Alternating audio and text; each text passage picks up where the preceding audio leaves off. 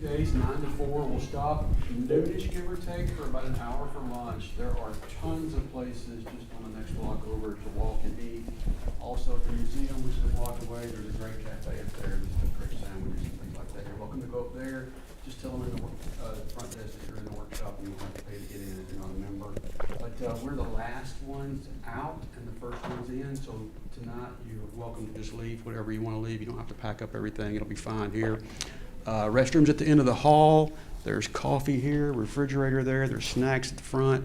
My office is also at the end of the hall. If y'all need anything at all, come grab me, and we'll get it taken care of. But other than that, I want to turn it over to Suzanne. Okay. And it's interesting. I know there's Lapika's missing. She's not here yet. She'll grab that seat because that's where I'm going to put her, because she'll roll in here at some point. But she's already heard the spiel. And so I'm going to introduce myself to those who aren't familiar with me. I'm Suzanne Barrett Justis. Matt, am I mic'd right now? Yep. Okay, everybody's hearing me. My son is Matt Justis. Can you stick your head out here and say hello? Sorry, I didn't plan to hide from everyone, but this corner was too perfect. This is Matt. Matt comes with me to a lot of my workshops because he does all the IT. He manages the cameras, and so what's wonderful is he can like switch cameras. And just so you know, we've got a camera behind you. There's a camera over here that will catch you when I'm coming over and helping you. The beautiful thing is we're hoping, is live streaming looking like it's happening, Matt? Yep. Awesome. So we're going to be live streaming on YouTube while we do this. So I just want to go ahead, full disclosure, so this will be on YouTube. But the beautiful thing is that later you can go back on YouTube and look at this anytime you want.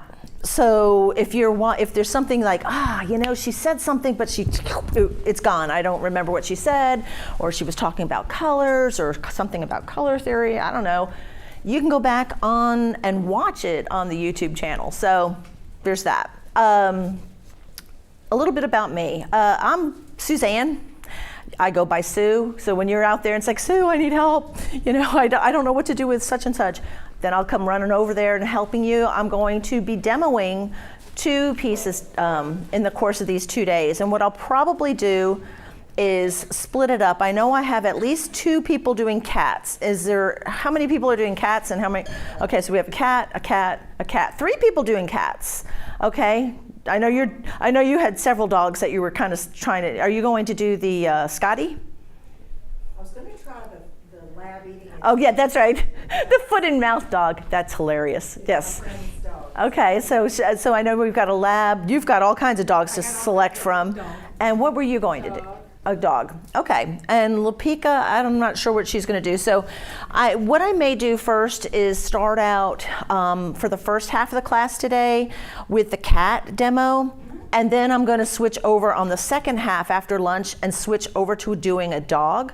Now, everybody's going to be working on their own thing. In the past, what I generally do for workshops is if I'm doing like a wildlife workshop, one of the popular ones I've done is birds and botanicals, where we do, sometimes a species of birds with a floral, Oops, Matt told me not to do that, and I already did that once. I've already kicked it once.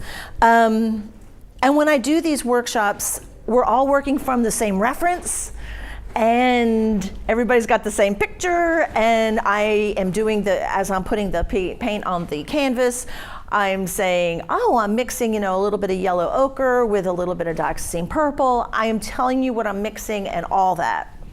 This isn't going to fly because everybody here is working on something different. So that's kind of my challenge. And so know that I will get around to everybody. One of the things that I wanted to do ahead of time, and unfortunately it sounds like all my emails are going into junk or spam files, but I was trying to get everybody kind of in so that I can pick or help you choose your palette before class. So if I saw your references, and then I could say, this is the reference, this is what they're working on, therefore let me help you select. Unfortunately, I didn't get to do that with everybody. I know I talked to Trish before, and Margie, I talked to the 2 of you, and I think, because you guys are friends, right? So you were getting the same emails. Yes. So you guys were actually somehow getting my emails. Well, she said, hey, like, we were telling each other, oh, yeah, did you see this? No, I didn't. Yeah, it was helpful. So with the materials list, actually, Kent asked me for the materials list a long time ago, and it was sent out, but I know Catherine said she didn't receive it. So it's kind of weird, right? So I don't know what happened, and I'm going to apologize for that for that breakdown in communication. I was going to say, in the future, what I hope to do, if I'm fortunate enough to do workshops here again, is provide my telephone number. I don't know if I'm a good little texter. I'm a texting fool, so that's always probably the best way to reach me. And if I had everybody on a group text, this might not have happened. That we would have had everybody kind of on the same page, and it would have been better. So I do apologize for whatever communication breakdown we had. But I will get around to everybody, looking at everybody's reference, and help you select your palette. How many folks here have been painting for a while? What's a while? Have you attended workshops before? Yes. Okay, so you both. Not me. Okay. Patrick. Okay. Noelle? No? I mean, I've not an oil painting. I did a drawing. Okay. How many have taken workshops here? Awesome. Oh, okay. Wow. Okay. Like sculpture, so it was that. Okay. Because this is my first workshop here, so I'm excited. I was supposed to have done a workshop back in like 2021, 2022, something, and the second wave of COVID happened, and there was like 5 or 6 people signed up, and they all boom dropped off. They were like, nope, not doing it. So obviously the class got canceled. So it's just now looped around to 2024, where I got to, finally, I'm here. So I was like, please, let's get enough folks here so we don't have to cancel. And he says, no, we're good. So I was excited to be able to be here. My background, I am not a formally trained artist. So it's funny, was I telling you, Catherine, or I was telling somebody just a few minutes ago? Yes, I was talking to Margie. And I will try to get everybody's names.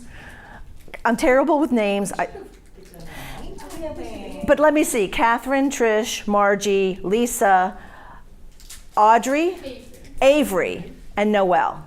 Okay, I will try my best to remember your names. I am terrible. I'll look right at you, and I'll probably know your dog's names, and I'll say everything about you. Country girl, she's from South Carolina, lives here now, but Lisa, right? So I'm just saying, that's what my brain will do. Okay, now don't confuse me, don't throw me off.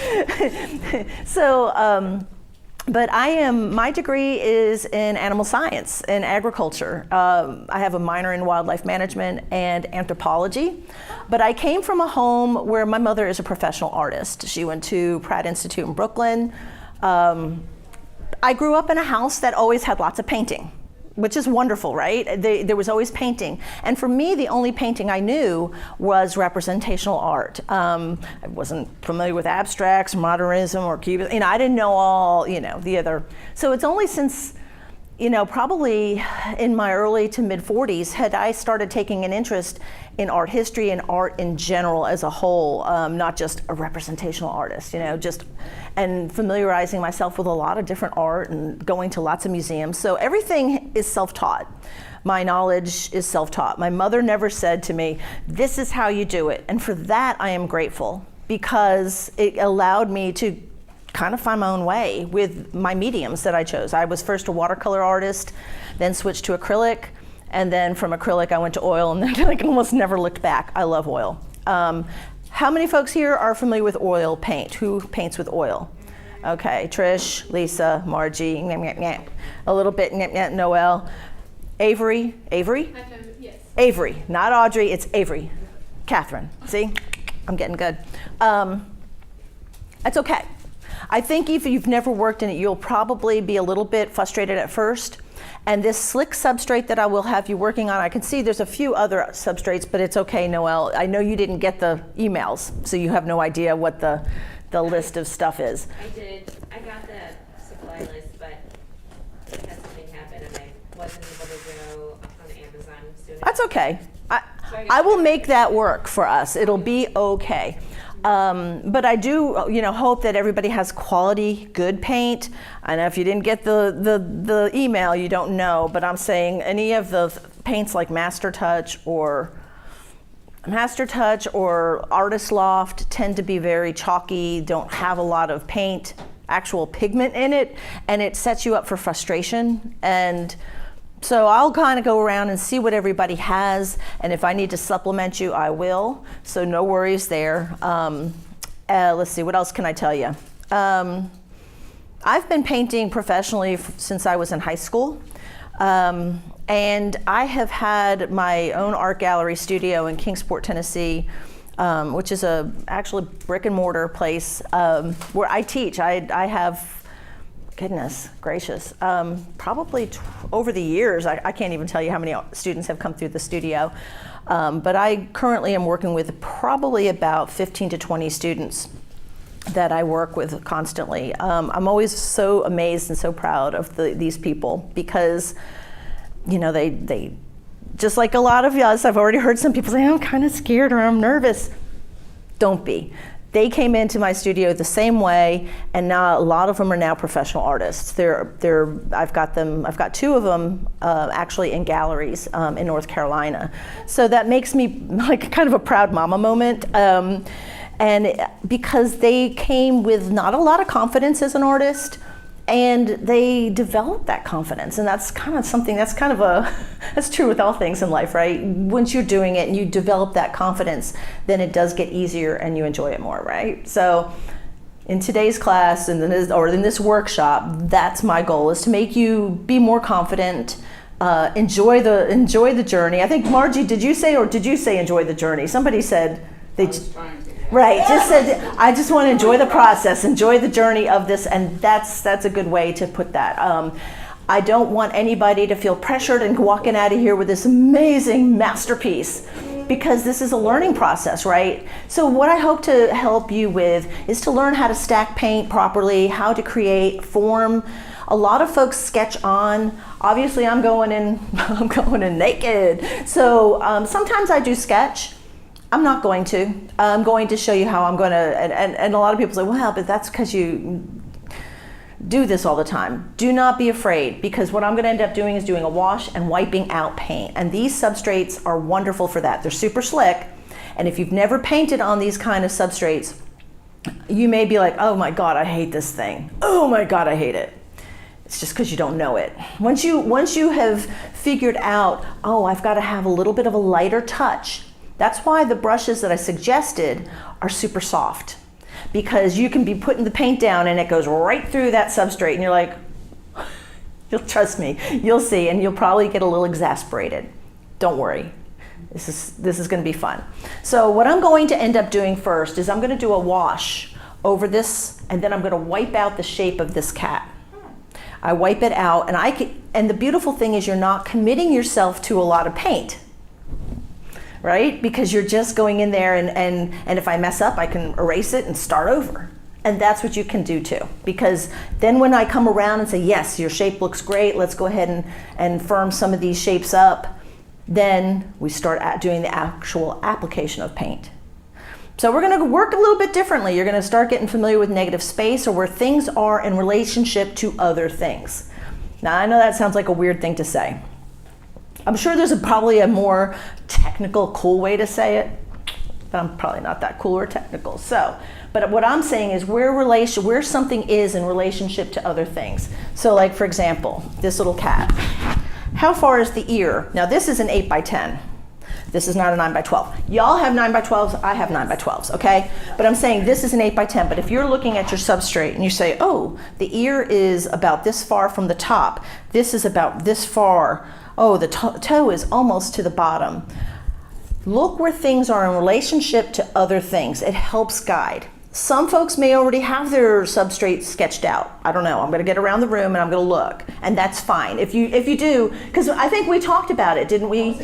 Yes, I did. Didn't we? Besides your tip. Okay, so I was trying to see, and this is the thing, because I didn't get to talk to everybody, but Margie did ask me. I every 2 minutes. I was emailing you. But it's okay, and I was glad. That's what I wanted, to have that before the this workshop, and I was like, well, where is everybody? Why is my phone not blowing up? But if you have it sketched out, awesome. I'll help you make sure your sketches are on where they should be. And so don't be offended if I help you, guide you with your brush, or take your brush away. It's like, because I do that. Okay. Sometimes I do that. I also make a lot of weird noises. You can take those with you too. And you'll say, no, it's like, just, and don't be offended if I call you a pecker. What I mean by that is that a lot of artists will go, I'm going to hopefully get you to where you're doing a very deliberate stroke. Don't peck around. I know. I don't know that you're a pecker, but a lot of us will say, oh my gosh, I'm such a pecker. I know it sounds funny. It sounds kind of bad when I say it, but you're going to have fun. I just want you to have fun. Also, you can always get up, come over and say, let me see what you're doing over there. Oh, okay. Or raise your hand and say, Sue, I'm like in the weeds here. I don't know what I'm doing. I'll come and I will work the room. Like I said, this is going to be a little bit different for me since everybody's working on different substrates. In my group classes, that's always the case for me, but I'm usually not also demoing. So I always have all my students are working on something different. I just work the room and keep getting around the room until everybody's kind of, everybody's on the same page. So I want everybody to be kind of relaxed and get ready to have fun. What I'm going to do first is I'm going to start with the cat. And then I actually did this dog. It's a greyhound last week, so it's still wet. But I wanted to do something that I thought that we can do that was easy enough to do that would demonstrate like eyes or placement or where things are in relationship to other things. I had all these ideas of these other animals I wanted to do and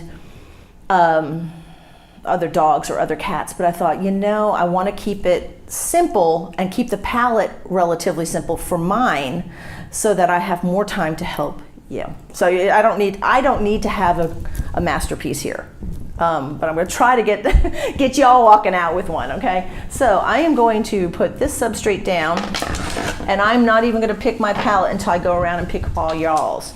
You like that? That's a good word, right? All y'alls. All y'alls. All y'alls. Okay. All right. So Catherine, I'm going to come to you first since you're the first girl in today. Oh, so you've got a grid. Awesome. Listen, Yeah, but the grid is helpful. Okay. Now, you could say that you wanted to grid yours. You need to know which one, you got to pick which one you want. You pick which one you want. Like portrait or... It's up to you, honey. Okay. I would go with this, the front on, because I think it would be easier. Okay. Because you can see all the, but that's fun too. Which one? You just... Well, that's what I'm saying is that like, I just took pictures of her. That's pretty. Thank you. That's pretty too.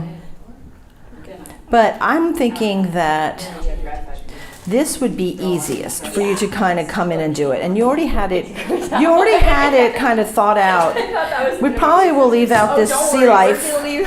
She can just be on a neutral background. So you can see with this that you could say within this quadrant we've got an ear, and we can kind of get an idea of how this would lay out. That's my biggest issue. That's why I do a Okay. grid. So let's look at your paints, hon. Okay. So I'm gonna- that's the other thing. I had paintbrushes, but like straight up, I thought they were acrylic glass. It doesn't I matter. thought they were acrylic glass. So Is this I all just brought acrylic paint? Yeah. So I just brought my gouaches and my trash. And all this is acrylic. Okay, so we're not using acrylic today. So yeah, I'm so sorry. That's okay. I am the worst. So this is what I have, and I am a problem child today. Is really what I am. So you're all of this. I Okay. am 100% a problem. Okay, you're my problem child. I am, and I apologize. And I'm like mortified. Let me see if I can help you. I'm I'm going to give you a palette to work off. The only problem you're going to have is that it should be fine tomorrow.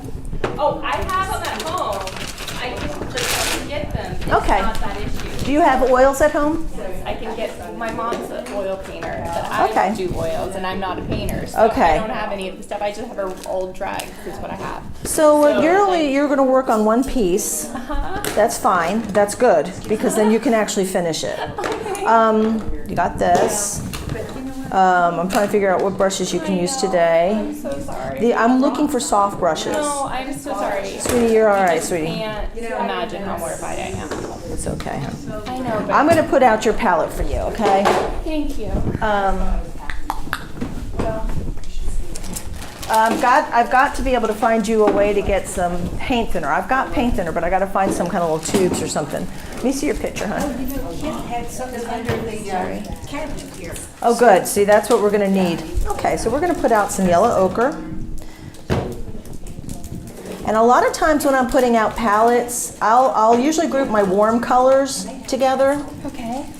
And I'm talking loud, so hopefully everybody can hear me. You warm colors together. I usually put my warm colors together. Uh-huh. I'm going to put my black. This is ivory black. Uh-huh. If you need to, some people like to actually write down what the colors are. Okay. Believe I it or can not. definitely do that. No, that's a great tip. This is lamp black. This is a very flat back black, and it's opaque. You see that black square? Are folks here familiar with opacity of paint? You know about the opacities of paint? Okay, and we will. And don't worry, I will talk about it like you'll be like, oh my God, she won't shut up. So one of the ways to see what the opacity of paint is, depending on the brand, Winsor Newton and a lot of brands will have like a little square. A little square. If it's a solid black square, it's opaque. See, I see you have doxazine purple in your hand. It's going to be transparent, so it will be a white square. And then sometimes you'll see half a line through it. It's semi-transparent. And if you see half and half, white and black, it's semi-opaque. Just to make it confused. But so a lot of times when I start out a painting, I like to use my transparent colors because if I make a mistake, it's easy enough to get through it. Okay? So understanding opacity of paint. Go ahead, honey. Where So transparent, I'm writing it. Okay. Transparent equals black? No, it's a white square. White square. Now some paints like Michael Harding just says transparent, semi-transparent, opaque. It actually writes it out. And then you have to have readers on.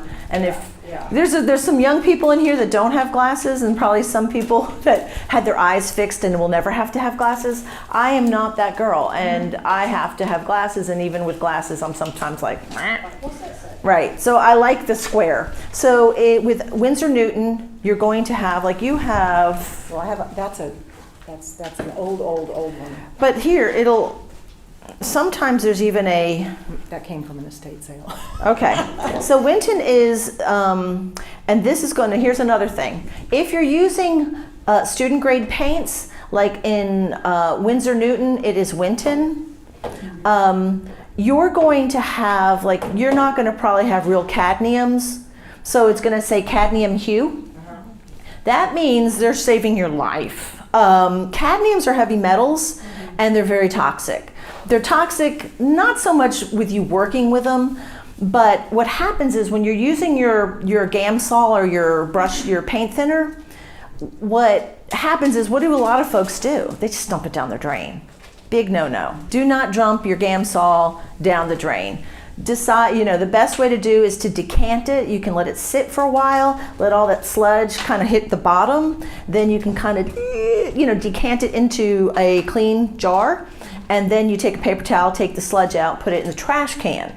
Do not rinse stuff out in the sink and dump it down, because unless you want to drink the cadmium and the cobalt and all the other heavy metals, it goes into your water treatment center. Yeah. So we don't want to ingest it. So what's beautiful is most of your student grade paints are going to be hues. It'll say cadmium red hue or cadmium hue. You'll see the word hue.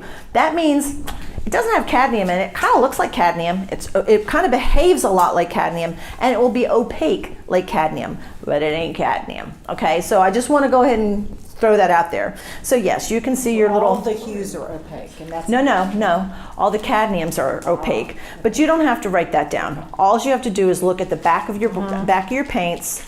And these are mine, but back of the paints will usually say whether it's transparent, semi-transparent, opaque, or semi-opaque. Okay. It'll say it on here somehow, some way.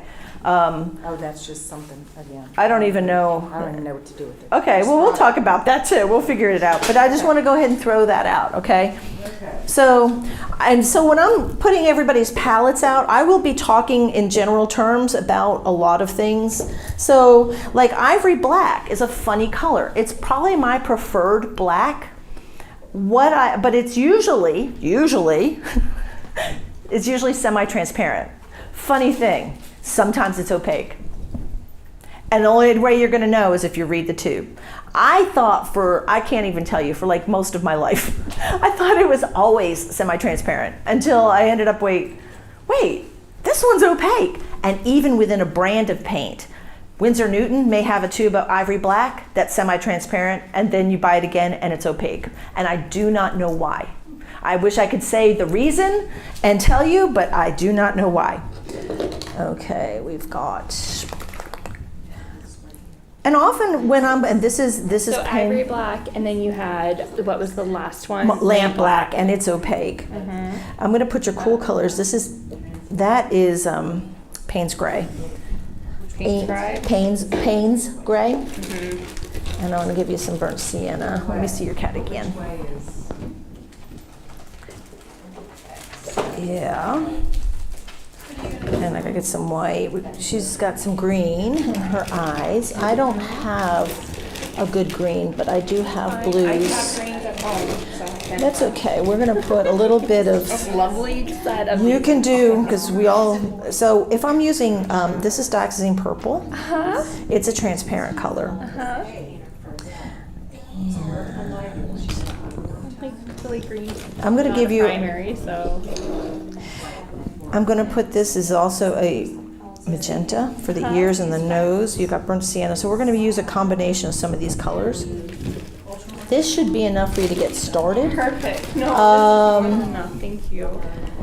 I'm just glad you're here, Catherine. I know, and I'm sorry that everybody had such a hard time with the. Straight up, I also did this on a whim, so I was probably your last sign up. Well, I'm I did glad it you're this here. year. I think Noelle might have been. It's probably Lapika. Hang on. Hey, girlfriend, where are you at? Where are you at? Where are you?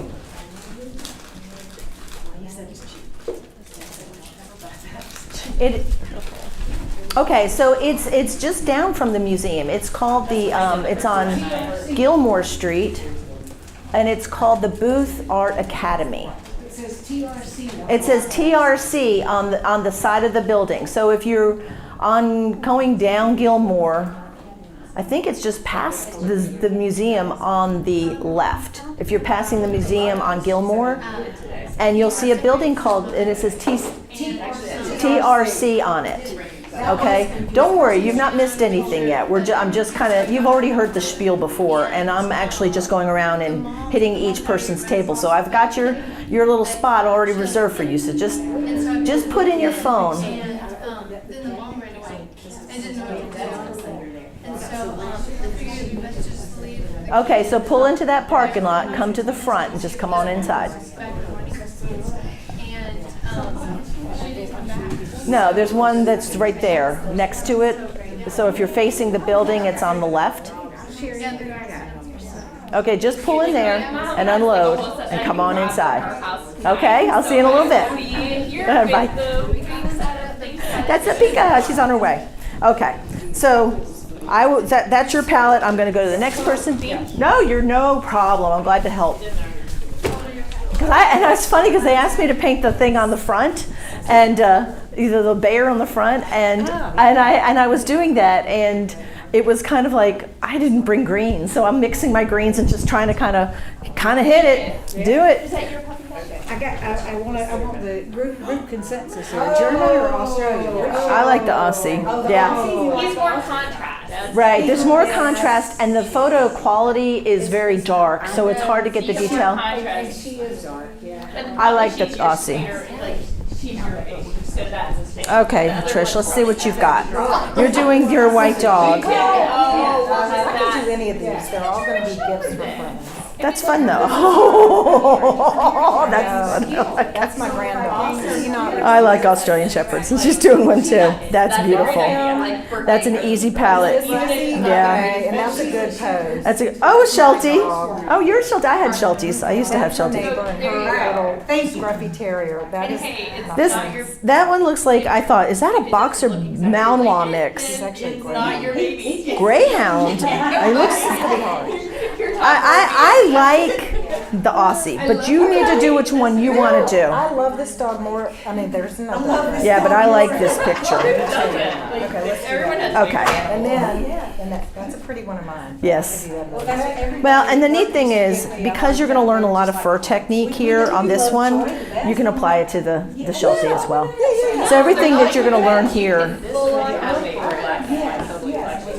yeah. But that one, That's hilarious. This one's just comical to me. And I mean, the colors that I see, and I kind of gave you an idea of what I saw here. isn't that? Is that not funny? But look at this. Put your foot in your mouth, yes.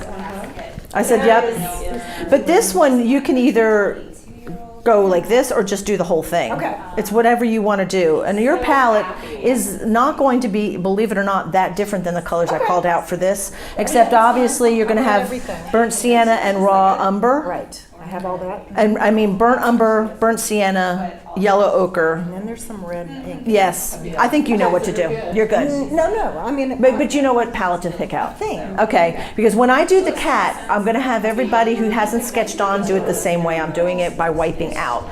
Don't worry, I will come around to every person, so don't be afraid. May I say, I have never been able to draw my whole life. It's okay, you won't have to for this class. I can paint. That's okay. So somehow it works for me to see the colors. Right. And she can sketch, she's a photographer. Okay. I have a hard time with drawing. Okay. And that's true for most artists. I will say that's why drawing is so important for all of us. I don't draw nearly enough. But drawing, I draw often with a brush, like sketch. I do quick sketches.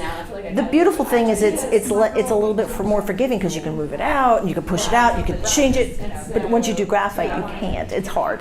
So it's good. We're going to be good. It's going to be. All right. So you did do the transfer. You're good. Okay. I did, but I did it upside down backwards. But then I watched how you could just scribble it on top if you do it wrong. And anyway, You're good. That makes the dimension Awesome. pretty easy. Yeah. And you know what colors to use. You gave them to Okay. So you've got them and you're good to roll? colors. Okay, it's all right. You don't have to be yet. So I'm good at seeing it and figuring it out. But Yours then is- paint my hand. Yours is very, yours is going to be very, I don't want to say monochromatic, but you're going to be making probably 3 or 4 values of the same color to do him, which is going to be easy. So That's easy. we'll get down, so we'll talk about the magic of squinting a lot. Squinting, you don't have to look at the detail, you just look at the values. And unfortunately, I'm getting really, I have one contact lens, so it's easy. I just had my glasses adjusted, and I'm here to tell you, so these are just readers, but I have astigmatism. But they put me in tri-bazillion focals, like quad focal. I don't know, they have like distance vision, middle vision, and the trifocals. I hate them. There's Lapika. Yay! I'll give you a hug because I know that was stressful. It's good. I have you up front. Okay. But you can go wherever you want to be. There's Lapika. She's been to one of my workshops before. I did her dog's portrait a long time ago, Charlie. And then she came to one of my workshops in Tennessee, and I was just glad you made it. I'm glad you didn't miss anything because I just haven't. Okay, you're set. You got all of it. Does everybody have a container to hold their mediums, like their Gamsol? I just want to make sure everybody has like a little container.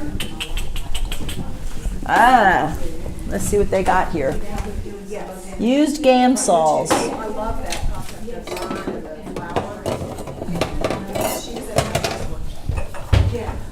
Who doesn't have a Gamsol container? I know that you didn't. We're just going to put a little bit in here, so you'll need that. But make sure you have containers tomorrow if you don't have containers now for your Gamsol and your oil. Yes, I'll tell you what. We'll sit down at lunch and we'll go. All right, let's send this and make sure everybody gets it. That would be great.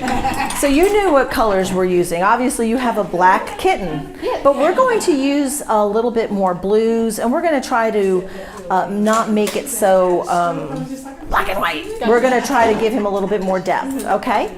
So you're going to want to have down, and I'm glad you look at that. You got all your good colors and your good brushes. You're very well organized. One color I am missing that you recommended was cobalt blue. It's okay. You won't need it.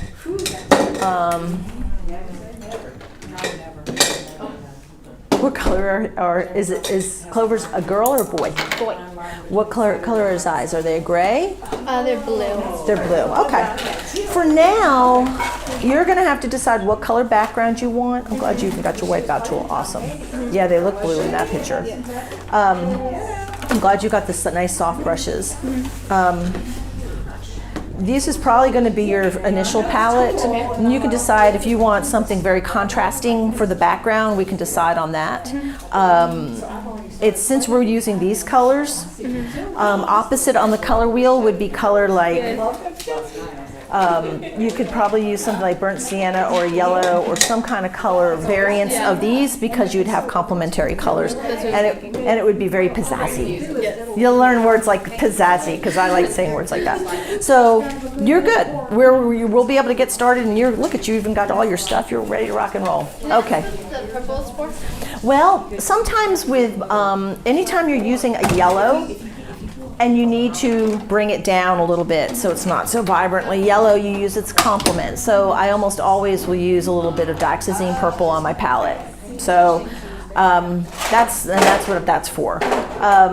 And sometimes with a black cat or a black bear, which I just painted on the wall out there, I use purple as the highlight. So you'll have fun with it. Oh, yours is a slick substrate. Oh, good. Just not the size. That's okay. That's fine. Show me your reference. This is Clementine. Oh, I love orange cats. I love gingers. Oh, fun. She's a female.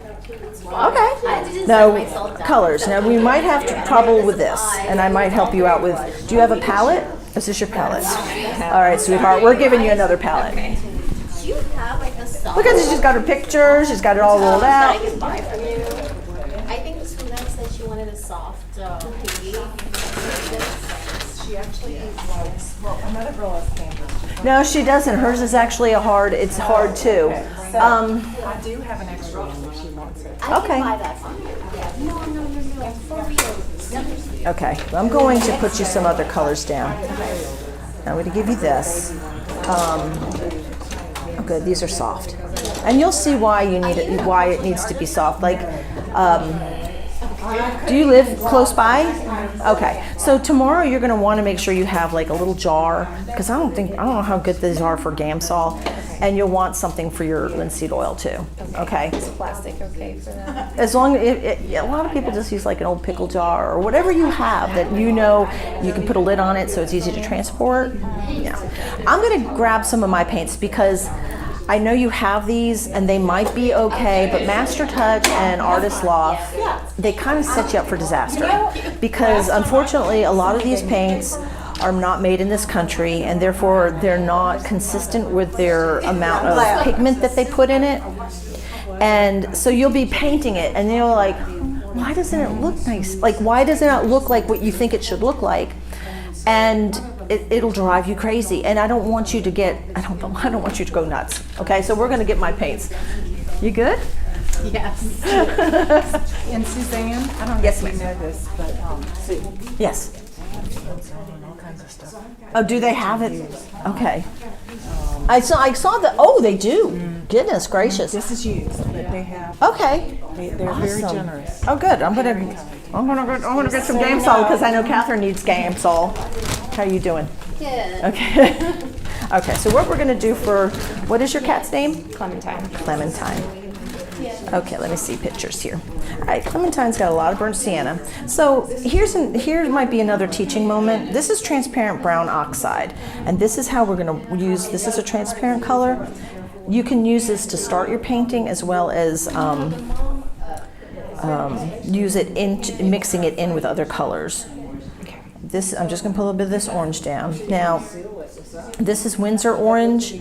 Windsor Orange is a semi-opaque color. We know that because of this little square. Okay. I'm going to put some burnt sienna down. Burnt sienna is also transparent. This is a transparent color, but this is also, and I'm going to show you an example of why. So here's their transparent, and I could be completely off the mark here, Noelle, but it has been my experience that this is just not. I'm going to put one beside each other here. Well, for goodness sakes. See what you can do there.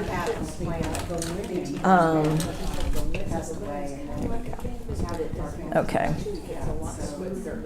All right. It's going to be different. Now, we might be able to use it, and it might be okay. But sometimes it's not, and if it's not, then it's. I just want you to have. You can see there's a difference. You see how the oil came rolling out? Doesn't mean that it's bad paint because the oil rolls out. But you can see there's a variance in color. I actually like the color, but it may not behave the way you think it should behave on the canvas. I'm going to put a little bit of a cool red down. Oops, let's see here. This is purple now. I'm going to put a little bit of this down. It's going to be a cool color. I'm going to set it over here because of the. I'm thinking pink nose, and you can mix that into some other things. Since he's orange, I'm going to put a little bit of blue down. And the reason is it's blue. This is cobalt blue. It's its complement. Now, they have cobalt here. See, and there's no warnings on this. I just went, oh, yeah. That silly thing. Okay. Looks different, right? And it's okay. It doesn't, but when you use it, it may just kind of almost disappear or be chalky. I'm just going to see what it happens. You know, we're going to experiment with this. Because you've got quite a nice array. This is your black. And you do have greens, so we're going to be good. We're going to start off using this color today. And you'll and if you need some other colors, I'm there for you. If these colors don't work out and you're like, oh my gosh, this is not working out. Okay, there we go. You're good at that. Oops. Okay, I think that will be your palette. And but like when you hear me starting out and I'm using a transparent color, I don't know how to tell unless, okay, so see it's black, that means it's opaque.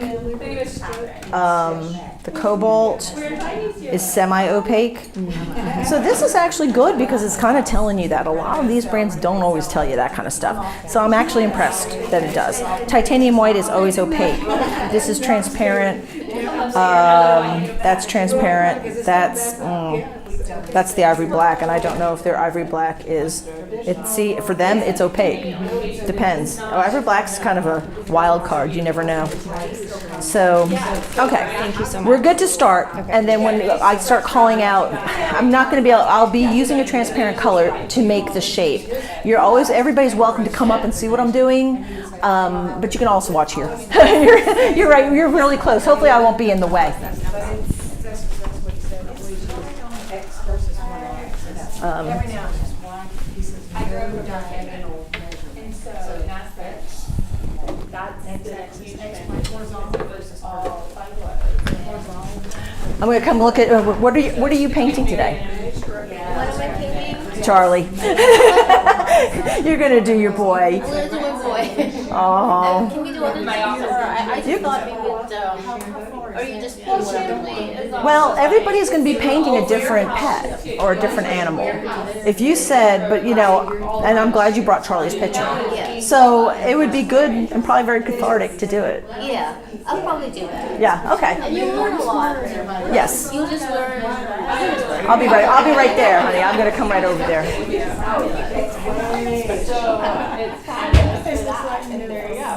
Here's your paint thinner. There's your paint thinner, okay? They have it here. This is not me. It's kind of like they want you to bring it, but they actually have a whole bunch under there. So everybody else has their paint thinners and stuff, so we're good. Yeah, have some coffee. How far do you have to come to get here? About 15 minutes. Oh, it's not far. It's not that far, yeah. Except it was. I had a lot of detours and I got lost. Well, I'm wondering with everybody's heard about this cyber thing. Yeah. And I guess all the places are grounded, like a lot of the airports and stuff. Yeah. Oh, look, she's an Urtech. You're tech. Oh, look at. You're good. You've got a glass palette and everything. Well, all right. Well, whew. And you're using Urtex. That's good. That's a good paint. Awesome. Well, I've got a conglomerate. There was some of the stuff on the list that I didn't have. Okay. But I've got a whole bunch of Bob Ross stuff. I just figured I would use up because Girl, we'll- I have not been You won't painting need- for very long. The solvent gels are fun if you have to paint in a situation like if you have a respiratory issue, you can't work with stuff that has VOCs in it. I use this when I travel to zoos because I don't want to upset the animals. Or I use, but I don't use this very often is what I'm trying to say. Well then, pitch it back over. I love that look at you. You've obviously, I bet so. That's what I took Patrick Saunders' workshop. who's Patrick? Oh, he is awesome. I'm sure I'll have to look him up. Just because I don't know doesn't mean, I just wasn't familiar with It him. was called Capturing Character Dynamic Animal Portraits. Oh, how fun. Yeah. I'll show you some of his stuff later. I'm just going to kind of squirt you out a little bit. It looks like you pretty much knew what you needed. Kind of, but I definitely like professional help. Well, that's why I'm here. That's right. There's obviously a lot of black. Now, I am not a purist. I'm going to put you a little bit of purple over I here. love purple, and he showed us how to make our own black. Right, and that's fine. You can if you want to do that. I am not a purist. I will actually. You said you like the ivory. Ivory black's my I think go-to I got black. some of Bob Ross's Mountain Magic black. I might have some lamp black in there. Lamp is fine. It generally is I'm not quite opaque. sure what all I have in there. Let's see what you got. Because obviously, Let's see that. you got Van Dyke. That's a nice color too. Well, how different is Van Dyke from the burnt umber? Not very. It's a little bit flatter. Okay. It's a little bit cooler. And opacity can vary depending on. I'm trying to see. Can't read because even with glasses. Okay, so it's semi opaque. Okay. Whereas the umbers tend to be transparent. Here's your midnight black, Oh, okay. There we go. Yeah. Midnight. Yeah. and it looks like it's got a very purpley cast. All right, you've got Prussian blue too, which is fun. I like Prussian blue and red, and a little bit of green is a good color too for black. So do you have yellow ochre? I do. Okay, you'll want to put some yellow ochre up here, and we'll be ready to roll. I'm going to hit. I like that picture. I think that's a pretty picture. All right. Yes, we did a mountain lion in our last workshop, and that's how. I need to. Do you have a palette? You have that little palette. We're going to put you in a. We're going to give Yeah, I you. have so many supplies, you know, but when the time came to pack this morning, You're like. there's nothing available. Of course not. Oh, this little boy. I got two, and like whatever you recommend might be. I think This is probably going to be the easier one to work Okay. from. I wondered if you hadn't found a new dog friend yet. I am looking for one to find me, if you know what I mean. I do know what you mean, because I lost Phoebe. Yes, I do. Yeah, I really and like one, and Singer. that's right. And Singer has been, when Phoebe died, it was like, I don't think I could have. That first year listen to me. I lasted a month. It was a month and 10 days, and I had Singer. It was hard. I just was like going to work, and because she always came with me, and I'd listen for her to be coming around and she wasn't there. It's just things got improved a lot for me once Singer got on board. There. Yep, and a lot of people will say, like my daughter says, I think that Phoebe sent Singer and her dog, and I kind of have to believe that. That's not just means it's bad. This means it's sweet. Okay, so I'm putting out, this is Van Dyke Brown, yellow ochre. It's like mustard. So when we start out, we're not even sketching.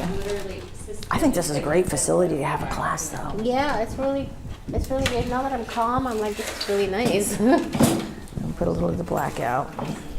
That's lamp black, which is opaque. That's an opaque color. Do you need another black? I have a shit ton of things here too. Okay. Here, you've got this too. You got Georgian all over the place. You got all kinds of paint. Yeah. You got lamp in here too, though. What black do you want? I like ivory if you have it, but if you don't, it's okay. We can make it.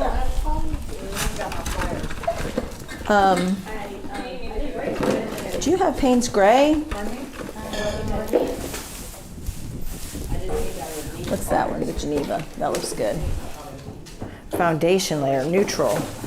I don't even know what this is. Is this a It's a guy I used to follow on YouTube, and whatever he said, I used to get. pigment? Yeah, I understand the Geneva paints. Is this Tishner? No. Who is it that I'm trying to think of his name? Because I have one of my students follows a guy that has. Yeah. It's not that guy. It's the draw mix paint guy. Draw mix paint. But I know the Geneva paints is something that he. I think they're his paints. It's fine, honey. We'll just work with that. I was just trying to see if you had a Payne's Gray, and I don't see Payne's Gray, but that's okay. I'm curious what this is. Oh, shit. That's not what I wanted to have. Dang. Boy, that's really wet. Oh, that's the other. I think that's the thing. Yeah, those paints I don't use. It's a stain. Oh, I don't even. Why are they so wet? I don't know. It said it was a stain. I guess you just wiped it on. Wow, and he has a. Okay, so none of the other ones are like that. Yeah. That was good. I just cussed on YouTube. We know you're one of us. So thank you. I just totally cussed on YouTube. I try not to. I try to be really good. But I'm here to tell you, I'm really not. Okay, we're good. Burnt umber. Should I take that again? What was that? That was probably burnt umber. I know I put Van Dyke Brown out too. Shadow grease. Okay, here we go. We'll use that's this. a different thing. I put a red. That's okay. We'll be okay. Don't worry, honey. We got this. Because at first you're just going to want to keep it super light. We're going to have a really light touch. We're going to keep it simple at first. I'm going to even put this down because we're working from, oh, look at you with your little thing like this. I bet you got that from that guy too. Yes. Doing the, Yes. well, you won't, do that. The measuring thing. yeah. Okay. Now you'll want to have soft brushes. Ooh, these are hard. This is a softer brush. This is a soft brush. Stuff's from the beach house. That's what it's for. It's like Arctic. I have actually some more brushes. Didn't know what to bring. They are. I just grabbed one of the brushes out of here. They might be in there. I'll let you kind of settle in a little bit. We're gonna get ready to. This is soft. Check my car. Right here, right here. Look at here. These are all soft. Okay. You'll be okay. Okay. You're good. You're good. It's all good. Is Yeah. it okay to just put the paints in here? Yep. Okay. Yep. Okay, folks. All right, I kind of got around the room, right, to everybody? All right, so has everybody got their, are we kind of ready to sort of rock and roll here, right? Sure. Okay. Let me squirt out my palette. And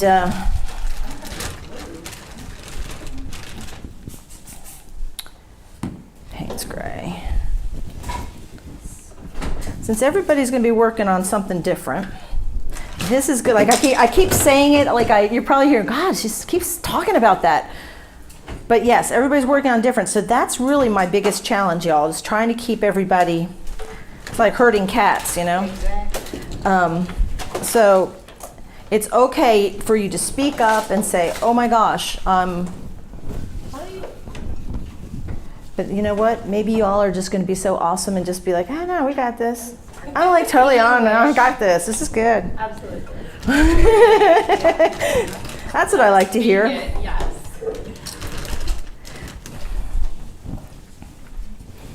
So it's interesting. I was hoping that everybody would just end up with a good quality, some type of quality paints. And What is the brand? well, I use a lot of different brands. I'm real fond of Winsor Newton and Michael Harding. That's just me. I don't always. I will just say colors to people, or just to say get a nice quality paint. One of the things that I am a little bit leery of is the paints that you get from box stores, and I'm not going to name the box stores, but I think we all know what I'm talking about. And you'll have brands, they'll have store brands. Nice excuse to go to the art store Well, but the store brands tend to be a little bit low on pigment and high on filler, and they just set you up for disaster. They just usually are just, you know, you're wishing that, oh, this could have been so much better had I had quality paint. And I don't even know what the archival value of some of those paints are, to be honest with you. So,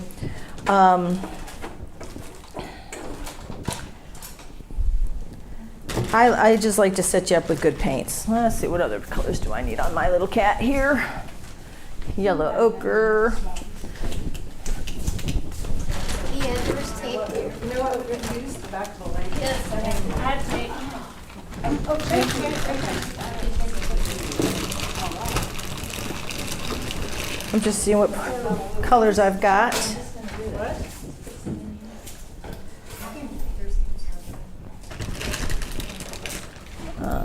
Okay. And I'm going to start. Now, what I'm going to do here is I'm going to start with a transparent color. And in my case, I'm just going to use transparent brown oxide. It really doesn't matter. I'm going to say, just use whatever transparent color that you want to use. In my case, whatever background or whatever you think is going to go best with what you have. And the reason I want you to use transparent is I'm going to show you a different way, perhaps. Maybe you've done it this way before, but a different way of starting a painting. And I've got my mediums up here. And there. Now, I don't use a lot of mediums, okay? I use the Gamsol basically if I'm starting a piece out like this, and I want my little cloth. I am a major wiper. I wipe my paint off my brushes more than I do anything. You're going to hear me talk about things. Has anybody ever heard like mother color? Okay. That almost sounds kind of bad too, you mother color. But yes, I like using mother color, and that is like if I'm starting a piece and there's a little bit of sort of still in my brush and I'm mixing paint, it tends to, it can do two things. It can make a muddy painting or it creates a cohesiveness in your work because you're pulling color from a different area of the painting and pulling it into another color.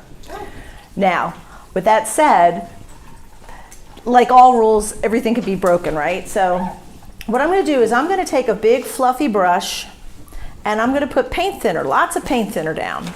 And hopefully you can see what I'm doing here.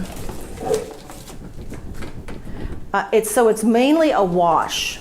And I'm going to go ahead and just cover my whole substrate. It's mainly paint thinner? Mainly paint thinner. I just need something down.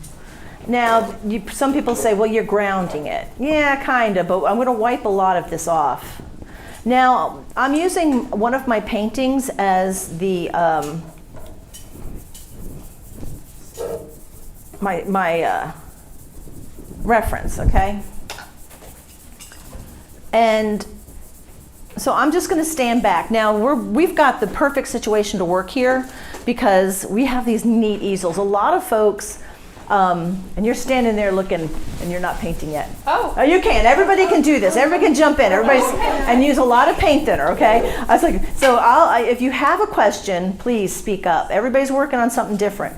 But I'll keep talking. You just glean what you want that's coming out of my mouth and just leave the rest, okay? So are you using paint thinner, Gamsol? Yes, I'm using Gamsol.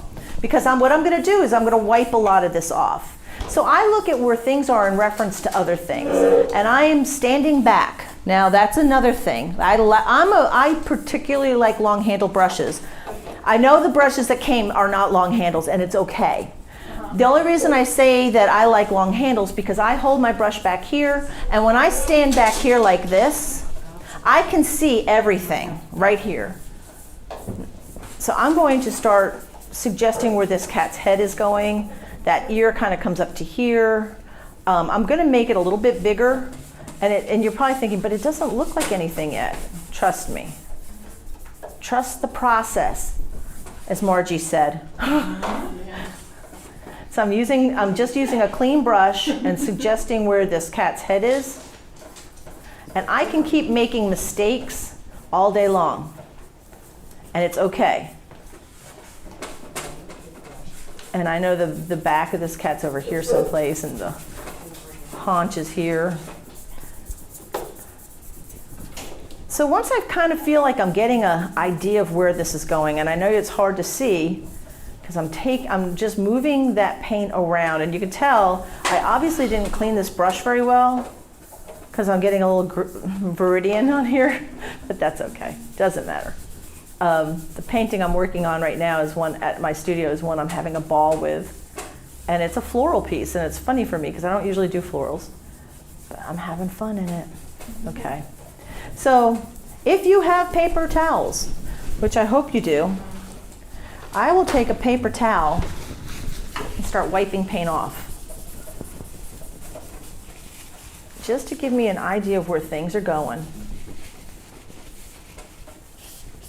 So if I've already sketched it, I shouldn't be doing it. No, you don't have to do this. If you've got a good sketch on it, this is me trying to get my shapes down. Got it. Now, did you seal yours at all? No, Okay. I didn't know what to do. I just threw it. Okay, that's okay. Late last night. Well, that's, it's funny. I had ideas like I was going to do stuff like that too. And I didn't do that. So we're going to show you this way. And one of the things that I do in my studio with my students is I try to show them a different way to approach a painting almost every time. Because forgive the pun, there are more ways to skin a cat than to just draw it on or sketch it on. And sometimes I do that. Sometimes I sketch it on. And I'm just going to suggest there's a cloth and this cat's on something. So I know that doesn't look like much yet, but I'm kind of getting an idea of where things are going. So I'm just going to take I'm going to use that same transparent color and actually start sort of sketching, kind of getting an idea where my dark values are. And the beautiful thing is, when you're doing it this way, you're not really committed to it yet. I can totally erase this whole thing. Now, I'm actually not using paint thinner now. I'm just using the straight transparent paint and getting all my shapes on. And you'll hear me talk about things abstractly like that sometimes. I'll say shapes as opposed to the ear or something, because it's a good idea to kind of think abstractly at first when you're starting a piece. What if you're not sure your shape is any good to start with? Just kind of play with it a little. If you're starting your painting like I am right now, the beautiful thing is you can play with it a while until you feel pretty confident that you're. So remember, I'm looking at where things are in relationship to other things. So there's no detail going in. I'm just trying to get some shapes. And I'm looking at dark values. I am a dark value geek, and any of my students will tell you that they're even saying they want me to get merch that says, dark values. Dark values matter. Dark values. Everything dark values is because that's what I'll say, oh, this is nice, but where did all the dark values go? And that means fix it. Where's all the dark values?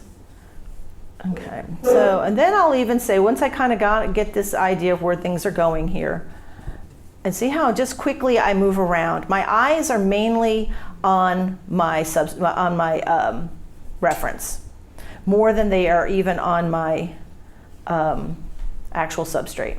Okay. And just because I'm doing this doesn't mean that I know I've got everything where it needs to go. So I'm going to clean my brush off, and of course I'm wiping my brush. And FYI, I didn't mean to steal it, but it happened. I went to go wash my car, and they have these really neat towels. Yeah, well, guess what? It just ended up in somehow and I hate to say it, but it's happened before. Went and washed my car before we came because can't travel in a dirty car. No. And so then I said, oh, look at that. I ended up with another one. And I promise you, I didn't do it intentionally. But then I'm starting to wonder if subconsciously I'm just trying to now steal all these towels because they're awesome. But then that will be the reason, folks, that the cost of car washes goes up. You can all blame me. Yeah. That Suzanne, she keeps stealing all the towels. It's no wonder. Okay. And I've got, see, I look at this and I say, oh, I got his, if this is where his head's going, I have to move his leg up. So I can see that I made that mistake and I can correct it easily. You're only doing darks. Right now, I'm just still doing everything just using the transparent color. Right. But you haven't gone to the lights. Not really. I'm actually where I wiped out the picture, I'm leaving the lights where I wiped it out. Does that make sense? Yeah, but I missed. But that's okay, don't worry. The beautiful thing is, you can make several mistakes on this, lots of mistakes, and it's gonna be okay. And so that gives me more room to have his foot up here. So I'm just gonna bring that leg up a little bit. So this is gonna be skinnier here. And just so you know, folks, I always give away my demos at the end of the workshop. So 2 people get to go home with this demo. One person goes home with this one and another person goes home with the other. So That's very fun. if you haven't started your art collection yet, that way you can at least consider that, all right, well, I might have to start with a Suzanne. Gotta start someplace, right? Right. Okay, so I'm bringing this out a little bit more. So I can keep moving. I'm gonna go around the room and go ahead and see where everybody's at. And so everybody is welcome to come up here to see what I've done. In fact, you could do that separately. Well, and I try to get folks to think abstractly. And when I say that, you think, but Sue, I'm taking a representational class. I don't understand. It's more the fact that I want your brain to be thinking about the negative space and where things are in relationship to other things. So here I'm kind of getting a little bit fussy with that paw because I'm a stickler for structure. So I'm going against what I just said. Basically, I just zeroed out what I just said by saying looking for shapes first. That's usually what I'm always looking for. And then the structure comes afterwards. But once I feel like I have my shapes in, then I start to refine things a little bit. So obviously this looks a little bit rough, and this is going to be more across here. So this is going to disappear because this doesn't belong here now. So this will end up becoming blanket, I suppose. Now the original, if you're curious, on my YouTube channel, this painting I did a demo on YouTube, and it took 3 hours, so it was all done a la prima, but it was using this particular substrate, which I love. Okay, so I'm going to bring this up a little bit more.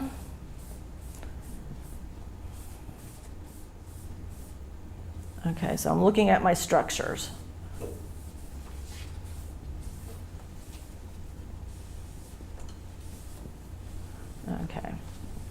Okay, so I'm going to work around the room here and see where everybody's at.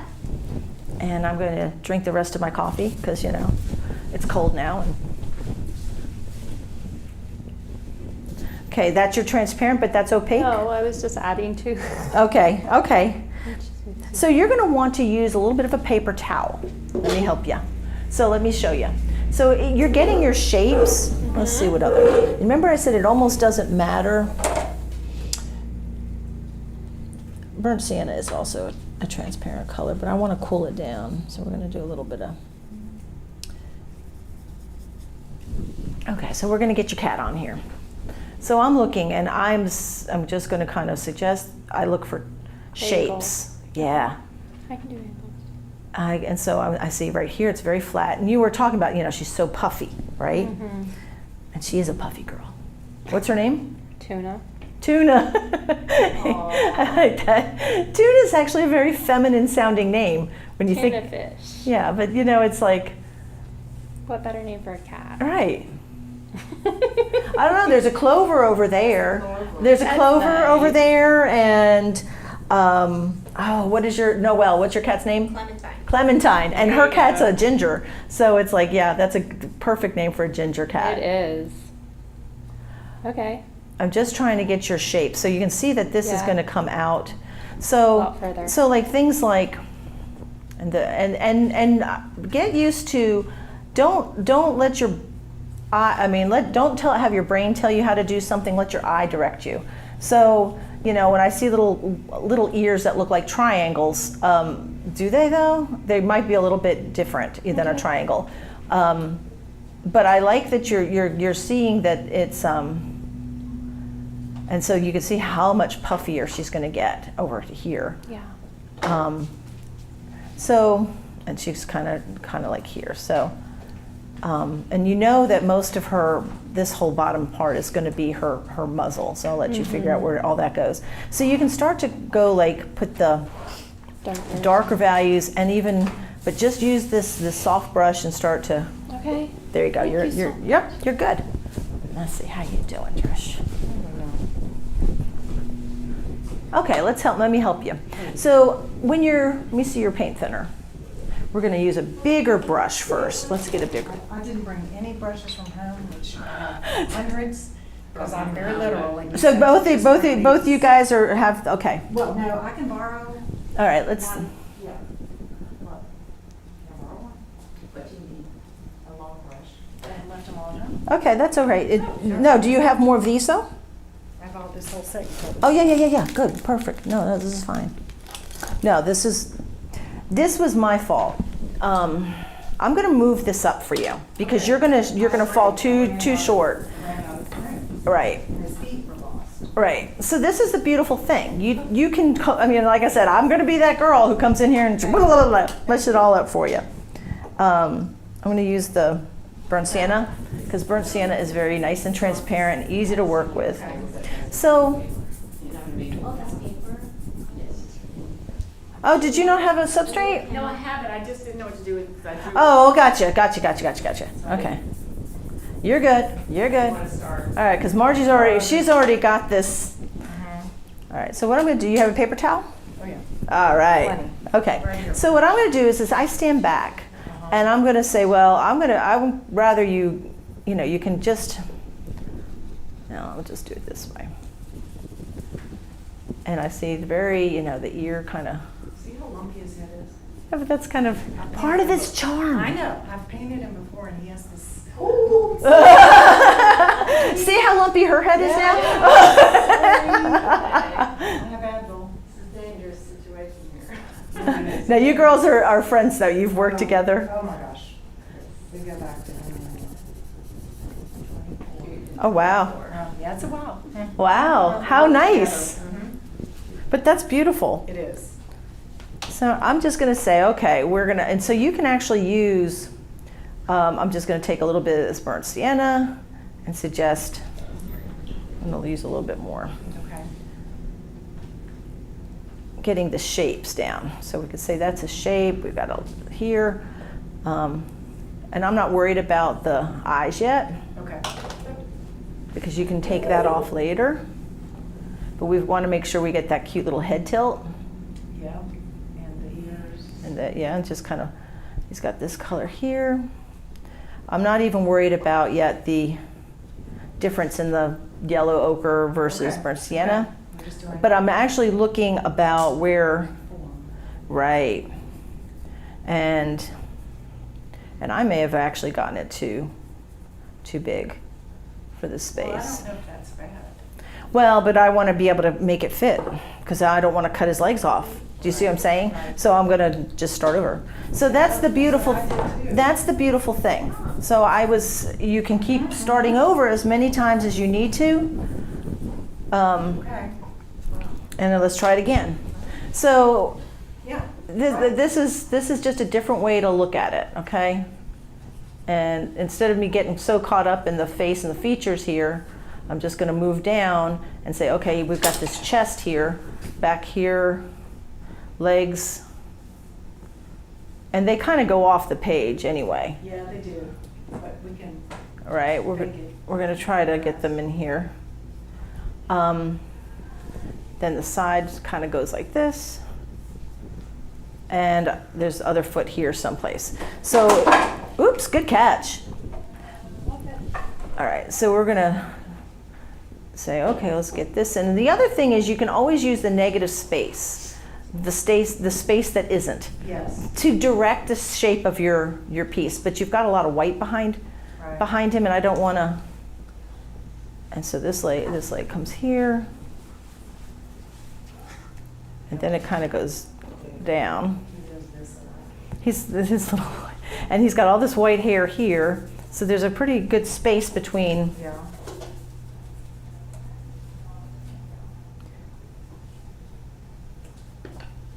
Okay, we're going to say that's probably right there, and I'm just kind of giving you that shape.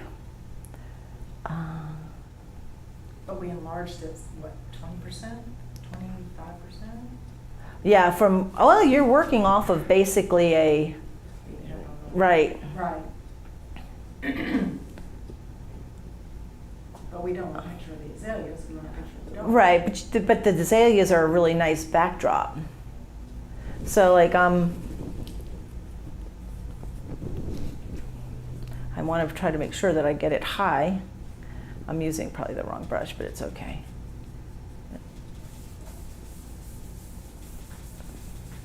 Because this is a nice way to start a piece without feeling like, oh, All of a sudden I see a dog. right, it's not, you're not committed at this point. Right. If I mess it up, start over again. That's how beautiful it is. You I got don't this, see how we're gonna be able to make thick paint stick to that. you will, Okay, trust me. all right. Trust me.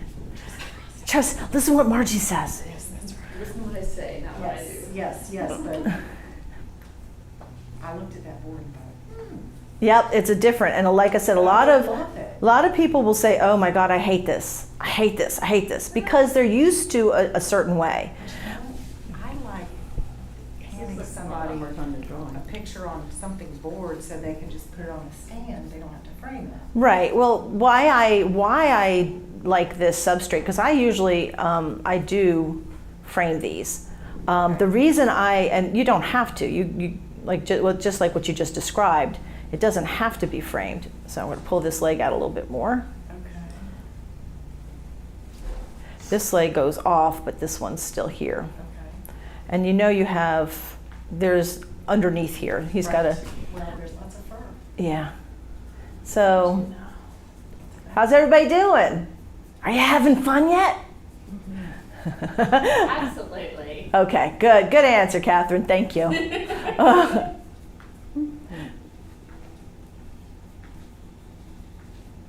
The eyes are pretty spread out over here, but this is when you start adding, okay, we're going to add a little bit of other darker value. So then you can start to bring in a different color, Okay. all right? And then you could say, okay,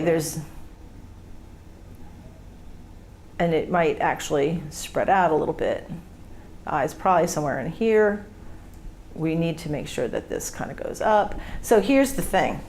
You can say, oh, well, guess what? I'm going to have all this beautiful azalea behind him. Right. And I'm just going to grab I don't want it to be white. Right. So I'm going to just go in with a kind of an interesting color, but Yeah, I like that. okay. I love that. So you can actually start carving it out. So you can say, okay, I'm going to put a little bit of this in behind. I can drop this down a little bit, and you can start to get some of the shape in behind him. Okay. And this is opaque. And if you use a light stroke, because remember, I'm going to work half the time on this cat, and then I'm going to switch to a dog. I will have dry time between my piece. You won't, because you brought one piece, unless you have another one you're going to start. So I did that, but now I'm going to keep my brushes clean. So this is coming up a little bit more. This is going to come down, because we know he's kind of, his head's somewhat tilted. Right. So you're going to start to kind of hem and haw, if you will, off of either side, because you can't do all the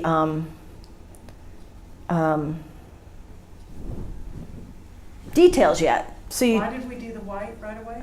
I wanted to Define try his head. to define his head. Okay, thank you. So I'm trying to get this a little bit, you know, he's got a very flat area here, but it gives you something to bounce off of. And also, because you're going to be working on this one for a while, and you're going to need, tomorrow is when you're going to finish it up. Okay. But it will have a little bit of time to dry a little bit. Now, so you can use this to carve.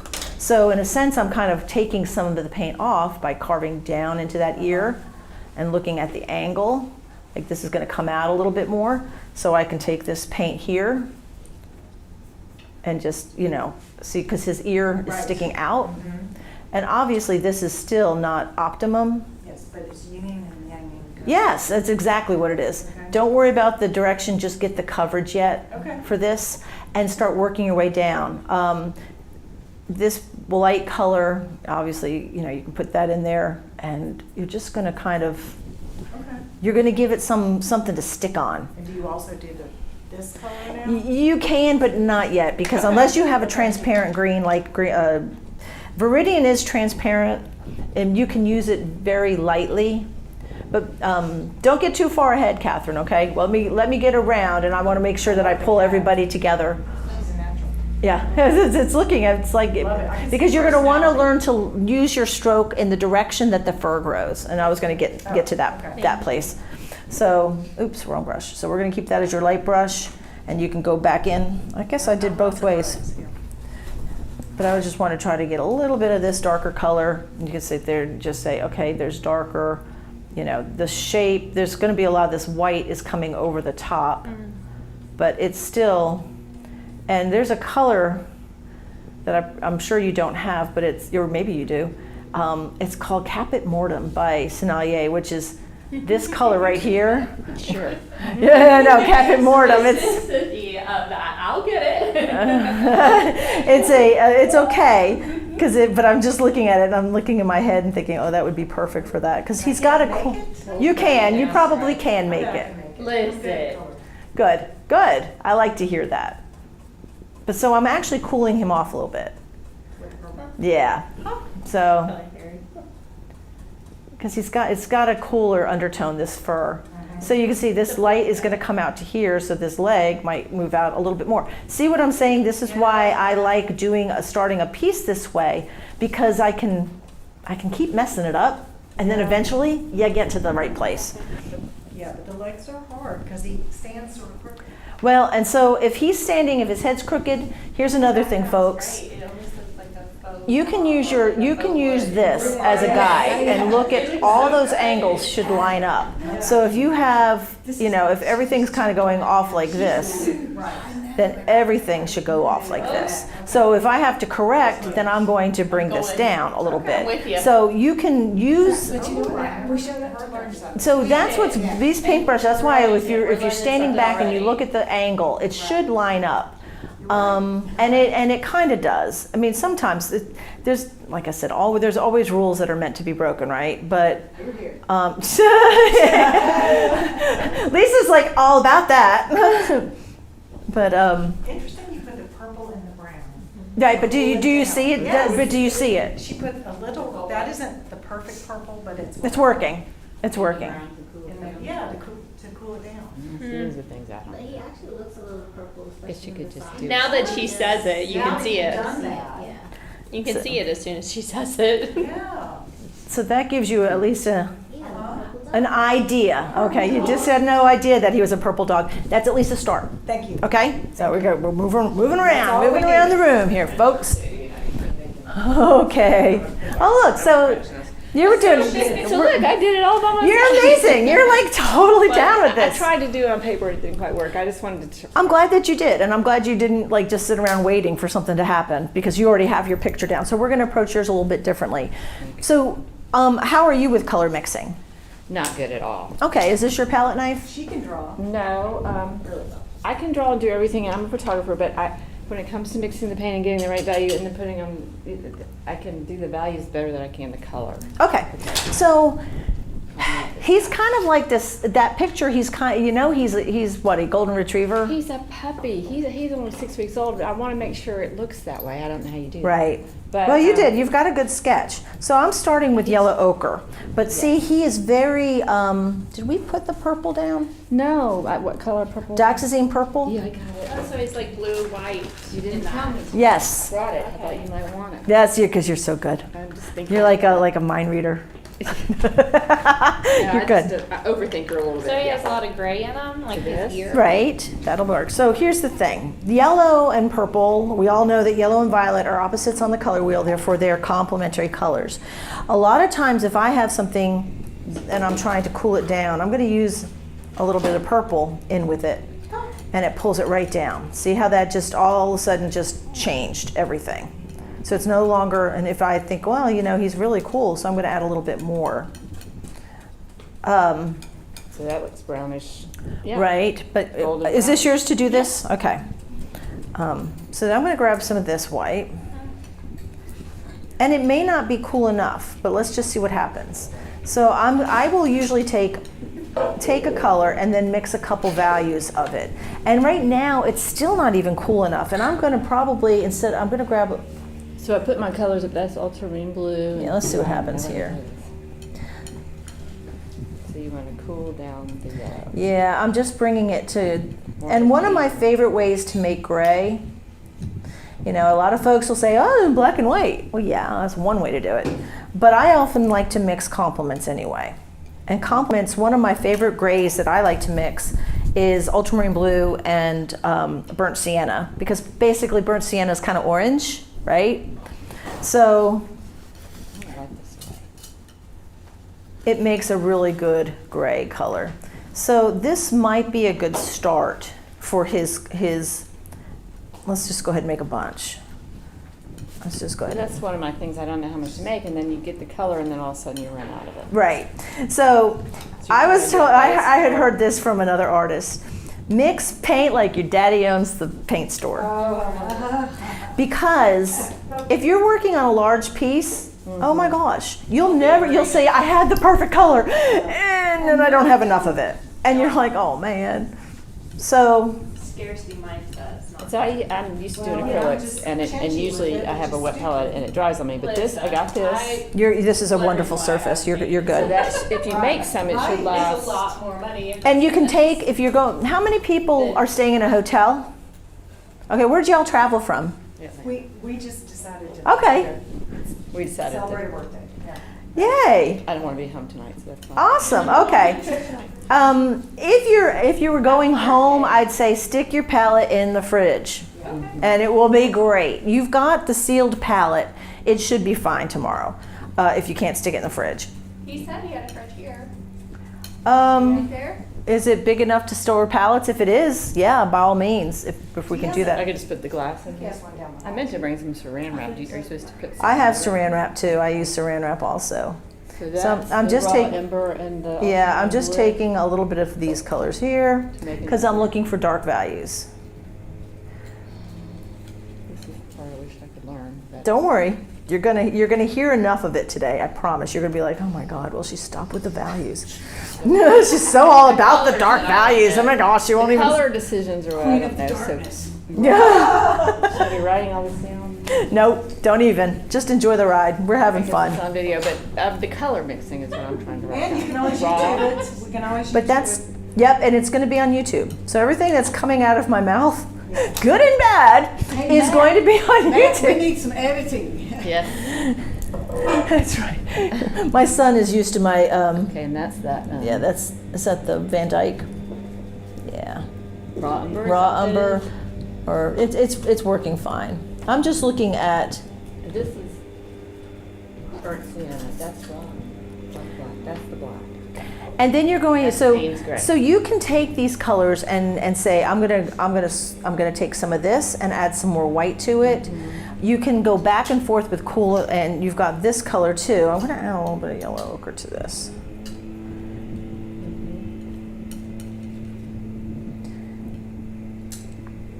Okay, so we've got a little bit more color. So I'm looking at things like areas like this.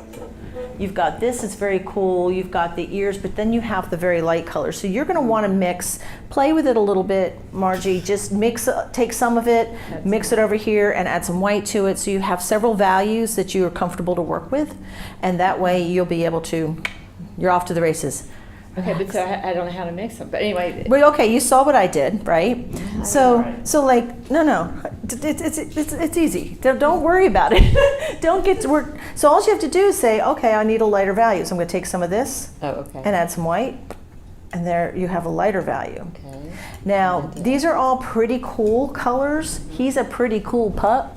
So if there was areas that is very, very warm. His left ear is warm, right? Yep. He's naturally going to be a little more golden, but this picture, yeah. Right, and Lapika called it. See, it's a lot warmer. Your light is probably coming from over in this direction. You can tell he's very shadowed here, and the light is falling on him. So on that side of him will be a little bit warmer. Right. So in that case, I might actually grab some burnt sienna, grab you a little bit of your starter color, and have that over here. And if you do you have some cad yellow? I have it. Yeah, I think I need to go somewhere. I tried to figure out what you told me to, so. Oh look, I'm going to grab some of hers because she's got it right there, and I'm gonna go boop, just like that. Just like that. I go ahead and steal it. Oh, look at you doing it over. You're doing a good job. Okay. So you can actually take this as a very hot color. Your cadmiums are always going to be super hot. That means they take up a lot of color right away, right? Yeah. Well, it just heats it up. Heats it up. So this color right here might be all the light values on the side of his face.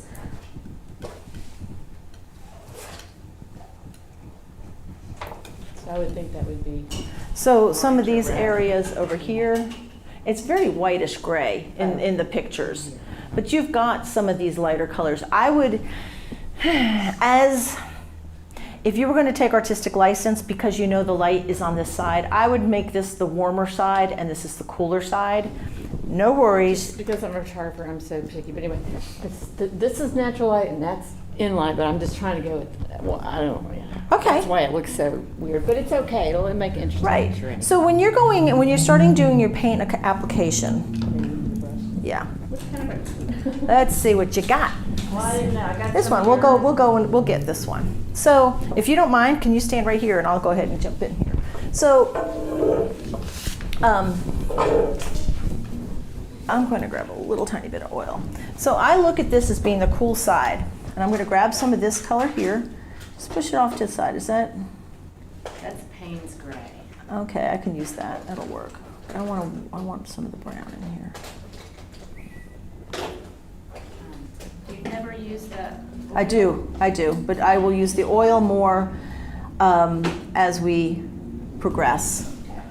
So I might suggest, because if we use too much oil, you'll see it's super, super slick. And you're using the little bit toothy side, which is cool. So you can kind of suggest that this is going in here, and you're going to go ahead and get this, and then you can see, well, boy, that's a lighter value. So you might come over here, and if it needs to be a little bit lighter, you can just add a little bit of white. I'm going to make a gray over here too, because I feel like there's a lot of gray in this dog. Yeah, he's really more of a golden. I don't want it to be too, you know. Right, and but I'm trying to stay at least a little bit to the consistency that's on what I see. Right. Well, not necessarily. So I'm just going to, and I usually will move in the direction that I see the fur grows or the structure. Because he's a puppy, it's all puffy, and that's why eventually look like a little dog, you know, but like a, I don't know. Is he a puppy now? Well, now he's 7 months old and he looks like a horse, Hey, but he still thinks he's a puppy. He jumps in your lap. let me tell you, I have a standard poodle who is 3 years old. He'll be 4 in October, and he still thinks he's a puppy and is a lap dog. And so the night before we were getting ready to leave to come, and if people forget that poodles are hunting dogs, you know, they're bred to hunt. And yeah, so he's like possum king. And he thinks he kills them. And he's got them on the ground. They're dead, plain dead. And he's so happy with himself. And you're like, oh, Singer, man. Is he named after Singer Sargent? He is. Thank you for knowing that. Thank you for knowing that. Singer Sargent? John Singer Sargent is probably my all-time favorite artist. He's my favorite. Yeah. And so I'm just taking some of the black and any of the dark values and just cutting underneath him. And so you see, so I'm bringing this in a little bit. So there's nothing that says you have to go fast here, okay? But take each. You're going to the dark first. Always go to the dark side. They have cookies. There's cookies there. And so, So would you say this is the same value as this here? if I see a dark value, I go in dark. I just go in dark. Okay, show me where the dark value is. Okay, and then So you. obviously the nose. Yeah, I see the very dark in here, dark in here.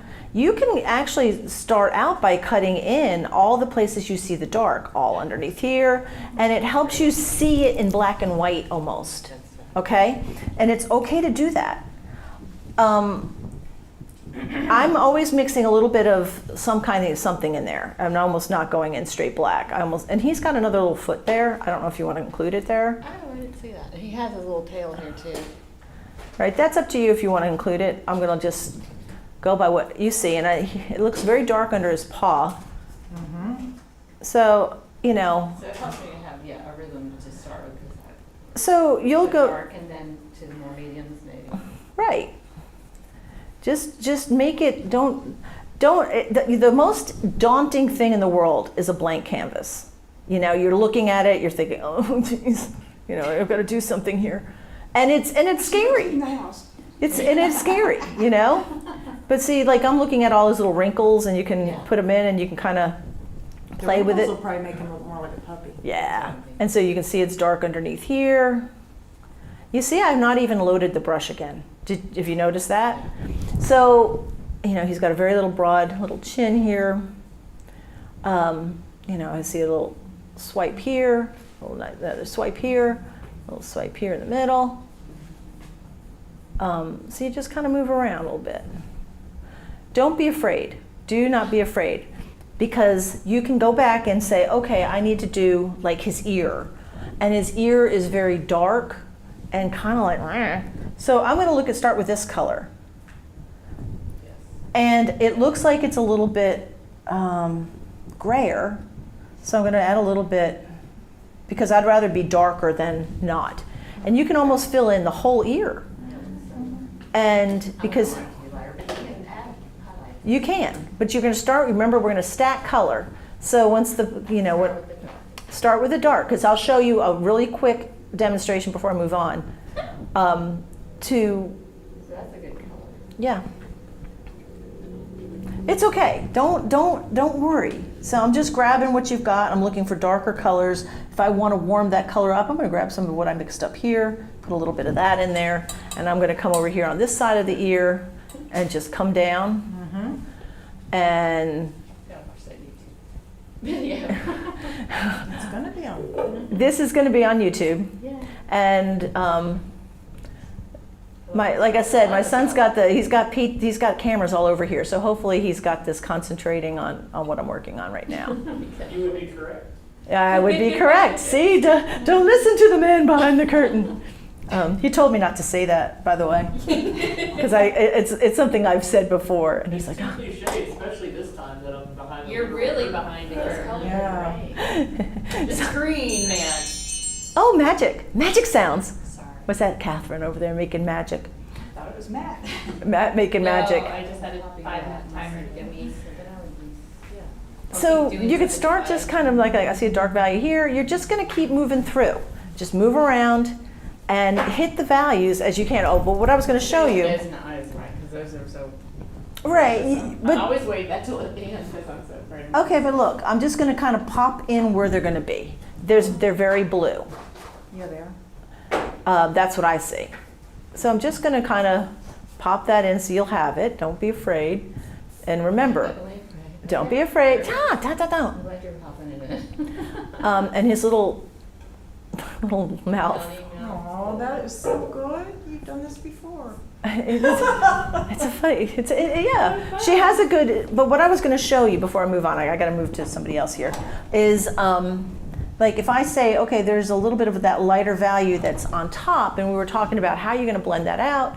So if we know this dark value is here, but I can see this light value that comes down the edge, you know, I can just go ahead and do this and start pulling. Because I know this is wet, it's going to blend. So you can start to get the shapes of your, so I'll wipe the brush, So this is what load it. This is what I'm gonna like because my acrylic would have already been dry. Yes, that's exactly right. And this is why this is way more fun. Now, you can switch your brush to a pointed round and you'll have a little bit more control with getting some of that type of detail in, like this. So you can say, well, it comes down a little bit here, but you can still have all those darker values. And you can see that on the top of that ear, that light's hitting it. We're going to go much lighter, but right now we can't. So you'll end up putting in the background color. And you can do it just like I was showing Trish. If it helps you to get those shapes in, you can go in with this color back here and you can make corrections and so on. So you will be stacking color eventually. And just like this was actually a pretty good color, we could use more of that over here too. So it might be, Yeah, a little warmer. but you can play with it. Just don't be afraid. Oh my gosh. Don't be afraid. Okay, where are we at? Okay. So you've got your colors down. I'm gonna have you hop up, sweetheart. By watching her do everything. So very nice in your placement. So you're gonna also wanna come up with whatever your background color is. And we had, so I'm actually think you should mix a little bit of blue in with your black. Let's see, so it's a very straight line here. So you're gonna probably move some of this out. If his ear is here, and it kind of comes more straight line, so this might go away. Okay. And it almost is a straight line right down, right here. Do you see? Yeah. It kind of comes out a little bit. Okay. So you're going to want to take your blue-black combo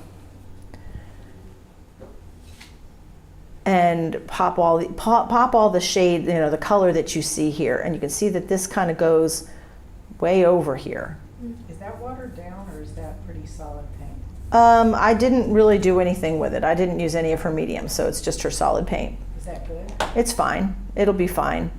So I just want to get her, so this is not quite as, well, it's going to be a little bit smaller. Looks like a chihuahua. It's a Clover. This is Clover, her little kitten. And she's, what'd you say, he was only 5 weeks old? She found him in the street. Aww. You want you need a foundling. That's what I want. Yeah. Well, beware. And Be care- same deal. He is wild. I You mean, never know what you're gonna get. he's so. old and she just thinks he's the cat's meow, no pun intended, so he gets to rule the house. But was he out for a long time? So he's like She just true found him on gangster. Virginia Highlands going across the street at like 3 months, 4 months. Yeah, he was on his own for a while. Yeah, yeah. So the eyes are, you know, a little bit smaller than you think they are. The white's going to come up a lot more too. So I'm just looking and blocking in what I see that's, so his little white streak, and don't worry about this because we'll get all that. You'll have to figure out what you want your background to be, honey. I don't know what you're going to, but your lines have to, you know, he's a lot straighter here. Yeah. And then it kind of, right here, it kind of comes out a little bit. And his little foot is more like over here. So I'm just going to cut in where he's got, his feet are relatively big because he's so young. You know, and this was probably like, Look at those oopsie. whiskers. Okay. He almost looks like he had extra toes. He's not a Hemingway.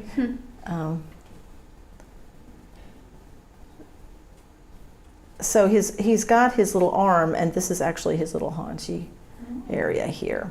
So this will come over a little bit. You did very well, though. You've got your structure. I like how his face is kind of like split. Yeah, I like his nose area. It's beautiful.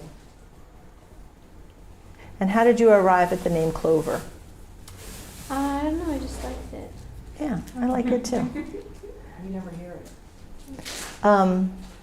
So if I was going to jump into some of the white, don't go white, just go kind of gray with a little blue in it at first, because remember you're going to stack color. And by stacking color, I mean layers. Yeah. So it's very straight, because this is funny, because this is him. This is not just any black cat. This is Clover. So you have to get your shapes in correctly. So this under here, it's going to come out a little bit more and it kind of goes at a slant, right? So you're going to see that it's going to blend a little bit. Here's the thing. You can use this guy right here. Oopsie, sorry. Is scraping this off. This is a wonderful, wonderful tool. So later, when he's got all paint, this is where you're going to do like whiskers. And it's super easy than painting them in, okay? So this is one of the beautiful things about the wipeout tool. And it gives you a placement for him versus him floating. I think that's great. I can't figure out what to do with mine because Okay, so we're, Stomach bite? she's sitting on a shelf and I. do you have a paper towel? That, Yes. she's kind of floating right now, so I'm trying to figure out like. Oh, thank you, sweetheart. All right, so and he has a pink, he's got a very pinky nose. So I was going to put that back in here so you can have the fun with the whiskers. I don't want to take your fun here. Flavor combos. So that white's going to come out. There's like a little bit of a grayy color here. He's got his little,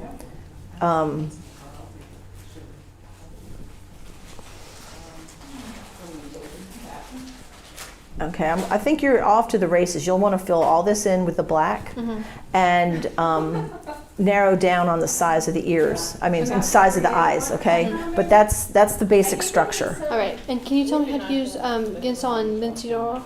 Oh, okay. I'm sorry. The Gansol is for you to clean your brushes off. Okay. The linseed oil, and do you have a little container for it? Yes. You're going to use this more later. You're going to use the linseed oil more closer to. So I'm thinking of adding the oil. Okay, when we start really needing it to be thinned out and because you don't, after you kind of get your very first pass, you're not going to use your Gamsol other than clean your brush. So you don't put Gamsol to thin your paint out, okay? You use the linseed to make it more fluid, okay? All right, let's see where we're at here. Okay, so you're off to the races too. You're getting your structures in. Have you seen a difference yet with the type of paint? Yeah. Okay, tell me what it is. Because this So is my paint is a lot more transparent. and maybe even chalky. Have you? See, I'm looking at this. That color, I guarantee it's probably this.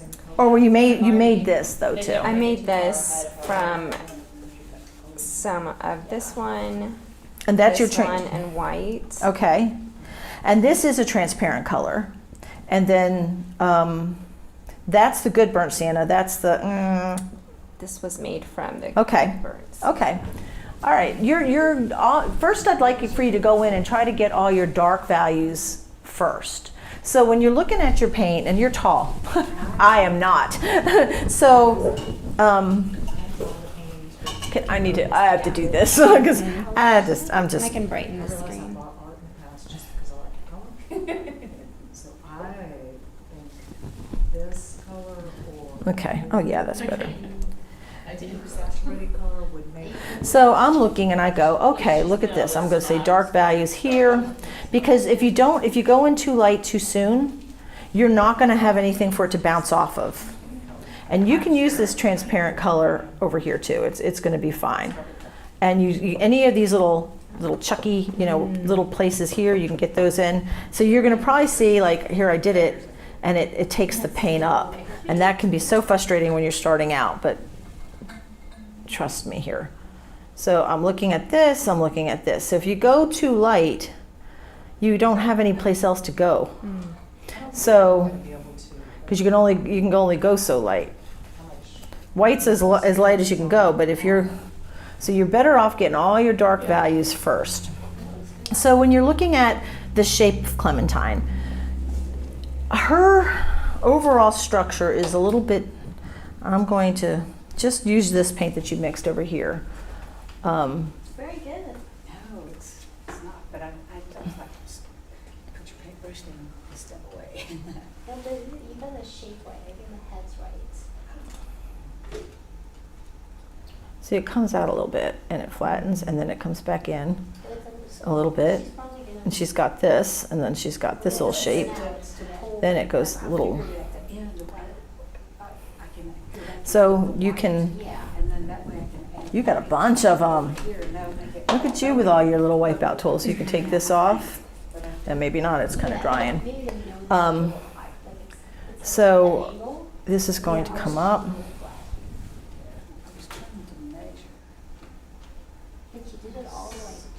You did very well with your shapes. I was trying, so there was another fellow named Patrick Saunders that did a workshop. Super challenging freehanding it. Well, and it is for folks that are used to drawing it on. This is her ear's a little bit thinner on this side. I wish I'd gotten her email contact before, because I would have asked her, does our reference photo need to be the same size as what we're doing? Because that was what he was saying for it. You can scale up or scale down. He says, but for This comes out. So you're going to see that this is a really fun tool. It's the same size, he said, because it just makes So her, it easier, because he said that's okay. I'm going to use a little bit of this here, get a little bit more shapes going on here. So her chin, Kind of sort of, the eyes are bigger here than they are there. And then he's you've kind of got this here. Her nose, let's just for now. It's a little bigger. It's going to be very pink here. Nose is back. Nose might probably used to. You can almost fill this in right now. And then her, just like I said before, when you see white, always think gray or some other color in there, so that you. Ooh, there. Hey, look at that. It is. And watch this. So I'm going to suggest her chin here. I almost threw me on. I got You just like following the rules like I do. You just like following the rules. That's good. I like literal. Me too. So when you go to a stoplight and there's two lanes, but there's only one lane to go left, I'm like, what? I get very upset about things that aren't. So you can see sometimes I just kind of piddle around until I get it. So who's your pup? So her, I always like ginger cats. How old is she? She's 16. Wow. Yeah. She doesn't look like she looks really good. Very young. She's only 4.5 pounds. Oh yeah, kidneys start to. She was always the little runs, though. She has always been a super petite cat. My dog. I said, my sister's looking for Which is why they say she looks so young. We've got one. Right. So you see what I'm doing? I'm just trying to get your shapes. This is actually a really good color, what you mixed. It's a fun color to play with. So I'm just kind of getting the shapes in. who got listed in top of And then if you see, it's very orange. Sorry, I didn't mad about it. No, that's a very big trauma. No, that's They thought they So then when on the road, I said, there's that scenario in my head. knee surgery. Right. So You should have definitely license, you not shouldn't be gonna in walk. front The of man pretty much just sits in his recliner all They're day. boats. And so You're not supposed to the dog's drive a going boat. wild. The dog has run in the house, right? He's not, he has no manners, right? So I'm gonna suggest you fill that in. In the water. And you can take one of your dark colors. And see how I hold this in my hand? That's the best way to get these shapes. Because you can't not see it. His best friend. If you put it up here, you can't, I mean, maybe you can, but I can't see it, and it's, So we. you're better off holding it because if you have to, what am I trying to say here? Ride bikes a lot and doesn't drive boats. They don't- Nobody has that great a memory. And you have to see it when it's right here. And it's easy for your brain to transfer what it sees if it's looking right at it. Absolutely believe that. Yeah, honestly, I think they're just. It acts a lot more like Australian. think So that's we're trying to think, okay, what's good British, Australian names, and if there's, we started, trying to think. And you could see that that's the nice. To Ian. Oh. Yeah, so, and Ian's kind of an asshole name. Ian, so he's Ian. I love when dogs have these very And they- human names. It's so cute. What percentage of So I'm going right up to that light, there's that light value there, and underneath here, there's this like interesting color. It's kind of a cooler color, but you'll be able to adjust. Do you see what I'm doing? I'm going around Manners, this is my girl Joy, and I thought about doing her. and looking for the dark values where I can put them in. She's German after all, right? Okay. It's So, good, it I gives wanted me to some confidence to go dark. Good. That's what I like to hear. Go dark. Going dark. All right, honey, go ahead. Make it happen. Oh. her brothers and sisters. She's got a knot in her tail. Oh, Charlie. Let's see where we're at here. I'm going to grab one of these little I brushes. feel like it's a very hard pose. Well, because you're looking down on them. Yeah. And I'm going to tell you, just like I was telling everybody else, you're better off holding this in your hand while you draw, because you can't not see it. If you're like me, if you're going like this and then you're trying to do this, and then you're going like this and you're trying to do it, it's hard to remember everything. So his face is the biggest part of this whole thing. So if we're getting him in there, so I see, first thing I see is his nose looks like a little heart.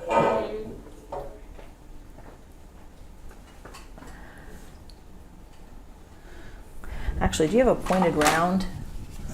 A little pointed round. Yeah, there's one.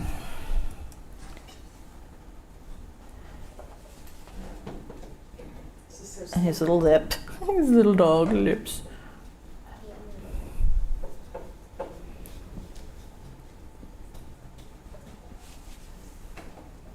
And his eyes are like in this area. Oops. It happens. Yeah. And his little, your actual structure is good though. Lapika, you have a paper towel? Yes, I'll just hold on to that. Good luck. Type thing. Have you tried doing Charlie before? No.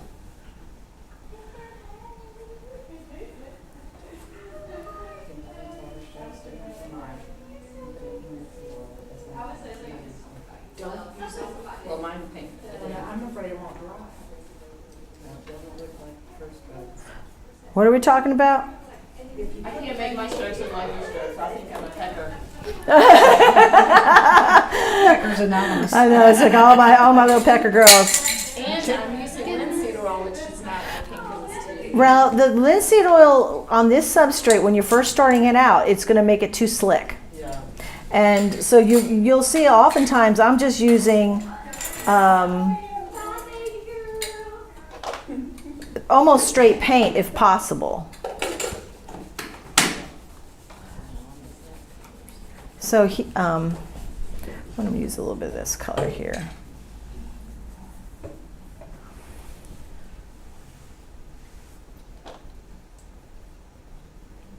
And this little muzzle comes around here. This little muzzle up here.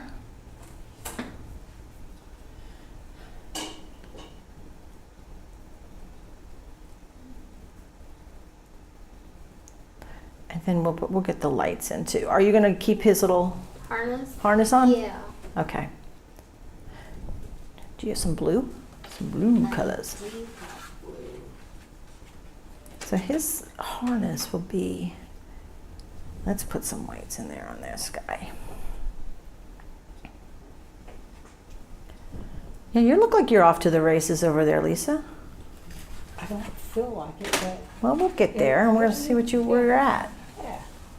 But hey, we're here to learn, so. Well, and I love, guys, if you come, if I'm working with somebody and you want to come and watch, because I can't help but think that everybody's learning from. Yes, you're here. Well, good, I was gonna say, I'm not making you nervous, am I? Girl, no. I didn't think so. I am used to, at my studio You never tried, have you? is, my painting easel is right in a big window. And I have people that come and just watch me paint from outside.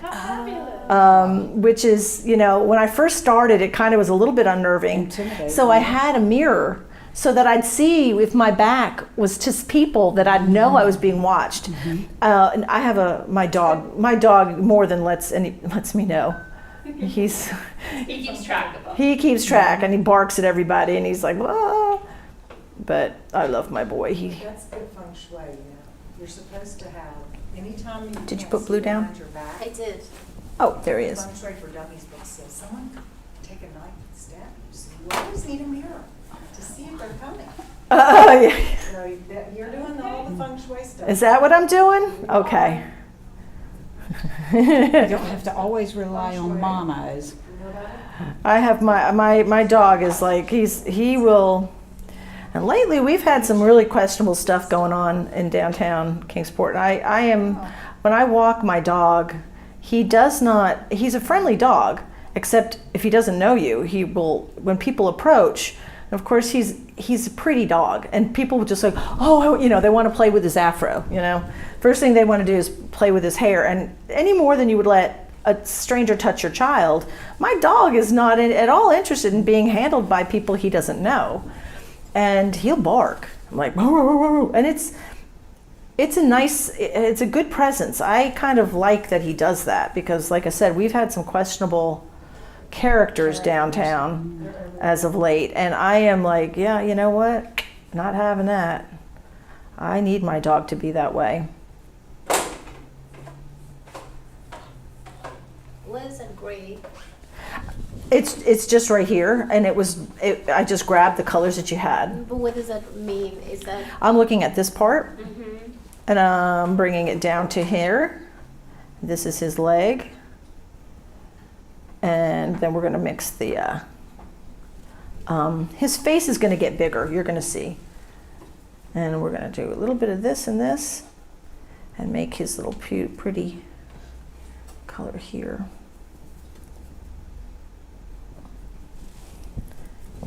And I'm going in a little bit darker than I should, but we're going to do this so we can see it.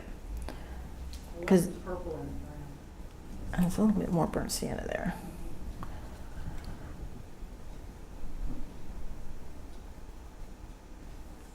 It's what? Because we'll want to get some of the dark colors like the brick in here. Because his legs are not, they're what am I trying to say? They're not tiny. He looks like he has good, bone structure. But it's also taking it at a weird angle. So like if you go in, so if you go in here, you can go in here with this dark color and you can start to cut in the areas around his legs and start doing the negative space. Which means, guess what? We're going to move this part down. So this is when we're at this beginning stage of any painting. we have that luxury. So like here's his leg. Guess what? Some of this is going away too. Do you see how it's moving? It's kind of morphing.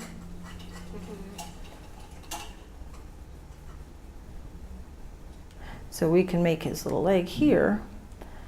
So this is going to be, this is all going to be brick. Okay, does that make sense so far? So that means, I'll clean that off. We're going to bring this down a little bit. And I'm going to, this way I can move to bring his head down. Because he has all this part too. So let's see what we got.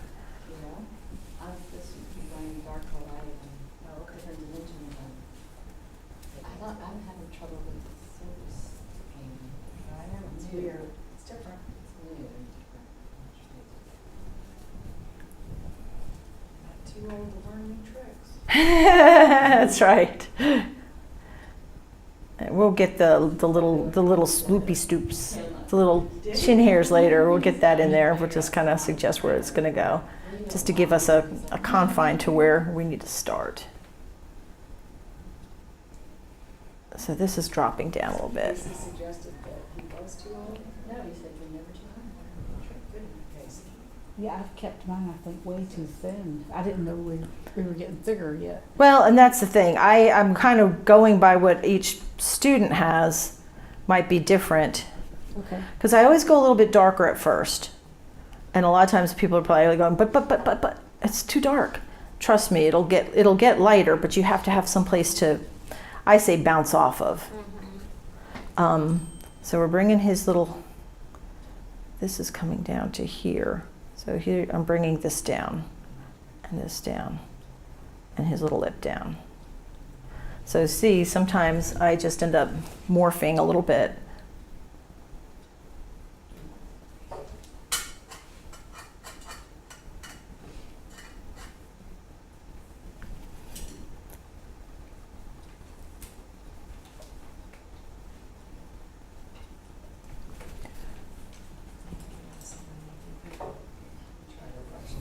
His little eyes. I remember when I painted him, his eyes were my favorite part. Surface.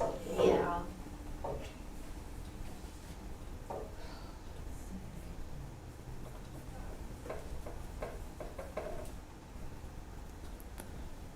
So he'll have little scruffy hairs in front of his face here.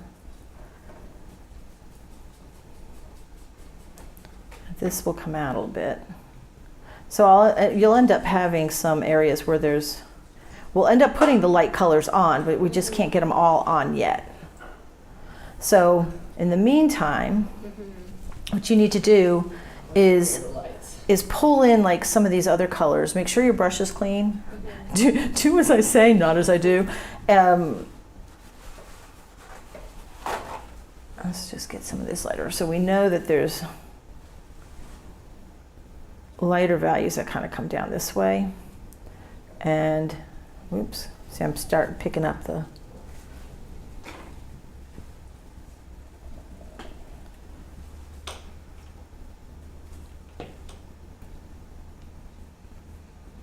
I'm trying to refine that eye shape.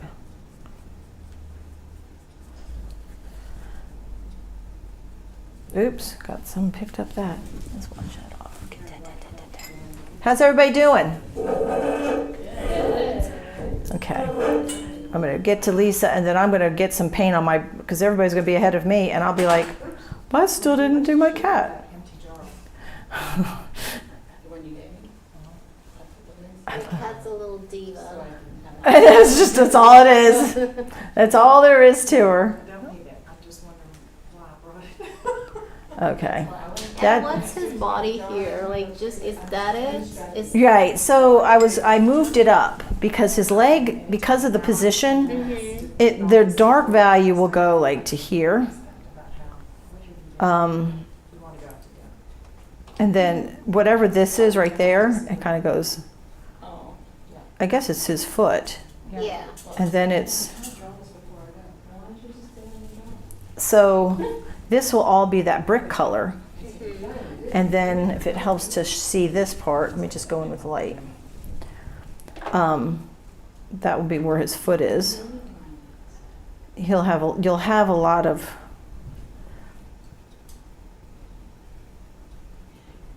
all kinds of swirly, all the fun swirly colors here. And then over here, Well, you can use these.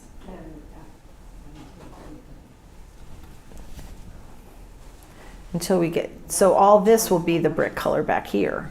Does that make sense? Yeah. Are you going to just kind of suggest a pattern, or are you going to kind of perspect it in? Me? Mm-hmm.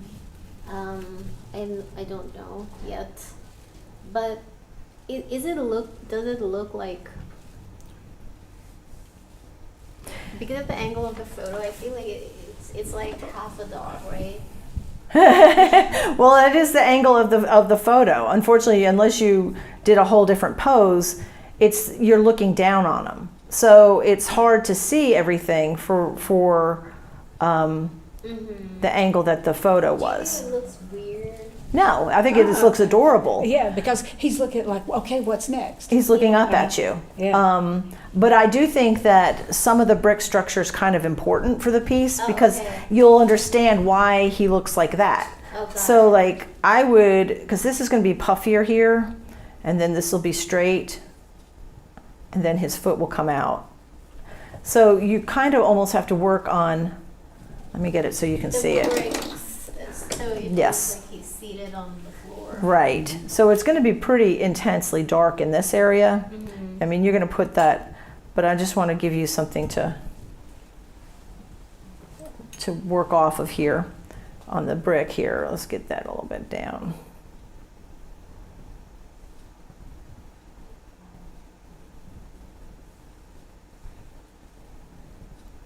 I mean, you'll let's see here. How's everybody doing? It's so quiet. That means everybody's thinking. It's all that. I'm thinking, like, when I'm watching, I was like, could you just paint the background, like you mix up a brick color, paint the background, then could you go in with your black and try Make to those try to lines. I would not do it. This herringbone pattern will make her go crazy. okay. Yeah. So what I would suggest is if you squint at this, you can see that it's lighter value up here and it gets darker down towards the bottom. Yeah. I would start with that. Only do the pattern in the most immediate area and then drift it off. Oh. So that also creates depth in the painting. I would leave the chair out. Yeah. I'd leave the leash out.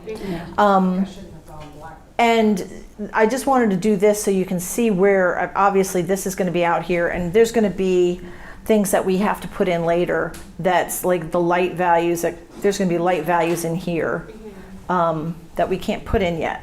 So Yes, Thank good you. So idea. you would say that I just do the bricks till about here with the brick line, so we know it's a brick. right, I would only in this area, this immediate area. But what I would do is look and see how much lighter value it is up here. Yeah. And then make it, so right at this point, just do the gradation of color in the background. Yeah. Okay. Does that make sense? Yeah. Okay. All right, let's see where we at here. Where we at? Where we at? Where we at? Where we at? You know the end of that preposition. But That's I know. Okay, let's get to this. Let's get where we're going here. Okay, now she's not looking, is this a she or he? He's Ian. Okay, Ian. Ian is not looking at us this way, he's looking over here, but you have him looking directly this way. So let's change that. Let's make sure that Ian is looking in the direction that Ian should be looking. He's So, supposed to be looking at me, but okay. well, we're gonna make him look, I'm only as good as my reference. So I am going to move him around a little bit. So I'm going to take some paint thinner and try to loosen this up a little bit, because it kind of goes like this, and you have your basic shapes looking pretty good, but we've got to get the direction of his head in the direction that he's looking. So his nose is going to be way over here. Oh, okay. Okay. So now, I hate that this sounds like a horrible question, but how do you know? Because I'm looking at your reference. Do you see how you see? Are you kind of measuring, or is it just because you've done this for a long time? Because I'm looking where his gaze is. You see how you see more of this side of his face and less of this side of his face? You see that his nose is not center? Correct. So he's looking off in a different direction, and you have him looking straight at you. So this will be something that will absolutely play with your head to the point like you're going to look at it and it says, but I've got all this amazing detail and this looks so amazing, but oh my God, what's wrong with it? Yeah. So you almost have to get it right away in the beginning. So we're going to move this around a little bit, and I'm going to drop, his mouth is going to come down to here someplace. Okay. I heard you saying that Ian was an asshole. Is he really? Why is he? He's just, well, he's 8 months, so he just turned Oh, he's 8 a months. puppy. Yeah. He's okay. I heard you saying that earlier, and I was like, what? Yeah, no. He's handsome. He is a handsome boy. Handsome little. We have so and many he's little got- babies he's and a, little animals. His mom is miniature Australian Shepherd. Dad is miniature Black Poodle. But Oh, he's an Aussie poodle, an Aussie do. But there's no But he poodle looks, in him. he doesn't look like he's got any. Poodle. The only poodle thing he'll do is when you hold him, he'll take those little paws and he'll be so sweet and he'll wrap his little paws around you, and then he'll go get in the trash or something. And then he'll go get in the trash. How big is he? He is 19.8 pounds. Oh, he's tiny. Do you have black in here, or is this not? You put some on here, but I didn't use it. I whipped up a batch of my own over here. I used some of the blue and some of the Okay. umber. I'm going to get mine just So because you put some out, but I can't. it's Bob Ross. It was It was the Mountain Magic or. yeah. So this is the thing. Here's a funny story. I have a student who. Really soften the. Whose name is Anne. So if Anne's listening right now, she's covering the Olympics, and she is a. She Anne is Anne. If you're listening, she's not listening because she's working right now. She's You can watch it later. she has covered all the Olympics, and she probably will. Anne's a rock star, and yeah, so she knows Anne. She knows who Anne is. And she came to me when she first came to me. She had all these Bob Ross colors. And she had her Bob Ross black. And I said, I'm sorry, this is Payne's Gray. This is not working for me. This color doesn't work. And so now that's kind of like a joke with us. Bob. Yeah, that's kind of been a joke with us, is that, See, I misunderstood because I didn't know we were going. that's okay. I'm just trying to, I have to fix right now. I'm just getting everything kind of where it needs to be, and that little beautiful eye is going to be a little bit more moved over. Okay. So I can take the paint thinner, and that eye should be probably in this direction here, this neighborhood. Actually, this dog's eyes are shaped like poodles. They're a little bit, they're almond shaped, but they're bigger, which, okay, so we're gonna move everything around a little bit. Okay. It's wild how the paint moves around on this.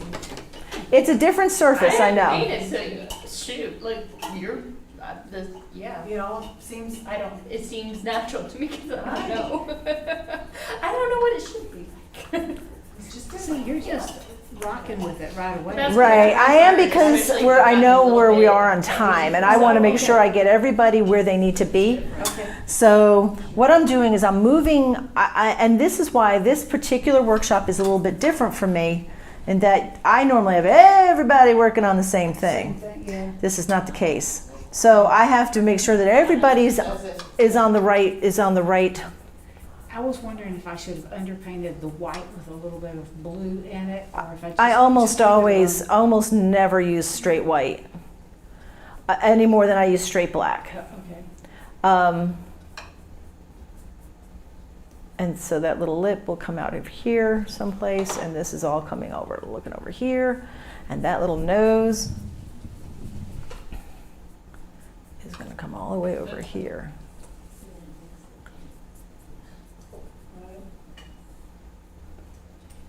See how far over that nose ended up? Way on over there. Oh, yeah. So we're going to get that nose, and this part of the nose is up here. Such a pretty dog. Yes. Yeah, he is. Now, And he's smart too. oh, well, if he's poodle and Australian Shepherd, he's going to be, you're going to wonder, oh no, what, they outthink us sometimes, trust me. My dog is, well, he's not a challenge. He's a good boy, but golly, he has an affinity for possums.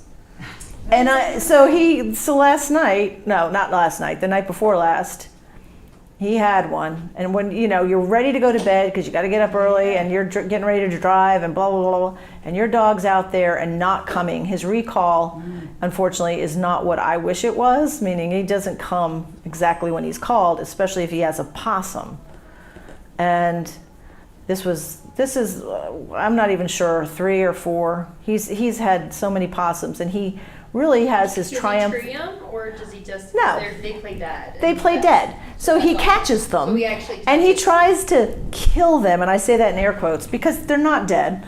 And as soon as I can get him off of it, They run away. at some point I go back out to make sure they're okay and not there.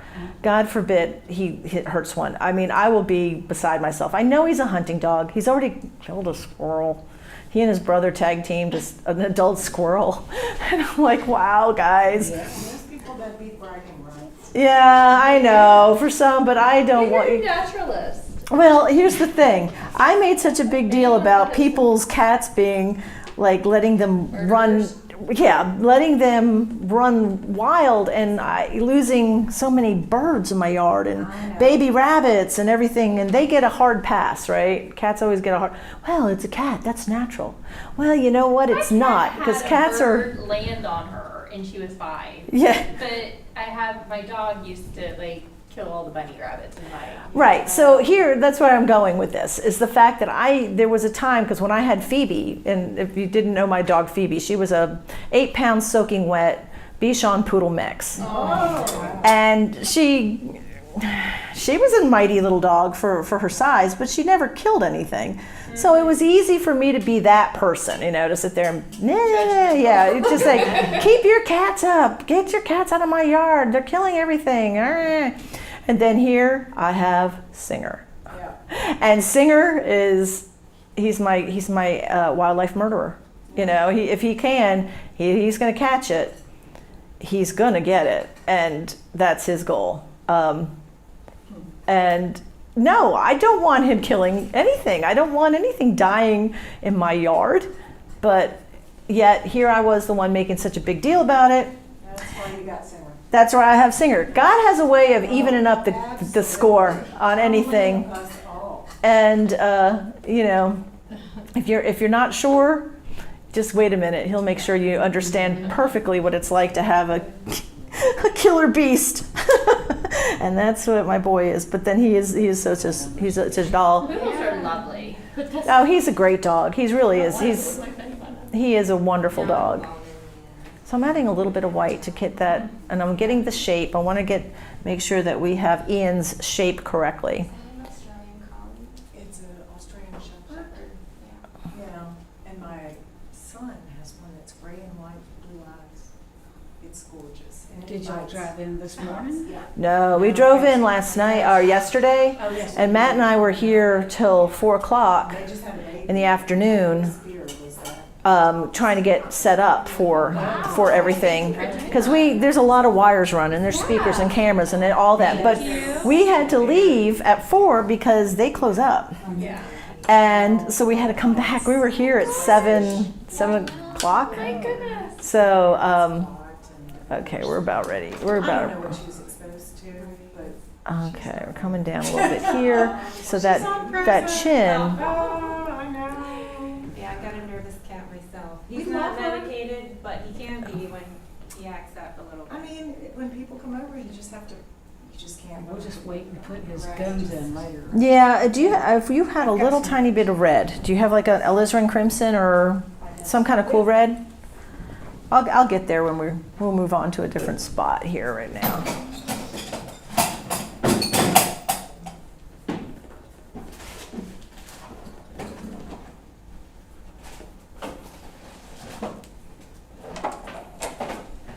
Are you for sure wanting to put all these collars in? I think they're really you've got a lot of collars.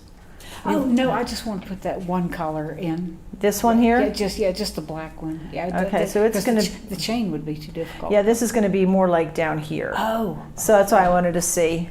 Okay. I'm just gonna use this for now to hold the spot.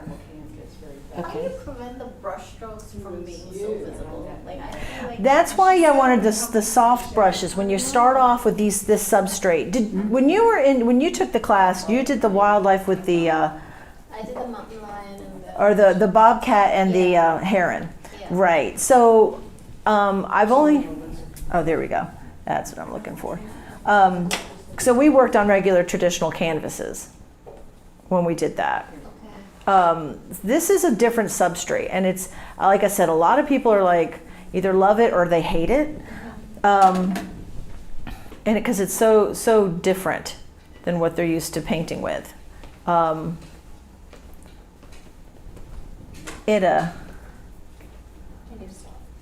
we go.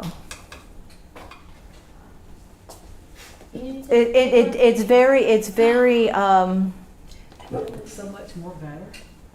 so much more better. better. I like that. Better. Yeah, it's more better. We're gonna get it more accurate. Ending sentences with prepositions, so It's more better. it's more better. There we go. And there's, we've got a little browns and. And you are awesome. Well, thank you. Yeah. Thank you very much. Well, I just want to make sure that everybody's on the same page. I don't want to leave anybody in the weeds, right? And so I know there's a lot of waiting around. You're good. But as soon as I get back onto mine, and we'll move pretty quickly, we'll probably we'll break for lunch probably around noon. And then we can all, if we want to go to the same place, or you can go to separate places wherever you all choose to go. But we can always talk about some of this too. So you can see how much more white there's going to be here. So you can actually grab, I can get a bigger brush and you can start getting some of this in, but I think you're better on target. It's more better. Yeah, it is. All right, so we're good. All right. Hey, and as far as background goes, would you try to put some of this foliage in? So whatever you want to That's do. amazing. Yeah, because I like that. That's looking really good. It's whatever you want to do. I usually go with very plain backgrounds, unless it's very specific to that animal that I have to. Like in Lapika's case, because of the pose that the dog's in, I felt like it was important to have the brick. So it's understandable why he's in that particular position. So it just depends on each individual's piece. It's up to you how you want to. But you can also figure that maybe just some type of green would be appropriate.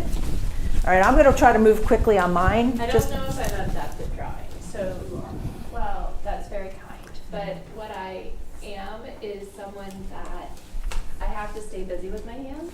Right. Whew. And I am a serial hobbyist. A serial hobbyist. It's like I do it, I take the classes, and then I find out I don't really love it. I have to like the end result more than I move on. So like with knitting, I don't like I don't With what? like knitting. Oh, I don't yeah. really like knitting. Yeah. What the end results look like, at least at my skill level. Yeah. You gotta work for a lot longer than I am patient enough for. Alrighty. So what I'm going to do is I'm going to get in here and try to get some of this real quick. It's more like granny squares and things like that, and so like not as crazy about that. So Alright. I like embroidery, but Okay. that's the new one. All right. But what I'm saying is that when you go to the beach, Uh-huh. I have to have something even when To I'm do. sitting on the beach, and so I sketch them on the beach. That's my hobby. But that's a good thing. Yeah, it's the one I can take with me everywhere. So Suzanne, what are you doing now? I am actually going to try to block my cat in so I can have it blocked in before lunch. And what I'll end up doing I love the high contrast. is, this brush is not working for me. I will work on this for a while, and then I will switch over to the dog. So that's why I wanted before lunch to have this at least to a place where everybody can say, okay, yeah, I see what you did there. And that way I can finish it tomorrow. So I need to get the cat at least to have some paint on it. And so I'm just getting this down here.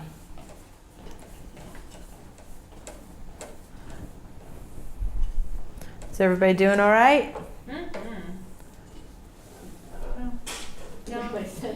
Well, so talk for myself. somehow that sounded so not as encouraging as it's like, yeah, Sue, we're doing awesome. There we go. There we go. That's what I like to hear.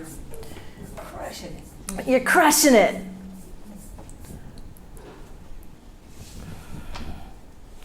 And you know what, guys? I have to tell you, I've had my coffee today. That's good. But Matt would tell you too, the fact that I have not gone to the bathroom since my bladder's like the size of a walnut, I guess, anymore. And I'm like really proud of myself. Like, dang, Sue, I am so accomplished today. I've managed to get this far without having to go to the bathroom. Oh my God, Man. what a rock star. Hey. I don't know about y'all ladies, but so we know there's a lot of young women in here, but you know, just the things that everybody will tell you, just wait till you go through menopause. Yeah. The maniacal laugh from the dark side. That's right. Hi there. Hello. I'm making mess, applying paint, making mess. We good? Okay, so I'm probably going to be a little bit messy with this, but we're going to get it here.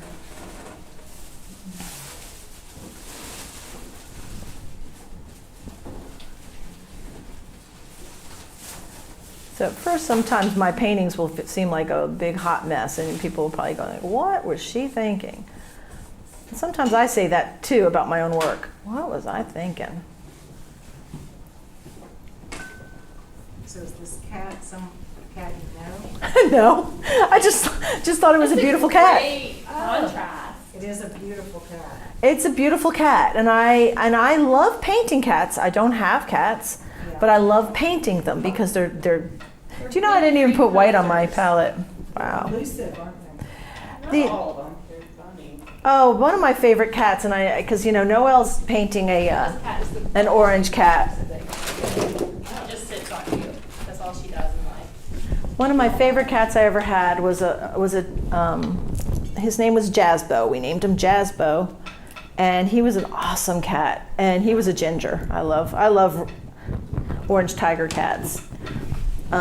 And he would play fetch. He was awesome. That cat would play fetch like a dog. He was just like, yeah, he was all about that. And he was just a cool cat.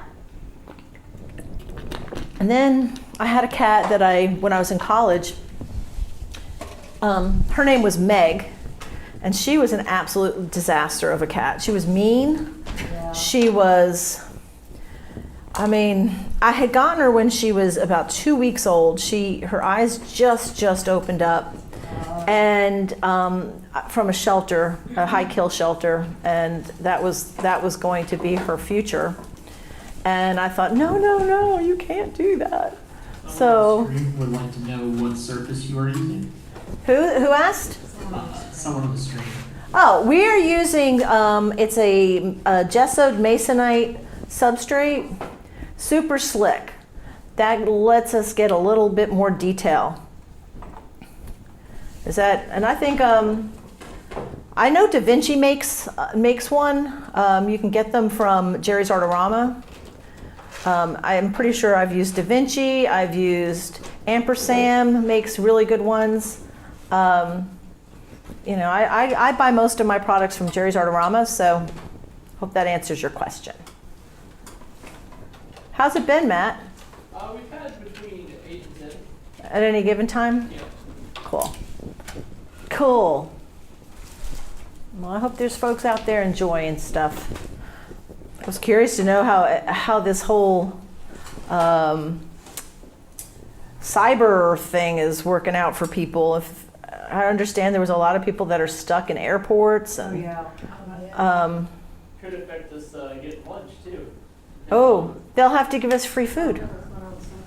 Yeah, There was, okay, someone explain what happened. Matt can explain it best. Matt, help us. We know you know. So there's a product called CrowdStrike, and it's kind of like a security suite you could put on endpoints, so like your point of sale terminals, your check-in computers, And I think what had happened is CrowdStrike had pushed out some sort of update that had bugged out code in it. And this morning, it reared its ugly head, and different systems throughout the world have been severely impacted by it. Even at the hotel this morning, the little like hotel lobby restaurant, their point of sale system was blue screen. So people are feeling it. Blue screen means it won't work. Airplanes didn't work. Exactly. So it's a big problem. It's a big problem. So did y'all get breakfast? Yeah, they just charge it to the room. They had to write it down on a pad and paper. Okay. Old school, man, old Yeah. school. They jotted it down. Let's jot them down. There's a road in Dawsonville, Jot 'em Down Road. Yep. There's one in Cunning too, is there? Well, it's probably the same road. It goes from one to the other maybe. Where in Cunning do you live? Like near the lake? Oh, I just know that that's a road. I've seen the road. No, Lisa. Don't you live in Cunning or I Camp? live between the two. Oh, okay. How about you? Susie? Sorry. No, no. Oh, did somebody say Suzanne? Oh, I thought I heard somebody say Suzanne. Okay, we're good. Everybody's good? Sure. So what are you learning so far? That's a loaded question. Absolutely nothing. No, I want to hear. Dogs first. Okay, dark values first. Walk in the shapes. Okay, good. And so, is anybody, because I know that like Margie was saying she was afraid of color mixing. Is there something that that anybody here is more intimidated by?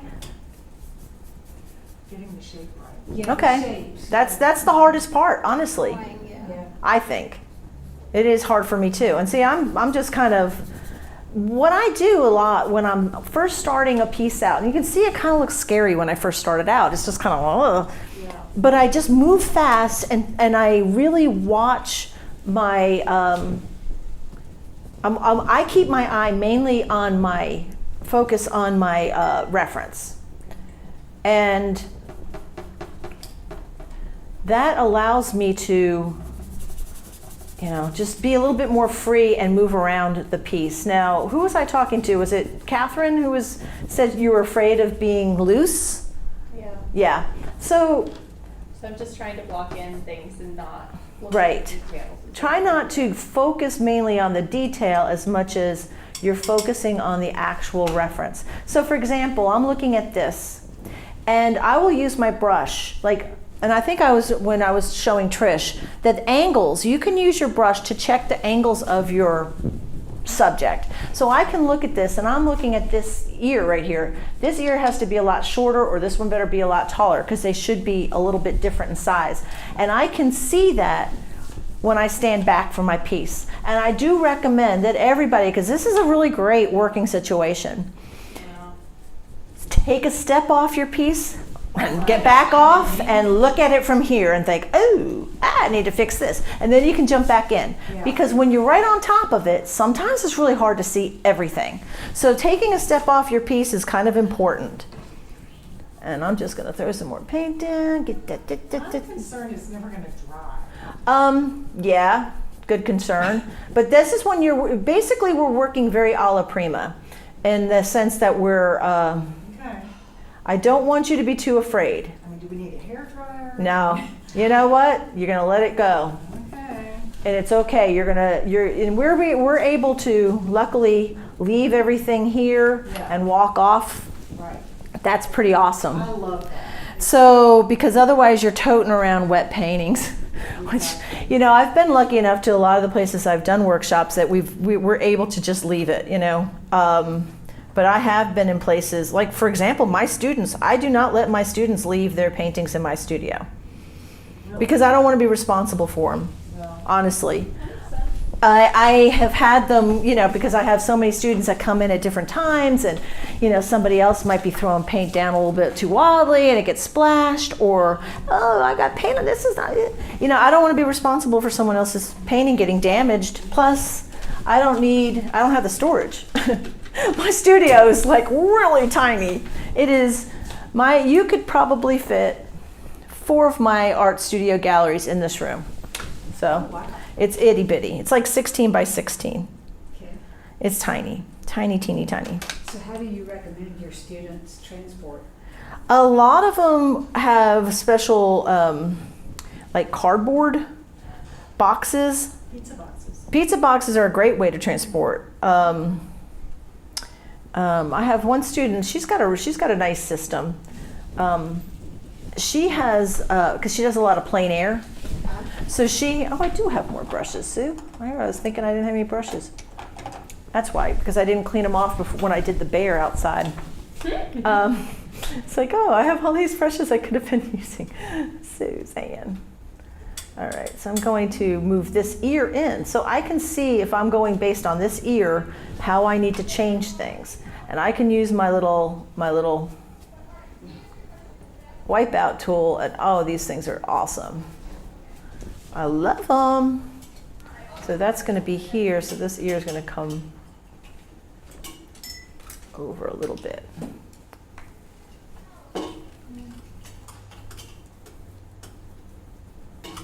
That's where that is. Okay. So how often do you use these gesso boards? Oh, I love using these. Is it pretty much your go-to? I don't have, I won't say that, no, because I use so many different substrates. I paint on wood, I paint on canvas. When I like linen I like linen a lot. One substrate that I got to where like, ooh, this is my new favorite. It's from a company called Blank Inspirations. And as much as I've been plugging them, y'all, they ought to be giving me some canvases, because because I do like them a lot. And what is wonderful is they come with their own frames. They're floater frames. And the box that they come in is really nice because it can be shipped. So a lot of my paintings are, whether they're commission pieces, they might be commissioned, they might be, they're going to a gallery or something. They're getting shipped. They're going to a show, whatever. They're going away. And so it's nice to be able to have the boxes too, to be able to move them off. And so Blank Inspirations, the boxes that they come in and the way they come is fabulous. So it's killing a whole bunch of birds for me, a bunch of birds with one stone kind of thing, because it takes care of the framing, because your galleries require that your stuff is framed. The only time I don't frame my works is if I am painting on canvases that are like bigger, like 1.5 inches to 3 inch deep. Then I just paint the sides, and I carry the whole painting to the edges of my work. Right. So it's what inspiration? Blank Inspirations. L-A-N-K? Blank, B-L-A-N-K. B-L-A-N-K. Blank Inspirations. And it really is a nice, I love it. I actually just love because it's a canvas linen blend too. Now, something I didn't talk about, and I really should address, is something called soft edges. Especially if you're working on a cat piece. Since I got several cats in here. 3 cats. And it's true with anything, any kind of dog or cat or anything. Anything you're painting, soft edges are really, really important. I don't know if you can see it on here. You're welcome to come up here and I'll show you what I'm talking about. The soft edge is when you blend your edge into your background. And I know it's this is very beginning stages of this painting, but when I start putting my background in, I like to get that soft edge as fast as I can get that soft edge in. It just makes for a beautiful transition anytime. I'm looking at this, it's not exactly right, but we're gonna keep moving through this. So I'm gonna do it over here on the side and try to have this opaque enough so you can see what I'm talking about. Let's see here, let's try this one.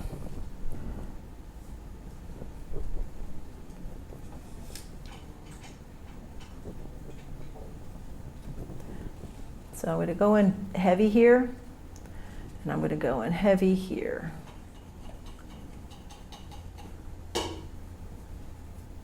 With this color.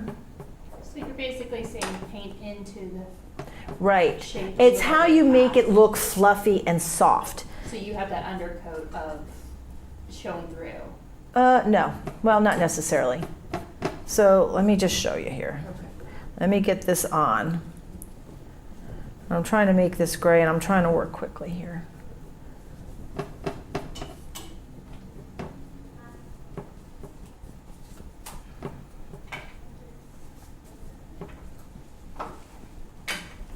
Okay. So what percentage of that is paint and what percentage is mineral spirits? I don't use mineral spirits when I'm painting. I only use mineral spirits when I'm cleaning my brush. Okay. The only time I use I should back up. When we first started and we put that wash on and we were taking paint off, then I use the Gamsol.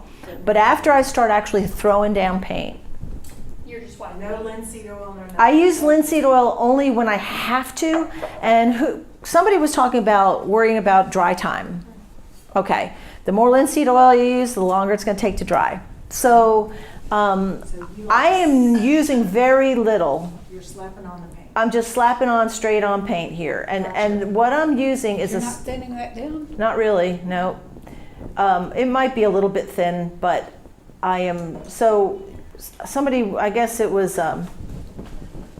Lapika, was it you that was asking how do you keep it from the being streaky? Right. That's because we're working on this super slick substrate. The softer your brushes, and that was why I wanted people to have soft brushes, because the softer this substrate is, it just makes for. I have a real question for you, if you can help me. Because I'm worried about my background blending into my cat because she's so monochromatic to my background. Right. And so like definition between her and the wall. Okay. So should I change the background color from? I mean, what color did you do your background? Golden. Okay, I'll come over and look in a minute. Good. I will. I'll come over and you're look. putting fairly thick paint with a fairly soft brush, Mhm. hard, dense, and you do the same thing with wood. Wood, are you saying do it with wood? Is that what you asked? I mean, I'm assuming this is specific to this exact piece of, This substrate. right, Yeah, what I'm trying to do is just kind of get it smooth in the background. okay. And so I'm using a natural hair brush. This is a Rosemary Long Flat Series 278, and it is a Badger hairbrush. The brushes that you have are soft brushes like this. Okay. So the lighter touch you have, like you put a lot of paint down, and then you don't put a lot of pressure on the brush. Light touch will help smooth out those streaky lines. Okay. So I'm just kind of just popping it down, and just know that I know I'm gonna have more than one pass on this. It's not like once I do this, I can't come back and change it. So a lot of times I'll be fixing and molding my cat based on, I may change it up a little bit, and oh, the ear is not right, or oh, this shape is not correct. And I might change it even while I'm working. But I need to have that. I'm just trying to get some paint down on this background so it's not so streaky.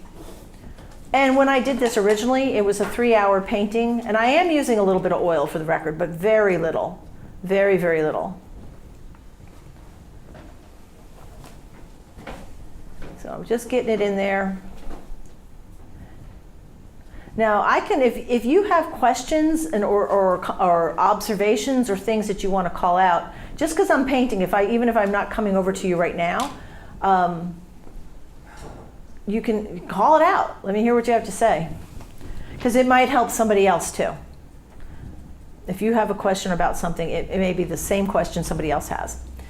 All right, so here we go. I was going to show you about a soft edge. Right. So I'm going to take a smaller brush. Like I said, I had all these brushes that I used to paint the bear this morning, and I forgot that I had them. I was like, wow, I really didn't bring very many paint, a lot of brushes to work with. But I have been known to paint an entire painting with one brush.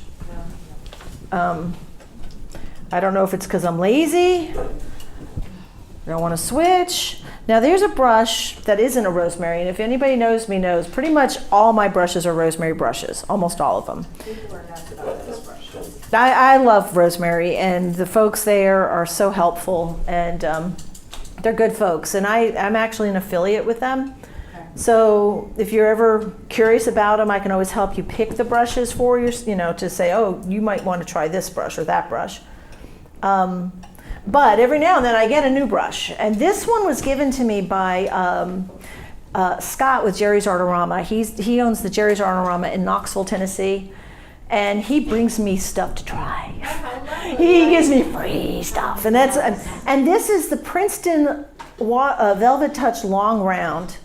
It's a number 10, and it's awesome. It's more of a watercolor brush. Obviously, it's a short handle.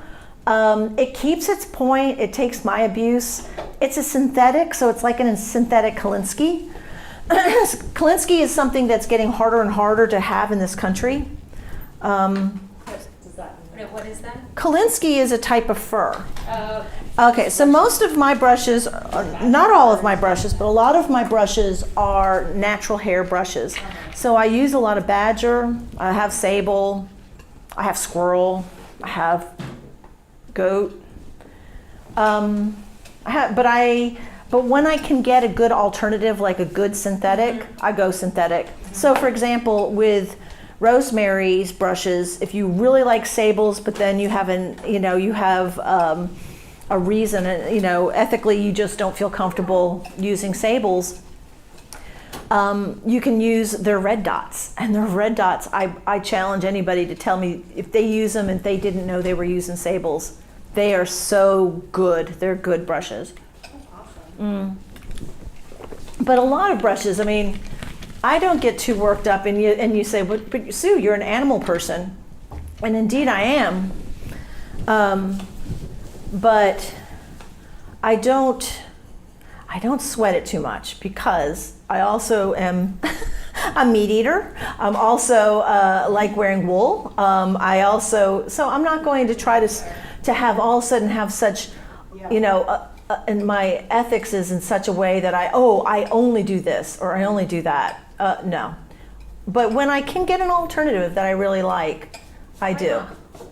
I do. Why not? Exactly. Why not? Why wouldn't I? All right. I just kind of was softening those edges up. And then I almost always have a really soft, big, fluffy brush like this. And I can pull that right up into that paint and just leave it there. And I will come back later and add more. But that's one way to create a soft edge. Okay, so. I got a question about soft edges on the animal between the different areas of the animal. So for the cat specifically, you have the face and the head, and then you have the body. So creating that soft edge between the head and the body without drawing a line. Right. So you're doing that same thing with both areas. If you put your dark value first, but you heard that before today. Yeah. I'm all about dark values. If you lay your dark values first, and I use weird terminology, and it's probably you're never going to find it in a book or anything. I say it gives you something to jump off of. Okay, meaning, and I kind of showed.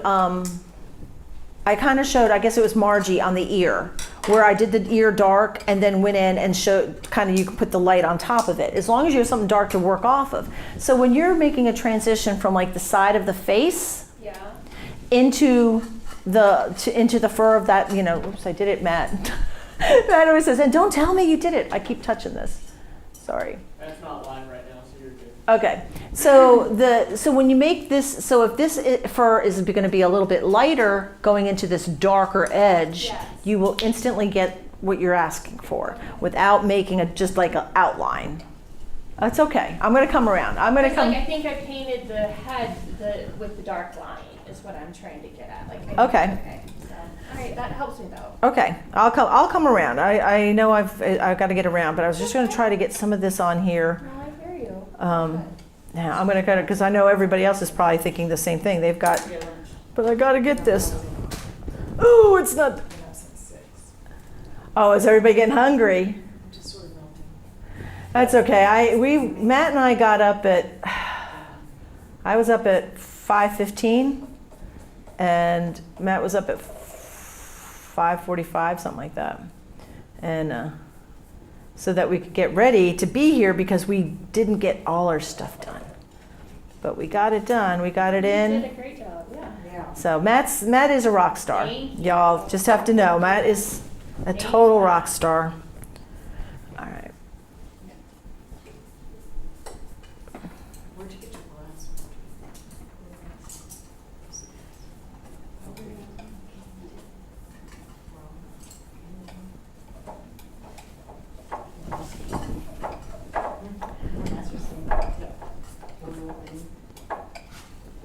Come on, Sue. Come on, get it. Does anybody else talk to themselves? Just Always. okay. Just curious.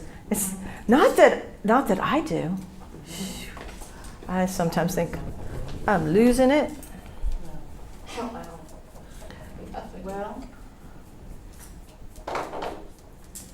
All right, I'm gonna get this, and I'm always thinking, well, where is that I? Do I even have that I in the right place?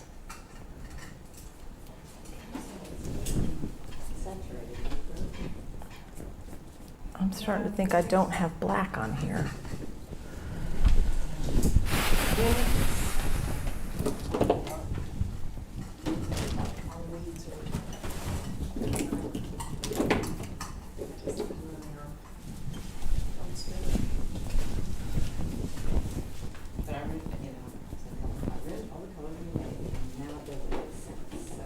Uh-oh. It's gray blue on the right side now, it's turned warm. So Okay. maybe it's okay, maybe I'm just, It's probably fine. just need a break. Sometimes, yeah, food is an amazing thing. I'm telling you. Don't you just love it though? I love food. It makes everything better. does.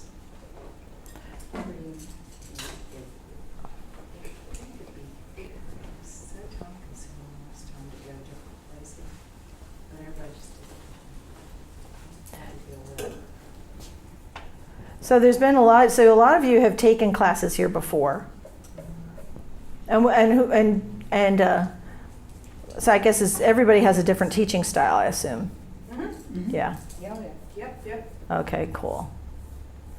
It's like I always just wonder we all want to know, how am I doing? Are you learning anything? Is this a different kind of style of painting? It's okay to speak up. You won't hurt my feelings. I think you're being you and you're explaining it all. And but we're all going to ask questions. Good. I hope so. Oh my goodness. It's very interactive. It's done. Good. Did most of it. Well, I think I'm a very visual person, and I learn by watching. I don't know that everybody teaches this way. I don't know if when you're taking a workshop from somebody else, if they're always doing a demo and just talking about it, do they work the room? Okay, so my only experience is Patrick Saunders, and he does his whole demo from start to finish. Uh-huh. And then he goes around the room and helps people. That's how he does it, and the next day he does a whole different demo. That's just all he does. Right. That's all I know. It's two, and he completes the whole thing in 2 hours. So you'll just watch Yeah, initially? Right, we and do he's- watch. We don't do anything. Oh, that would be hard. No, but I guess if you learn that way. I mean, it's a long time, but he's telling you exactly why he's doing what he's doing, while Right. he's doing it, and it does work. Right. Well, that's good to know. Yeah. Because I always feel like I need to bring you around, bring you all together at the same time. And I know that's a lot, which, expecting everybody to kind of be together on this, it doesn't always work that way. But I try to get you. There's always the people in that group that have ADD and they're like, I just can't listen, I have to do something. Right. That would probably be me. That would probably be me in that group. And you'd be like, oh gosh, she's at it again. She won't stop. Sure. So I'm just kind of pulling that up there. So this is the soft edge that I was creating. I Right. watched the soft. Well, we see it up here. Okay, so. Yeah, I'm having trouble with this new surface and this new paint. Okay. It is a lot, and you're not alone. A lot of folks do. Okay, well, Yours is richer, you got more paint on it. I'm gonna come look. A lot of paint on there. It's a lot of paint, but it's soft touch. And it's kind of one of those things that you learn when you work with this substrate, how you do it a little bit differently.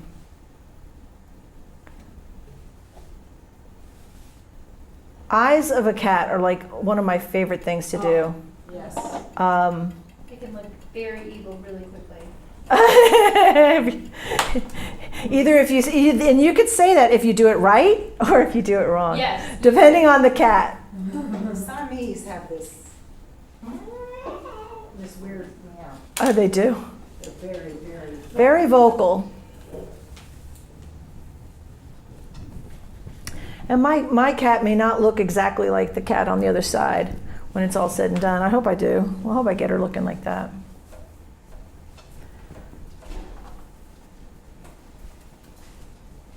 Okay.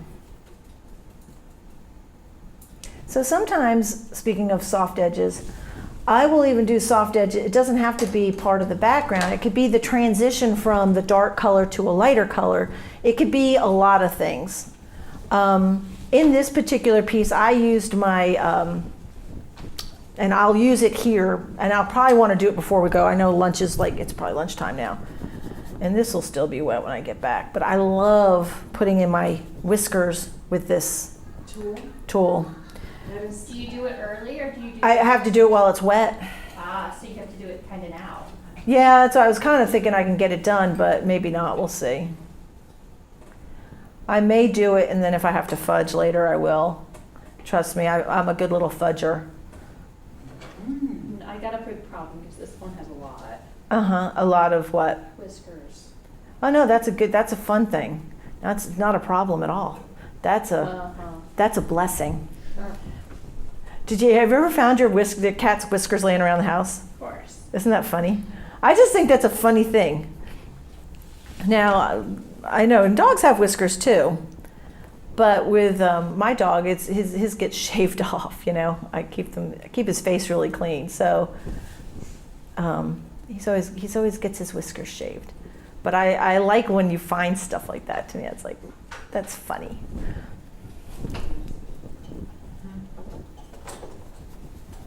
I'll put some color here.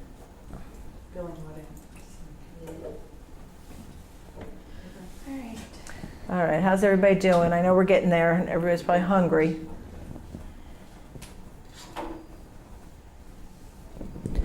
And obviously, I need to bring this gray in. I thought I was going to be able to do it, but not right now. So sometimes I'll actually, when I want to do I can do it right quick here, just for demonstration purposes. I'm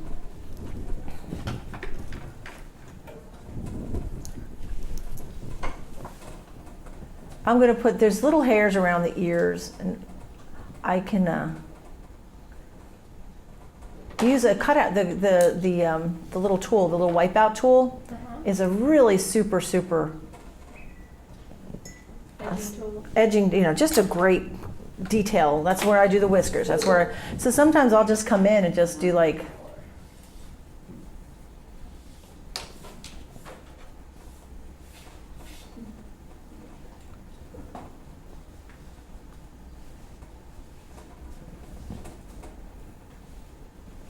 I could do that, and I'll just kind of play with that later.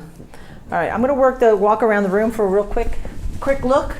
So before we go grab a lunch, because I know everybody's hungry.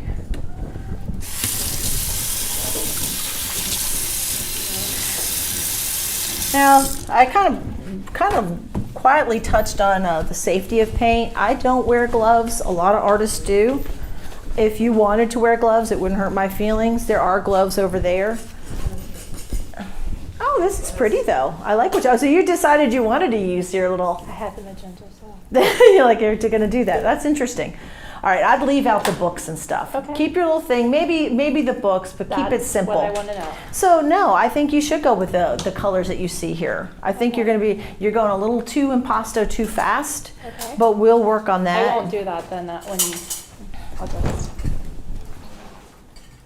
Okay, so you were doing whiskers with cutting it in with your. I was starting. That's cool though. You were doing that. You can. What I would do is go ahead and Do the background. do the background Focus and on that because I got the cat done enough. for now. Yeah. Yeah, we'll get that. That's good. Oh, you're getting them in. All right. Don't be afraid to put paint down. I think he took him too far to the right. Do you agree that he took that tool and did that? Oh, yeah, Wow. that's okay. Because look, it's super easy to correct. So if you want to, It's black. Okay, hang on. Yeah. So Those are all clean. let's see. Here. Go Let's for go it. with this one. So we want to go ahead and get our darks in because you're being very like light with their paint. So if you're going to go in and if you're going to do it, do it. Show, okay. So if you're going in with this green, go in with the green. Okay? Don't worry. Okay. Don't worry. Get it in there. So go ahead and really. But the form of this dog, I'm not sure. I have him, Okay. his shoulders. What do you think? And we're gonna look. We're gonna look, but I just want something to jump off Right. of. Okay. Right. So right. I'm looking. Of course, we want to get the colors right. This is a little long. Okay. So if he's, where's a pretty good size brush? I need a bigger brush. on home because. No, I want just like something like this. No, honey, you're fine. I just wanted one that was wider. Oh, okay. Well. Okay. So first we're gonna make a color. Okay. So we have enough of it. Okay. And do you have your oil? Right. Okay. Do you have a container for it? That is. The, Oh, that's what you're using. yeah, Okay. Right. I All poured right. it in there. I'm gonna put it just like this. Okay. So we have a little place, a little well. Pretty, like a chestnut. Yeah. So I look and say, okay. And I'm gonna even cool it down a little bit more. Let's see. What kind of paint is this? That's very thick. I don't know. Is that the one you just bought me? No, it might be an old one. Okay, I was just curious what it was. I have a variety. Now, I know this is gonna look dark at first, but you almost have to have some of that. I'm gonna cover that. And I think it only goes to about here. Then it goes with a lighter color. Okay. So I'm gonna get a little bit.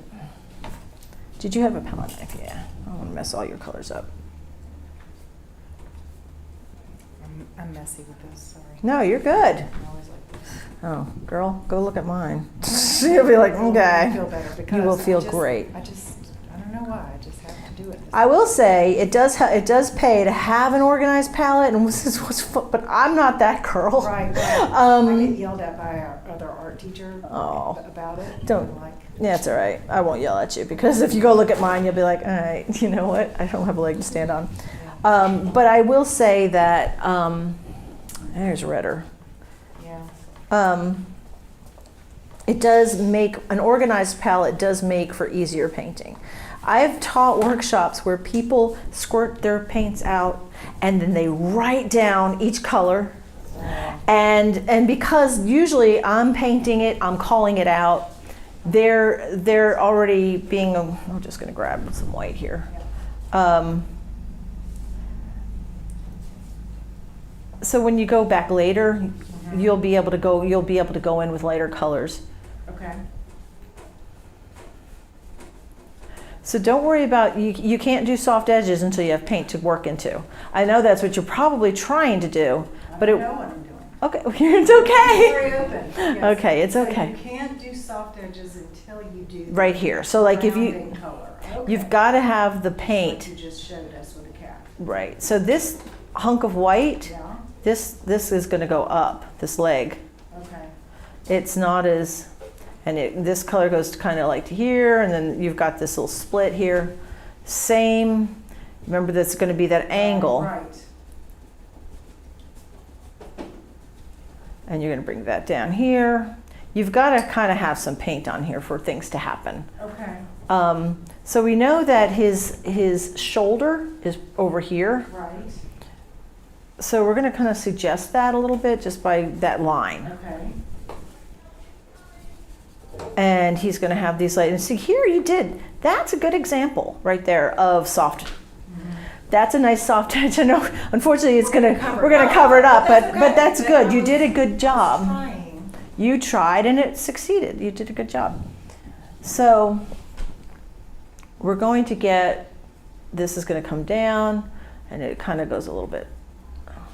I'm going a little bit thick with paint because I know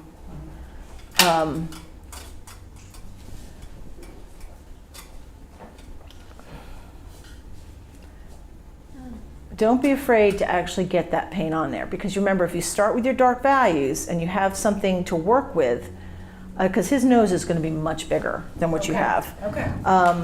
His nose will be more like, and it's kind of a liver color. Yeah, it is. And it has a little red. Yeah, it does. And it has more burnt sin in it. This is the best dog on the planet. Aw. Son-in-law trained him, got Uh-huh. to college, trained him, and people fight over who can take Brody when they go out of town.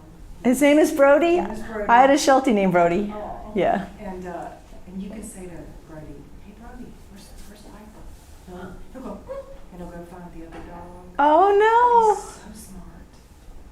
That's awesome. But the son-in-law was really tough on him, and I'm hopeful the kids will turn out well. Oh good. So good with the dog. Yeah. Oh, how funny. Yeah, wow, now that looks, wow. So you see, but you got the angles have to, yeah, his nose is much bigger. Yeah. And See, that's what I don't know how you learned to see that.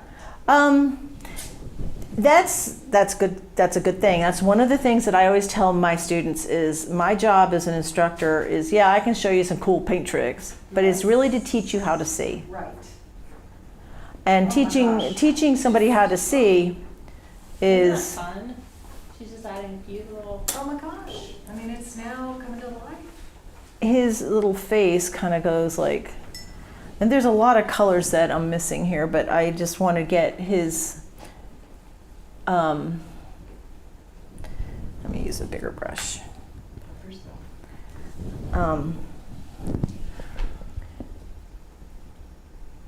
You know, I'm looking for shapes. This kind of goes up here. There's going to be some lighter things that come in here too, but I'm just trying to get the dark values in.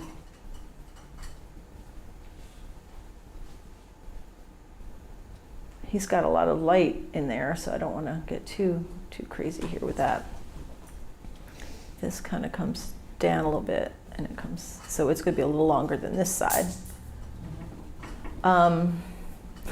He's got that head tilt. That's what's so sweet. This is going to come out, and you're going to see I'm getting the green in there, but that's okay. We'll be able to fix that later. This is going to come out a little bit more.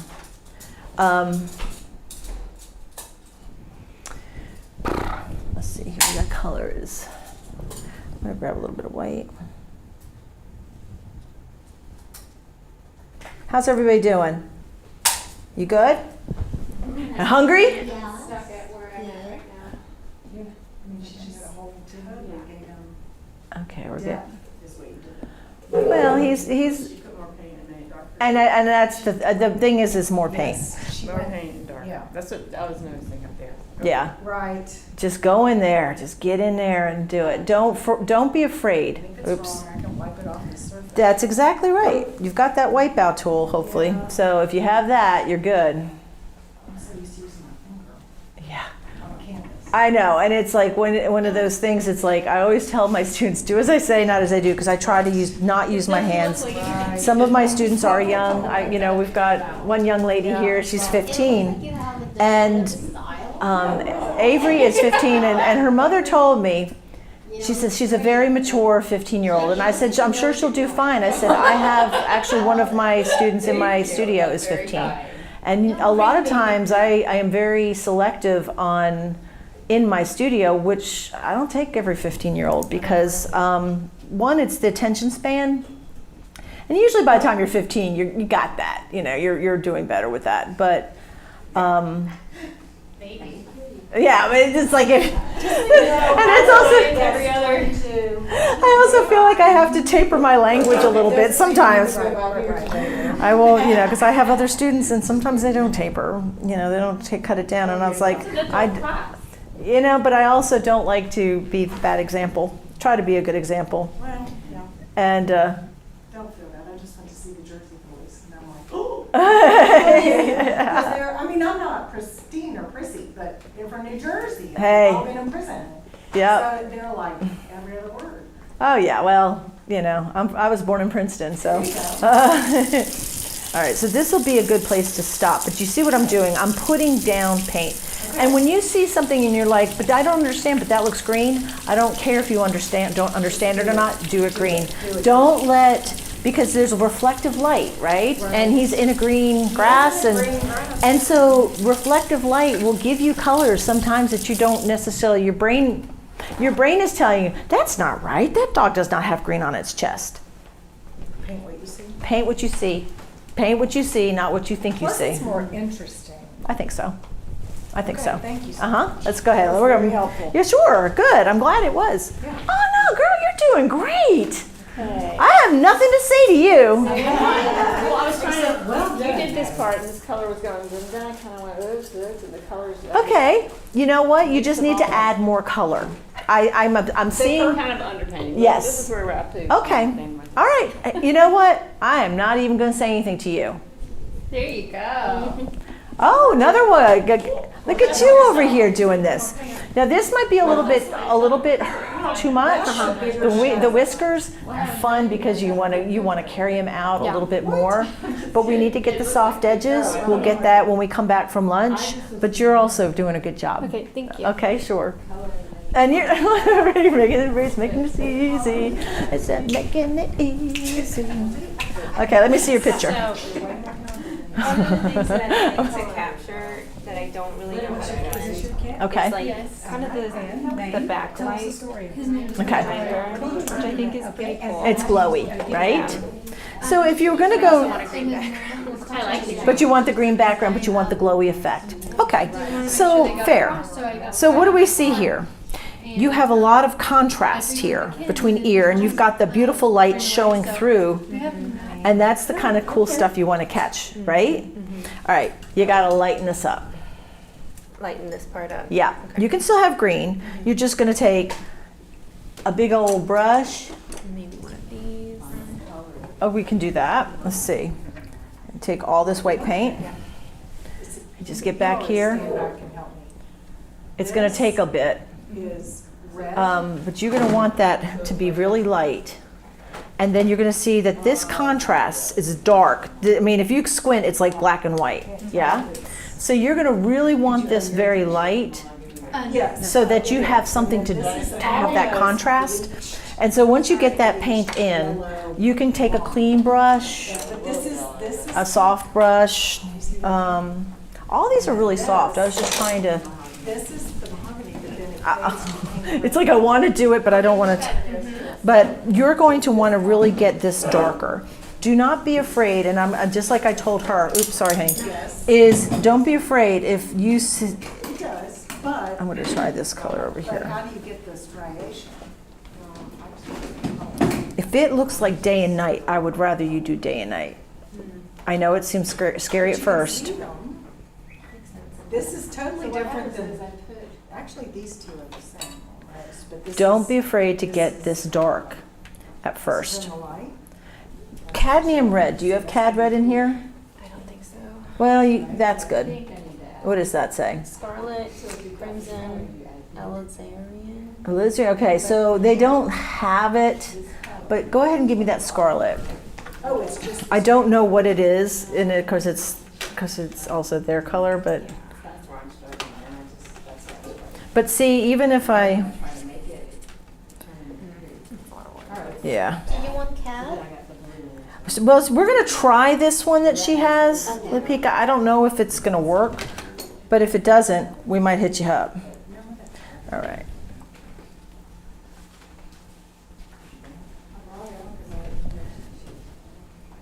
This is our transparent color, wasn't it? All right. You're going to want to get this darker, or else you're not going to appreciate the light values. And it's the same with, I mean, isn't that a metaphor for life? It's like you gotta have the dark to appreciate the light. And so once you kind of get in here and really press into this a little bit more, you're painting on the surface, which is good for this type of substrate. But because we're kind of really, see how it's creating that fur shape. If I do all this dark, you've got to get like underneath here. It's got to be that dark. Otherwise you're going to miss it. You know, you want to get all her dark points. All of this has to be dark in here. When you do that, and then I'll just show you an example. So if I make another color, a lighter color, and grab a little bit of the orange. Let's just do that for fun. So let's just say we have this color. We know it's going to be opaque because I added a lot of white to it. When you do this on top is how you're going to get that other fur color. Okay, so but you can't do that until you have the dark down. So you're going to want to mix the correct color. This is probably a little too light, but I just wanted to show you so you can understand why you have to have the darks down, or else you can't do that fun stuff. And so you really will go out and really get in there and just get the darks in. And you might have to add more paint to your palette, honey. There might not be the right, and her eyes might be, I'm not really sure why you painted them white.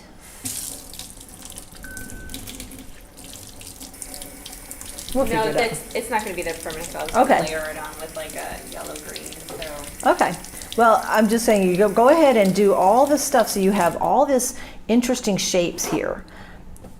When we get done, we shouldn't see any of the background. Okay. Got it. Okay. Okay. That's kind of where I didn't know. So if you want that neat, translucent, like glowy, kind of cool feeling, this has to be a lot lighter so that we can have that dark, and then we can even make a cool edge that's just soft, it like blends. Here, we can do that here, and to have that fur pull into it, and it almost looks, if you look at the cat over here, look here, come look for just a sec. Oh, this is looking good, Pika. Did I wipe it? Do you see how that goes like this? So I want this to be glowy eventually. I'll have that soft edge like that, but then I'll put this very thick opaque white in top of it, and it just gives it that, like it's part of the whole scene here. So I wanted it to like blend from the outline to like a darker green. Okay. Should it just be like one color then in the background? Is that what I'm hearing? I don't know. I don't understand what you're saying. So I want it to kind of be like the sunlight is behind her, like in the picture. Right. But it's not You definitely directly have. behind her. I still want, I guess, some type of vibrant green behind her. I'm not explaining it correctly, but. If I don't know what color you choose, if you're going to have light coming in from behind her, so she's backlit like you see here, you have to have something lighter behind her. It can be bright green if you want it to be, but it's got to be lighter than everything else around her. Should this be like a monocolor, like one color exactly the same, or can we blend it? Can I blend it to like a faded color? It doesn't have to be a block of color like this. You can have a whole lot of light and then fuzz it out and make it blended, and then just have everything else dark. Okay. Does that make sense? Do I wipe any of this off? You can if you think you need to. Okay. Is that good? All right. All right, Lapika. Let's see what we got here. Okay, so of course these bricks are going every which direction, but that's the idea. And so when you start moving up through this, you're going to, you've done that. Do you mind if I just go to lunch? No, go ahead. I'll see you in a little bit. All right, sure. You'll want to just make sure that you kind of almost drift off with your shape. This, you'll still want to get more paint down so that it's not streaky. So it's okay to lay the streaks down. And when you're doing a brick, you're going to want to actually So you have those lines, Or you could try it, you could draft it, but you're going to want to have enough paint down that you can't see them. Are the bricks going like in too many different directions? Like is it not looking? Well, it's a herringbone, so some are going this way, and it is kind of hard. I don't think it matters. You know, I don't think you have to sit there and worry about it. But if you can do this like with the brush like this and have one down, and instead of, you're going to really need to lay it in there. Like so, if this is. Don't be, because here you can do that. You can go a little bit more impasto here. And if you're going to have a different color brick,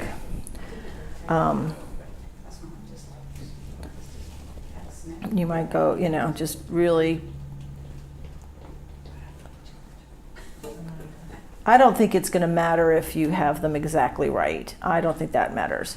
But having the detail of that some of these bricks are, you know, going this, you know, that you can actually tell that some of these bricks are, you know, that they're bricks, right?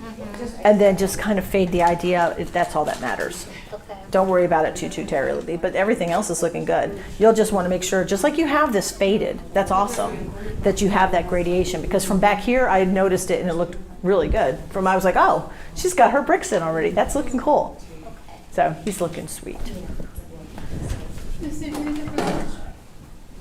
Huh? Can we for lunch? Yeah, sure, sure. Your mom's here? Yes. Okay. What time are you expecting us back? I expect, since we're getting out late, you can be, I usually say an hour. Okay. So it takes an hour to eat. So we'll make it quick and come back, okay? All right, so. Oh, Lisa's here. I was about to. All right, Lisa, this is looking good, honey. You're good. I'm not we're gonna be careful about the collar. It's a little too much because you only see a little bit on this side, big on this side. You got it too big on this side. But we'll get all the colors going. It doesn't have to be exactly. Okay, well, it's looking good. We're in good shape. Matt, you ready to eat? Yeah, you wanna go ahead and do a break? Yeah. I'll join you. So we're okay. You're just coming with me? Yeah. Okay, so which camera am I looking at, Matt? Right where you're looking at, right there is good. Okay. All right, everybody. Thanks for joining us. I hope that you're enjoying today's workshop. And we're going to take a little bit of a break for lunch. We'll be back in about an hour. And we're going to probably start on the dog, or I don't know. I may just keep painting on the cat and save the dog for tomorrow. I'm not even sure yet. We're going to wing it. Thanks for joining me. We'll be right back.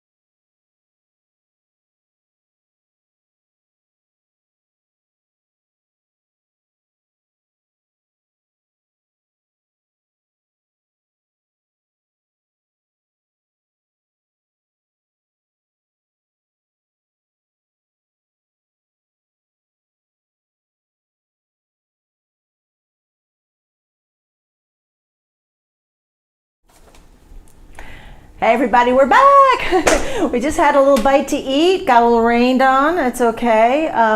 But we're gonna stay with the cat today. I'm just gonna go ahead and paint through the cat. We've got 3 folks in here that are painting cats and 4 that are painting dogs. So I'm just gonna stay with the cat, take it to completion, and then we're going to do the dog tomorrow. So we're gonna go ahead and jump in. Thanks for joining us. If you were waiting for us to get back, just so you know, Mellow Mushroom was awesome.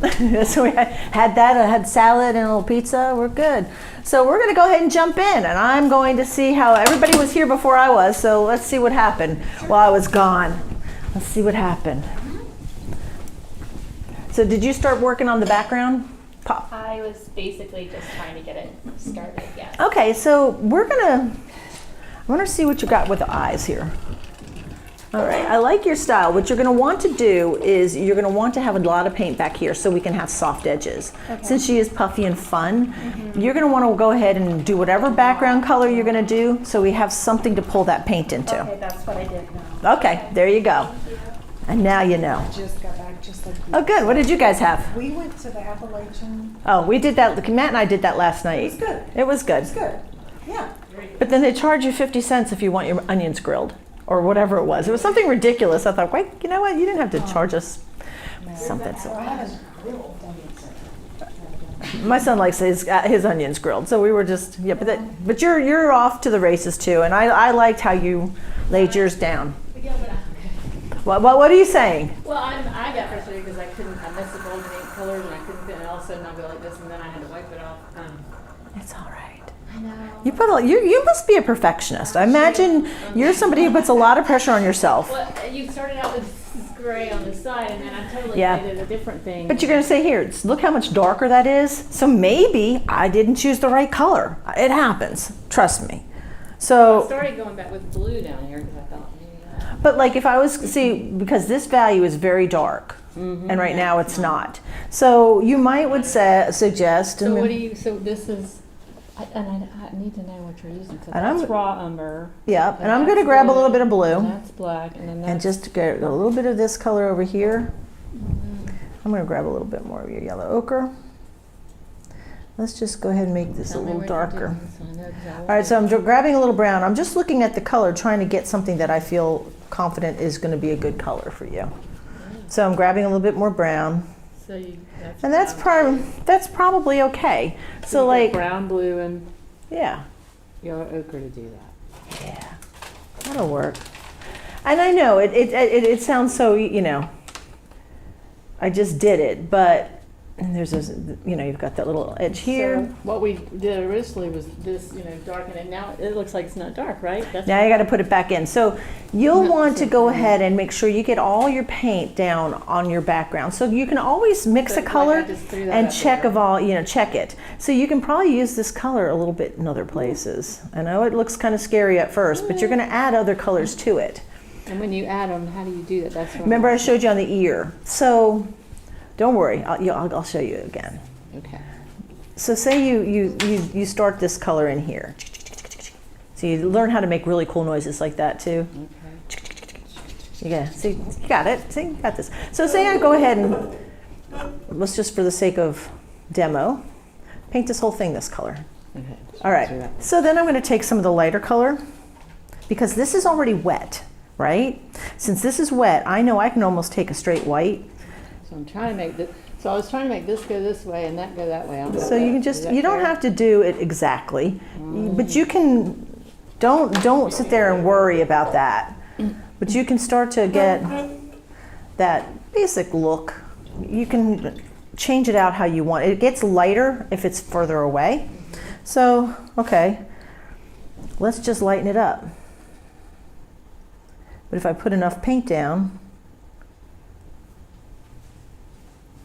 it's going to be a little bit lighter, right? And you can probably put a little bit more down. And you're just putting white? I'm just putting white because this is already wet. I know I can blend it. I didn't know. I know, I probably got it too late that time, but I make Yeah. mistakes all the time. So you're painting the paint color on there, mixing it on. Right. And you can decide how you want the texture to, maybe you don't want it to be quite as textured, whatever. You can just decide what you want it to look like. Because remember, that's going to be secondary to what you're doing here. Right. And just, you know, but you can keep it darker closer to the dog. And then it gets very light up here, and it's warmer up here because the light is coming in and hitting it. So you can see that this is lighter in value and warmer in temperature, and this is cooler and darker. You could see that, right? Yeah. Okay. But I can't create colors, my problem, so that's fine. I need to. okay, but this is why you're here. You're gonna practice doing different things here. Okay. And it's all good. So you can just do something like So that. For this color down here, what I was gonna do next, just so I feel like I've got. Burnt sienna And that. and burnt umber. So This one was, it's kind of like, Yeah. I like that color, okay, it's just. you're gonna just For add me, a, It's not dry, because I've done acrylic and Yeah. I do this all the time. right, and it's going to be a little bit. So you're going to go ahead. You can go ahead and do a burnt sienna down here. Then you can add a darker Shadow. color like burnt Bluish? umber. You can probably use burnt umber down here. And you're going to take some, while it's all wet, you can go ahead and add some white right on top and do your highlights right on it. Try it. Don't be afraid. You got this. You got this, sister. You got this. Okay, how you doing? Yeah, I think you're doing really well.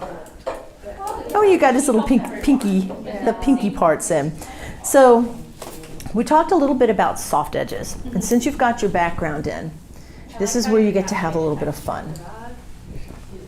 And let's see here. I think that's great. I'm going to put a little oil on the brush. So if you watch, oops. I'm going to grab your little black and blue combo here.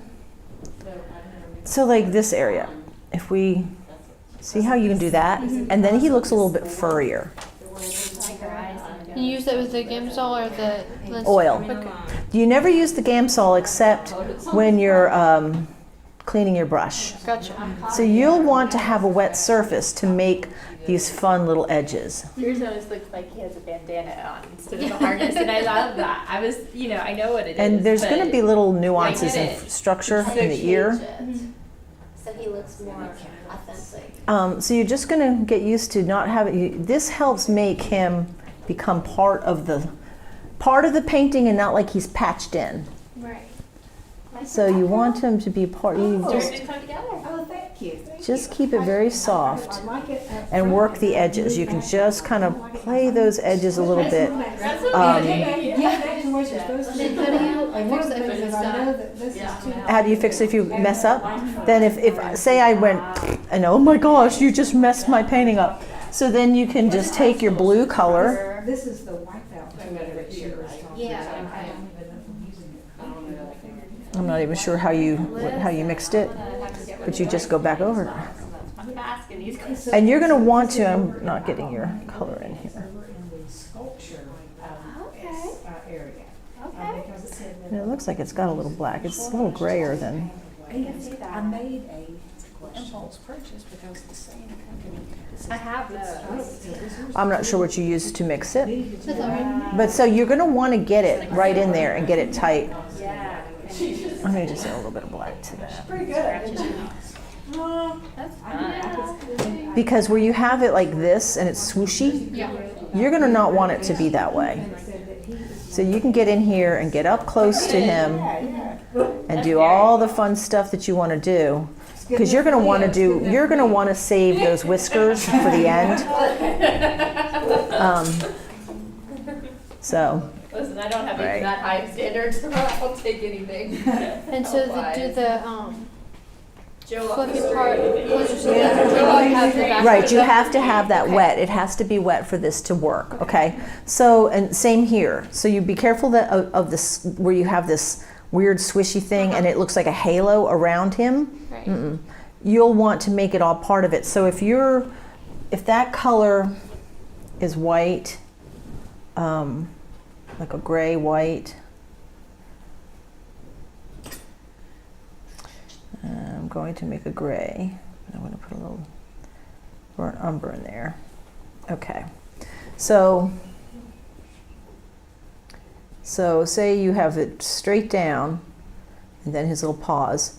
the swishy stuff, Mhm. to get that out, just go ahead and put that in there. And you can actually do, I'm using the same brush, but you can make a blendy area here that makes it so you can't tell where the background starts. Gotcha. So how, you see how it's like that? That way it doesn't, I mean, you can decide how you want to have it, but I just wanted to show you that technique to cross between those two colors, and then you can Yep. have fun with that. So say you get this all painted in here, and it's all covered. And since you have tomorrow to work on this piece too, it's good, unless you planned on doing a different animal. No, I think I'm gonna work on this one. Okay, so when you do the toes, you're going to want to do your darker color. Go ahead and do the separation and the nails of the toes in, and do the foot gray, so you can do the light color on top. Right. Okay, and so you can come back now with this little brush, and you can see how you can start to, don't worry about this, you'll go back in there and fix that. But you can go in here and start, and you use a very light hand. Use a very, very light hand. Don't put a lot of pressure on it. That way you can get that nice, soft stuff. All right. But you have to have that wet paint to do that. All right. Okay? But you're looking good. Okay. All right, so you're going light all over. I thought based off of what you said. I thought if we're going to have the light source here. Okay. Hang on. Let me get my other brush. I'm going to get a soft brush here. I think you want to look like it's backlit, and you want to look like it's I'm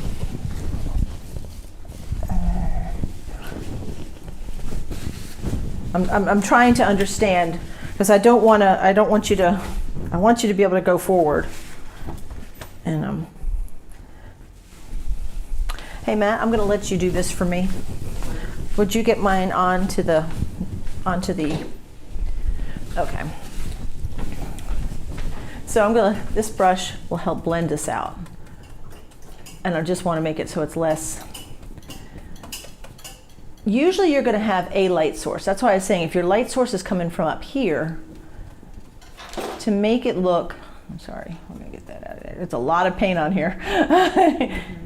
Okay, so if we say that this is our light source up here, and you're going to have a lot of fun with the fluffy part. To be able to show the backlit area, you're going to want this area darker. Do you understand why? No. No, because when we were talking before lunch, you had kind of zoomed in and said that all of this needed to be white. So well, no. I said if you wanted this to be, and I think that you wanted a source of light to come from someplace, and that's why I said up here behind him. Remember, this is where I zoomed in, and I said we'll have this to be the darker edge, but we'll have the light shining through the ear, right?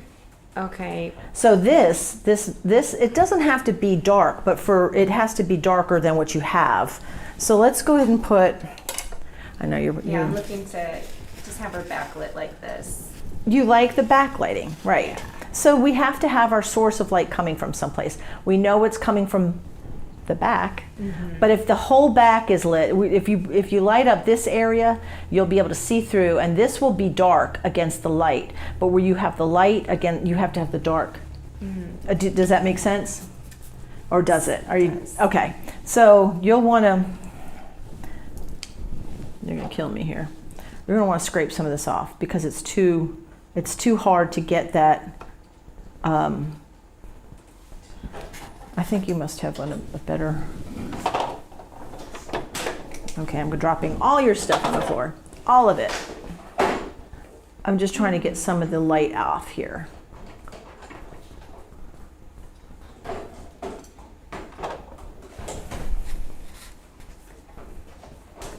So then just go back in with your darker green.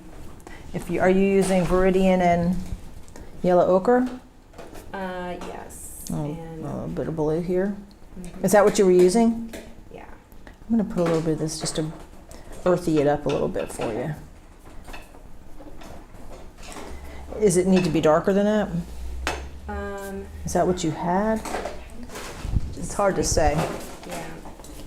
Okay, these are not going to stay up here. I'm going to throw them all over the place. Well, no. Okay, so we're going to go ahead and What? I'm going to paint to stay thick. You have a lot of paint. that's it. You add a lot of paint. I like that. Good answer. So if you have it, and then you can transition the color. Just like scrape it on. So where it's coming up to here, we can put that darker color in, but it's like the light's coming from this direction. Okay. Does that make sense? Where We broke down wasn't- someplace with our yeah, communication here. Yeah. But I think, But I'm picking it up. okay, so I'm trying to, you may want to add some more pigment, so this is darker. And so see what I'm doing? I'm squinting. Squinting is key because it's allowing you to not have to get too caught up in the busy stuff. So here's, it allows you to see only what you need to see. So if I was going to make this a softer blend, Yeah, exactly. I'm going to use my brush. I've been trying to add a lot more paint.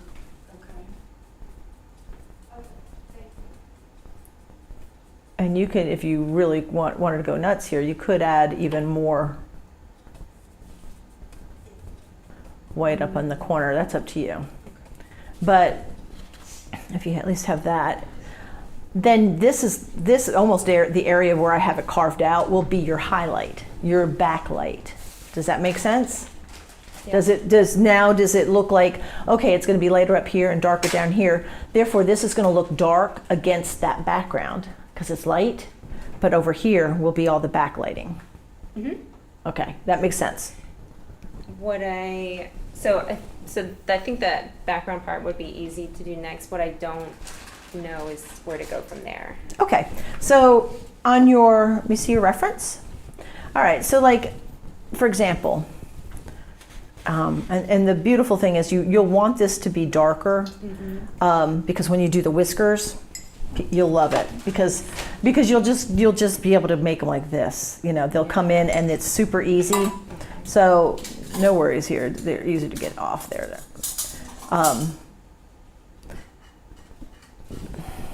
Okay, so this is this. Let me just make sure our shapes are good. So this is going to come out a little bit in and then out. And this is actually going to come a little bit out, but you can backlight that area too. So, oops. I don't want to get paint on your stuff. And I've already somehow gotten paint on this. It's on me. I had to change my shirt because I kept getting paint on. Oh, did you? Yeah. That's when you know you got to wear something that doesn't matter. Yeah. So up here, I learned that when I went to pottery class the first time. I wore a cute outfit thinking, oh, cute. say, Terrible choice. and then you're going to have all your puffy light colors there. And then what you're going to want to do, you need to make sure you're happy with this color. You want that value to be dark because the darker it is, the brighter this will be. Okay, so you can do a lot of things with the colors that you have. You can, it looks like you have hooker's green here. Is that hooker? It just says plant green. This is That phthalo. Okay, that's phthalo, which is a cool color, which is nice too. This is probably very much like sap green. And phthalo green is, I'm gonna let you hold, is a bluer green. It's nice for seas and stuff like that when you're doing ocean scenes. And we're gonna put a little bit of, so I wanna make sure you get it like looking really, come on you. I'm gonna put this brown over here, oops. Yeah.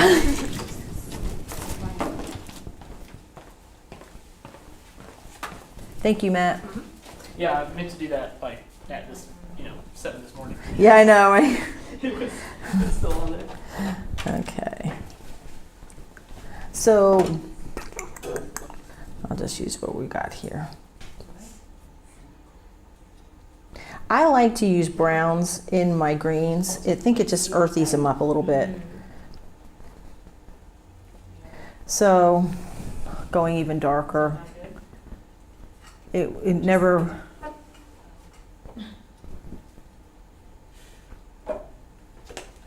Okay. And you could just kind of blend this out how you need to do it.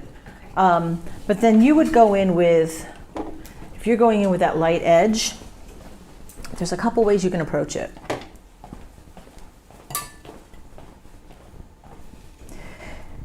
You can go super warm and light. So I'm going to grab a little bit of that. And even at first, it may seem crazy. Oops, there's still green in there. Didn't think I'd get any of that. Let's say you kind of went all the way around. Unfortunately, we're picking up a lot of that green because it was behind there, even though but the concept is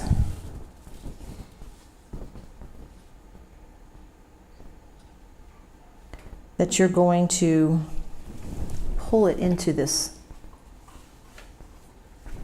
It's really hard. I'm picking up all the green. This is not going to happen right now. You're gonna skip this part for now. Okay. Should it dry a little bit more? Should I wipe it off? No, it's just the only problem is we've got a lot of paint, and it's not allowing us to have those soft edges yet. It's okay. Some of this is going to dry, and we'll be able to do it later. In the meantime, work on the interior of the cat. You've got this, and it's going to make me nuts. We got to take that white paint out because you're going to do those green eyes, right? I added more color to it, but Are her eyes gold? they're multicolored, so they're Okay. green, gold, yellow. Okay. So let me show you on this one eye, and then you can take off, okay? So when you're doing an eye, this is a pointed round. Oh wait, there's a little, no. Oh, this is a pointed round right here. Okay. What I usually do, I look at the eye and I see this dark around here. And you don't have black on here, do you? No.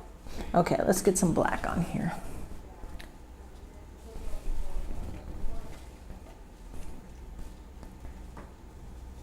Okay, thanks. So I'm going to load the brush, and I'm not loading it a lot.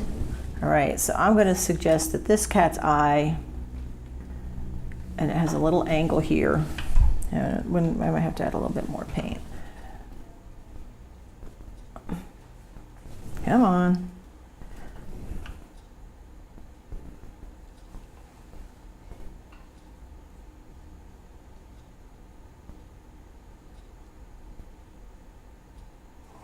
Okay.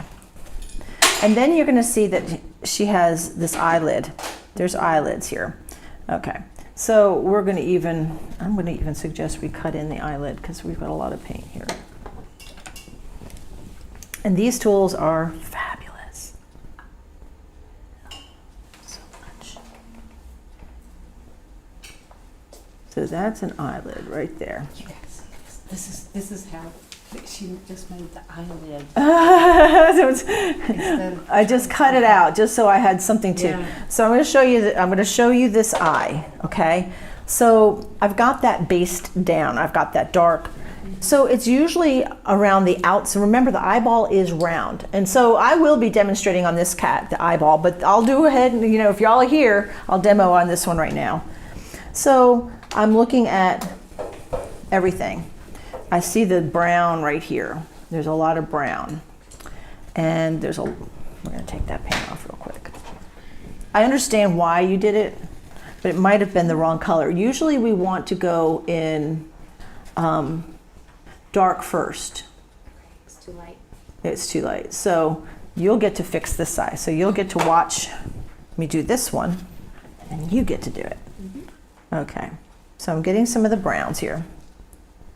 So now we have a place that will actually go on it, right?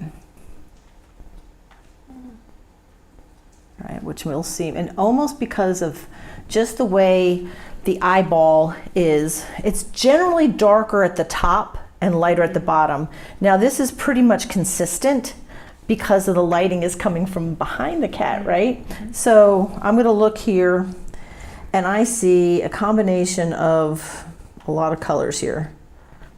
But if I squint, I'm gonna see my basic color, which it makes it so I don't have to look at all the fun jumbly colors that's in this eye. And it is very similar to the color that you did, okay? In all fairness, but I always go darker first. So I'm gonna go ahead and keep putting this in. It's gonna seem strange at first. We're not even gonna put the pupil in. Then I'm gonna start going lighter. I see a lot of golds. There's lots of greens. So I can start pulling other colors in. And chips of stuff and I'm just jumbling it up. It's gonna be darker at the top of her eye, and I can see it is darker. So I'm gonna go ahead and pull some more brown in here.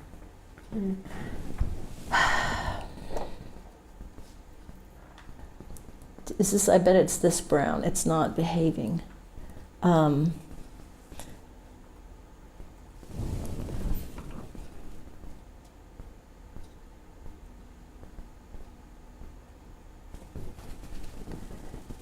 I see a lot of these light greens.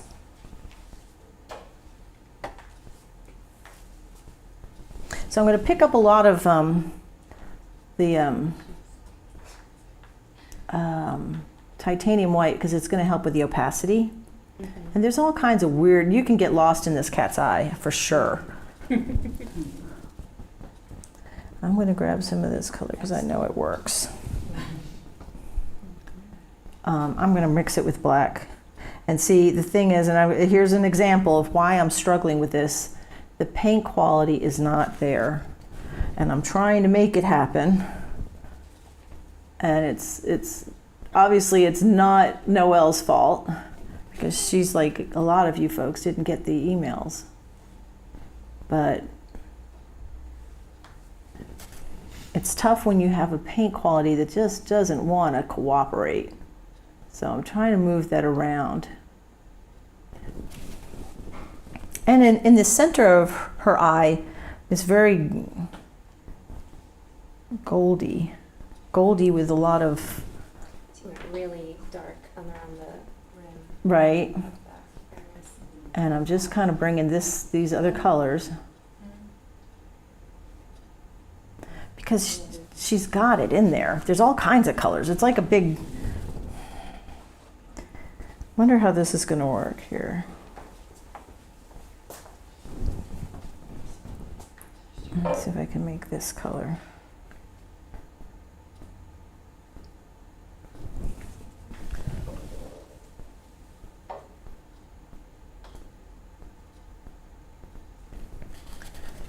And you keep getting a little bit lighter.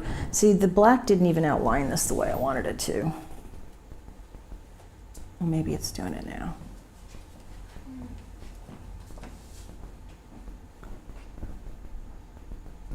And it almost has that reddy, kind of a reddish brown in here. But see, if I was making a color that had ivory, black, and cadmium red, it should be like really intense, and I'm not getting the intensity. And that's not your fault, okay? I'm gonna let you hold this for a second. I'm gonna go get some other paint. That's why you'll always it sets you up for disaster. Me supplies, A2 supplies.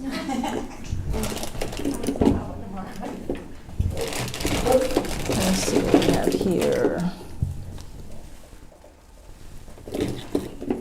And I'm going to put some of this down too. I'm picking out paints and I think I can help you with. See, I think that's the perfect name for a cat that's like that. Oh, I did have orange. Such a great name for orange girl. Found her when she was the size of my, smaller than my hand. Oh. You said she's 16? Yeah. That's so sweet. I had one for 18 years. Nice. Little baby, such a blessing. I'm putting, so you're going to see a big difference here in a minute. Now, you do have, that's the orange, that's the burnt sienna. Yes. That's a good burnt umber. That's the good black. Okay. So let's see what happens now.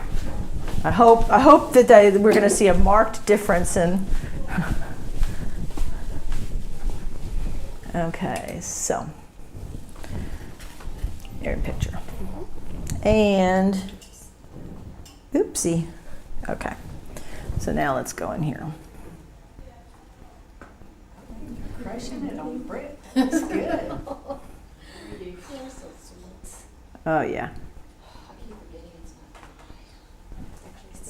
It's actually going down, and you're actually seeing it happen.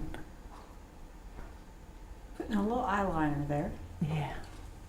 So sometimes too, you can use one of these tools, and so you don't have to blend it in. You can cut it in first. That way, you're not going to get it to blend away. Does that kind of make a little channel for it? Well, it just cuts away. It just takes away that other paint.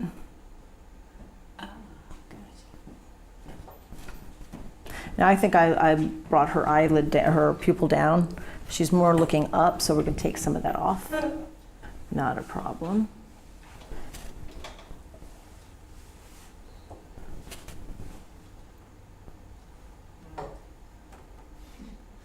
See how I'm actually working it from the sides and taking the paint out? Okay.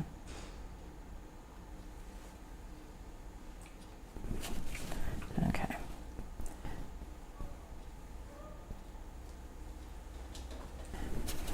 Okay, so then you can get to do some fun stuff, like see, little flecks. There's lots of orange, you know, we'll go back and emphasize the colors in around the eye and the pupil. And you might put some of that in. Then you can see that there's a lot of, let's skinny that up a little bit.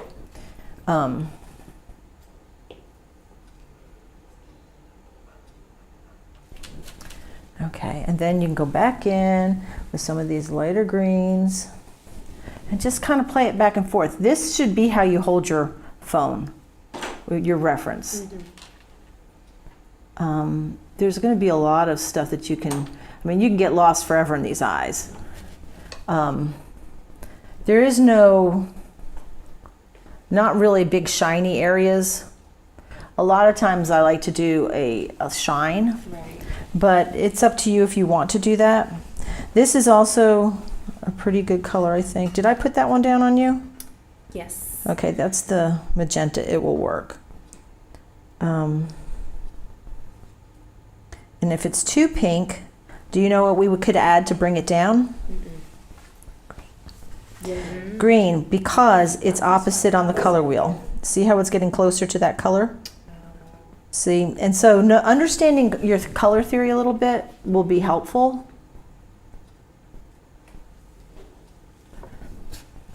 And then you have that basic color is all, oops, it starts picking up the other color. Around this edge of the eye. And then you would come in with a darker color, like, just grab a little bit of black. I'm trying to make it work. Let's see, let me grab that brown.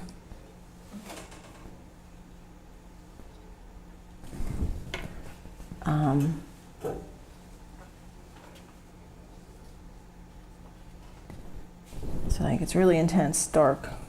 I bet, I don't. See, I have a limited amount of palette that I brought with me because I was only going to bring the colors that I was working with. So I didn't bring all my paints, and I wish I had. So above this eyelid, you're going to do this dark color. You see this? And then, like I said, you can go so nuts here. Like I'm just going to go in like this for now. Scrape it off again. It's so hard because then it turns all like muddy again. You couldn't want it. So now, like outside of the eye, it's time to kind of put in the detail. You can you're going to build the details. So like I'm putting this color down, but then obviously it's much lighter. So then you're gonna clean your brush off, take your titanium white paint, because we already know that this is wet, so it will do the blending for you. Oops. And start to work it in.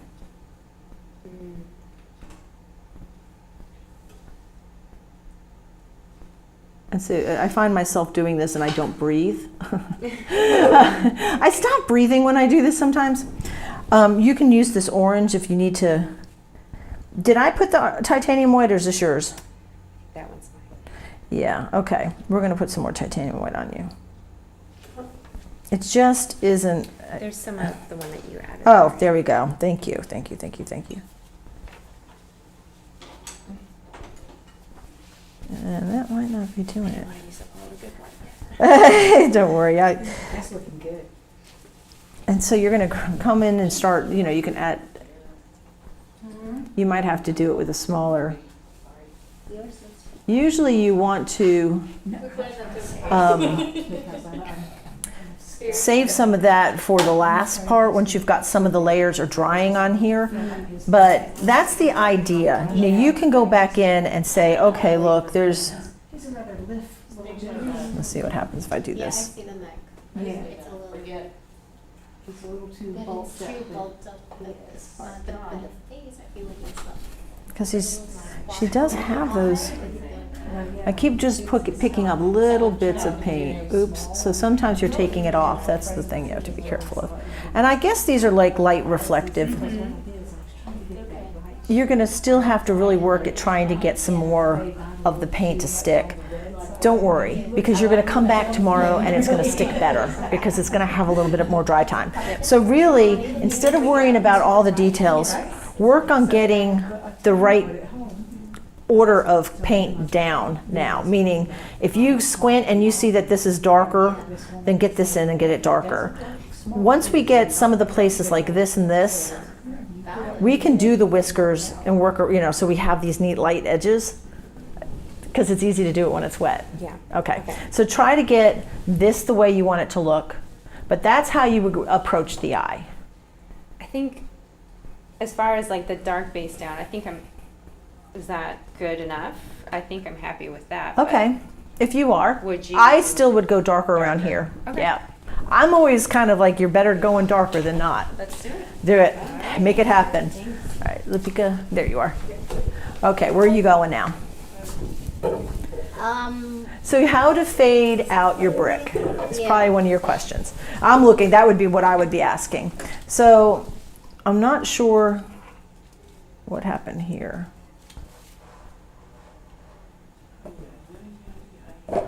Okay, so you need to make it so that you're happy with the light color.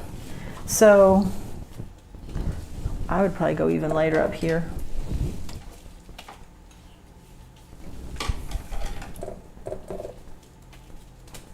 And try to get all those little weird lines out.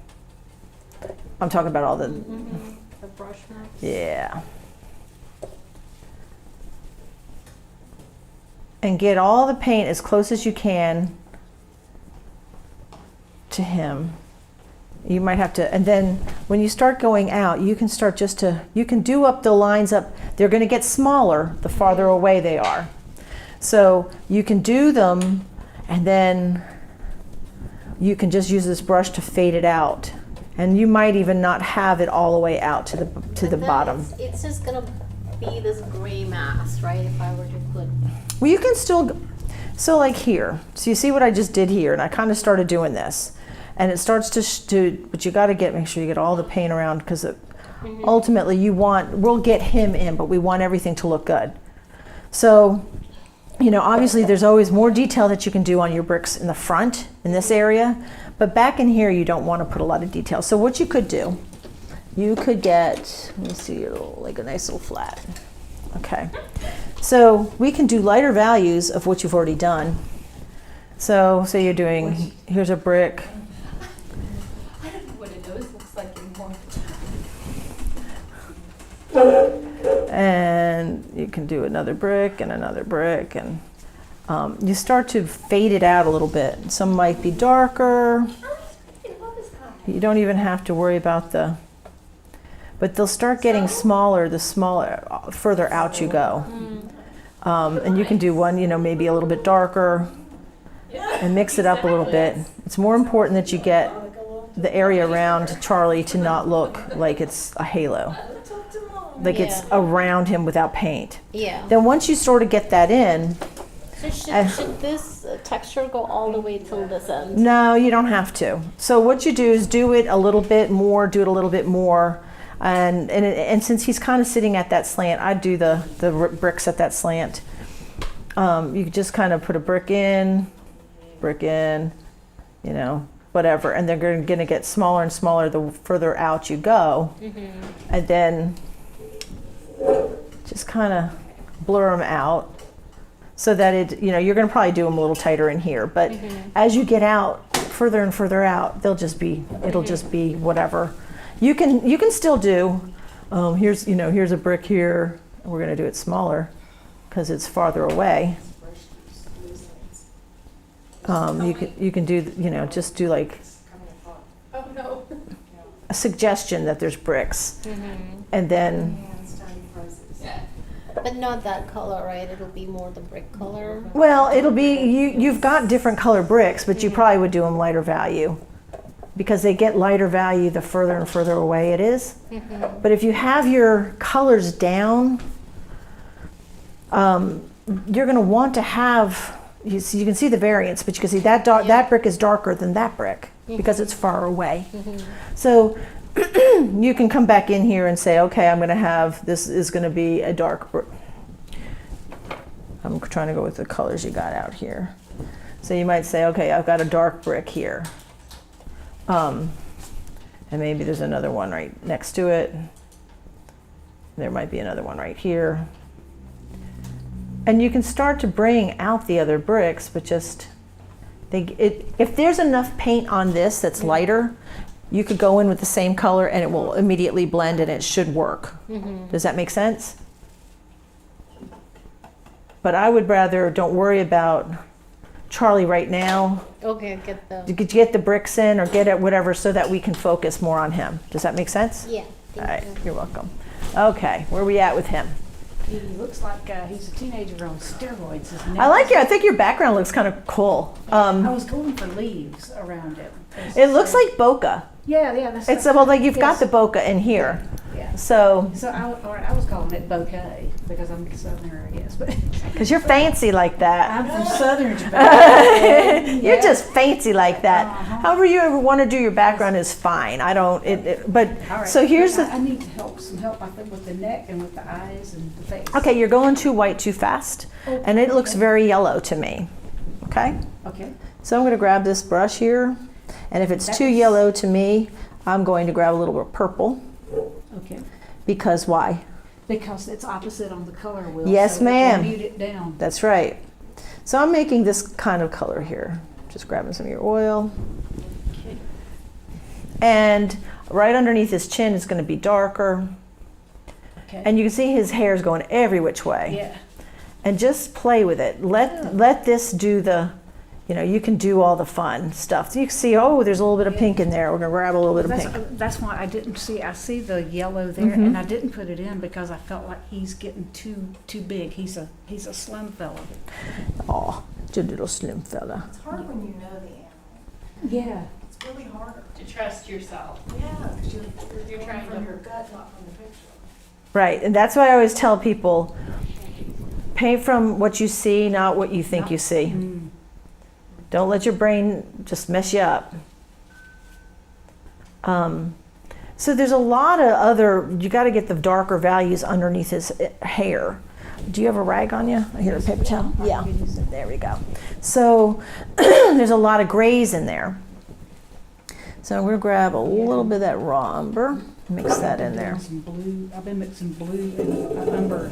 Right. That's what I've been doing. But and that's a great way to, but I'm just going to go ahead and mess some of this up here. Because a lot of the colors you're going to put in later have to have, the lighter colors have to, if it's too light too soon, you have no place else to go. Oh, gotcha. All right. You got no place else to go because it can't get whiter if it's already white. So you got to start with the grays and work your grays And this is a really steep angle here. Yeah. So, and he's got a lot of yellows. I see a lot of yellow. All right, see, I wasn't sure as to which one to use, so that's the ochre and And that's, cad hue. yeah. And then I think I was trying, I thought that was really more of a sharp demarcation there, and you see, you've got it a lot softer Where are we talking about? right here on the side, Sorry. right there. Right. Well, I think this is Underneath here. this is going to be here and out a little bit, but not as far out as you have As I it. have it, yeah. So should I take some of the green I made? Do you have a, you have this? Because really, I see, let's do this first. So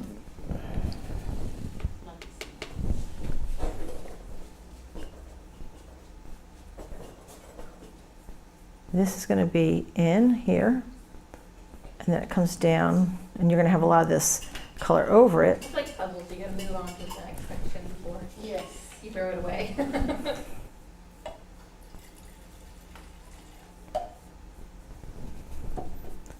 I'm not sure what that is. We're going to take some of that out. It kind of I was does. trying to make that fur over there. So you've got this nice area here. See how you can do those soft edges, just like that. Soft edges are just exciting to me. It's like, I love it. And then I mess with it.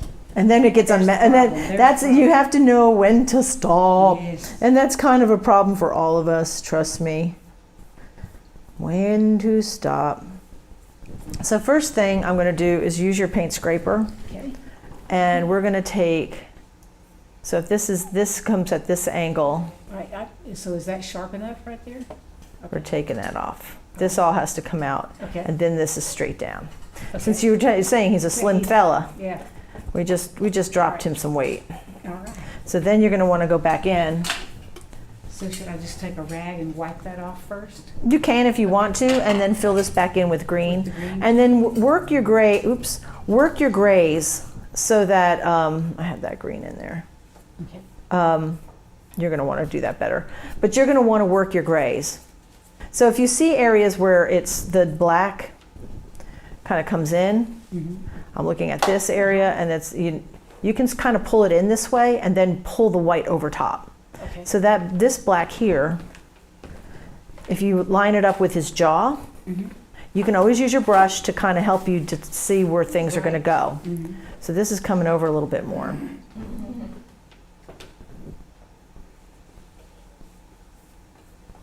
And then pull that down like that. So this is probably going to go to about here. And then it's white down here. Okay? So same here. Yeah, that's why I was like, can you help me get this side fixed? Because this comes in at an angle, this kind of. So go with something that's easy to see. We know that his mouth is here. We've got his mouth a little bit more open. Well, there's a lot of lip. Do you want a nicer brush, or is that one okay? I'm okay with this one. So he's got this lip here. So unless you have his mouth open a little bit, I guess. Let me see here. This is a nice one too. Yeah, I'm gonna let's see, try this guy right here. I mean, how much paint can you do on top of paint? If you feel like you're overloading it, stop. Well, I mean, it's, well, but then what? Because I gotta get rid of it. Oh. Laser tool? You could try it. I'll have to come over and see what you're talking about. I'm not really sure. So we're gonna put this. Is this the black I put on you, or is that other? This oh, is okay. the one you put. Right. Okay. So his. Okay. So this stops here, and it goes at an angle.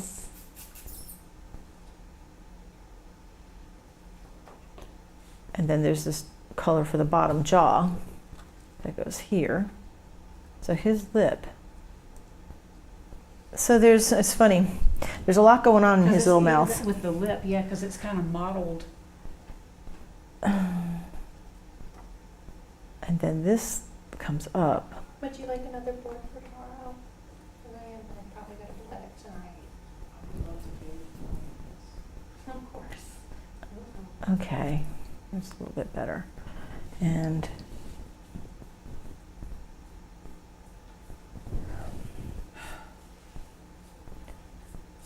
there's levels here. Where did everybody go to eat? I'm always curious. I brought my lunch. Okay. I brought mine too. Smarties. Very smart. I went to the sweet market. The where? Sweet market? I don't know how to pronounce it. It has an H that's the odd placement of H. Huh. Yeah, it's sweet market. Okay. Because it's just like wheat with an S. Ah. I think we're somehow off a little bit, but I'm going to say that that's where his, I'm looking at this little reflective area. Just to give us an idea, so this part of his lip comes in, see it loops around? Yes.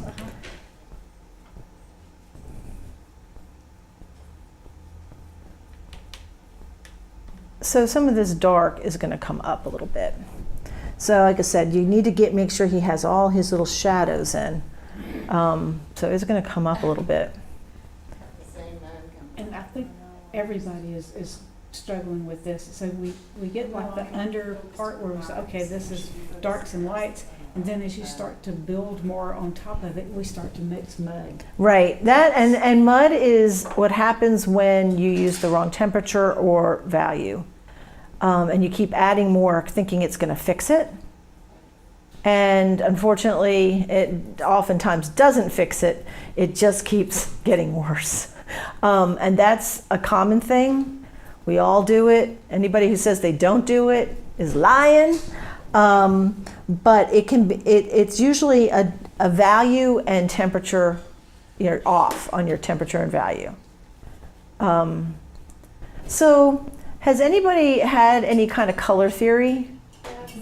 Yes. Okay, so you have. So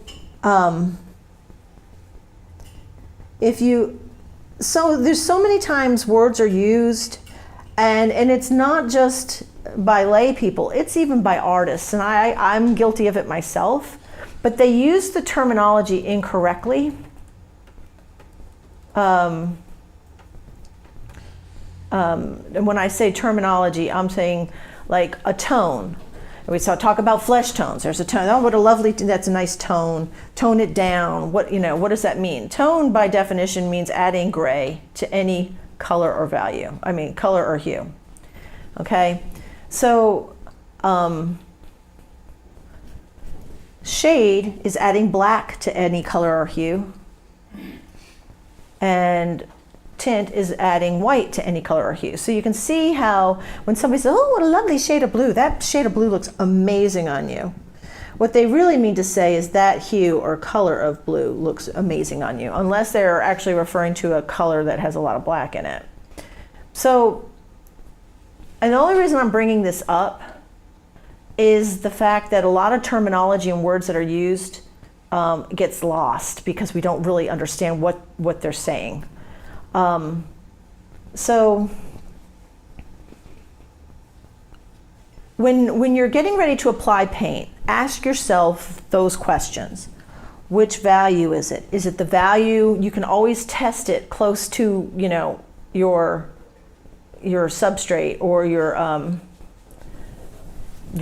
reference. Well, and you got to watch which direction your paint stroke is. So I know that this follows the side of his head. Mm-hmm. So this is going to fall out. That's the way the fur is going to grow. Mm-hmm. So get used to the idea of doing it in the direction that the fur is growing. Mm-hmm. So this is going to be a different color. It's actually going to be a little bit of a purpley color. This lighter color. That looks good. See, I would not have picked that up. But see, again, just like I said, if you actually look at that color and break it down in your head, do not let your brain tell you. Now, I'm seeing you putting some purples in here, mm-hmm. and that's good. So if I put that little purple here, ask yourself, what is it? If you let your brain tell you what it is, you're going to get lost every time. Let your eye do the work. let your eye say, oh, well, that looks kind of purpley. I know I was talking to Trish before, and I said, you know, if you see green in that dog's chest, don't question it. Put it into what you see. So I'm looking at this. This looks pretty dark here, so I'm going to go ahead and put some of this dark in here. So when you're doing stuff like this on the side of her head, or his head, I'm going to grab a little bit here, added a little white to it, and now I might just go bam, and that might look, wow, that's awfully extreme. Then I'm going to pull it down in the direction that the fur grows. So it may be a little bit at first. It's same in this eye area. I always hear that sound. This sound. Inspiration. I feel you. I feel you. So you're going to just pop it in, pop it up. Just always ask yourself, what color do I see? So you can do that all through this. You know that this is white. Your brain tells you this is white, but it's not. It's a grays and yellows. So you got to put that color down first, because if you don't, like for example, if I go ahead and clean this off a little bit. If I go in here and do some of these darker grays, then you can go back with your lighter yellows and do the fun stuff like this over top. And then you'll start to see it, but you can't do it Until you get. till you have the other colors Foundation. on. Yeah. Yes.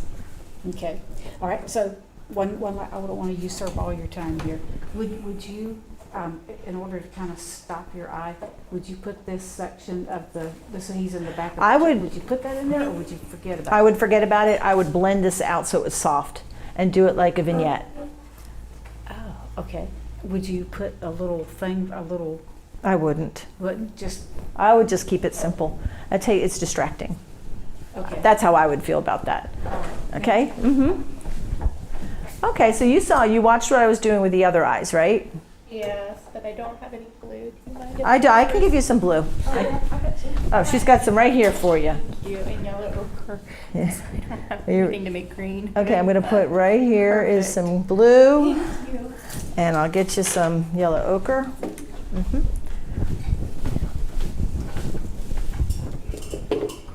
And where is my yellow ochre? I can hear my squeaky shoes. Oh, That's- they're not that bad. Well, I say I'm sure that I'm like, I bet everybody can hear them.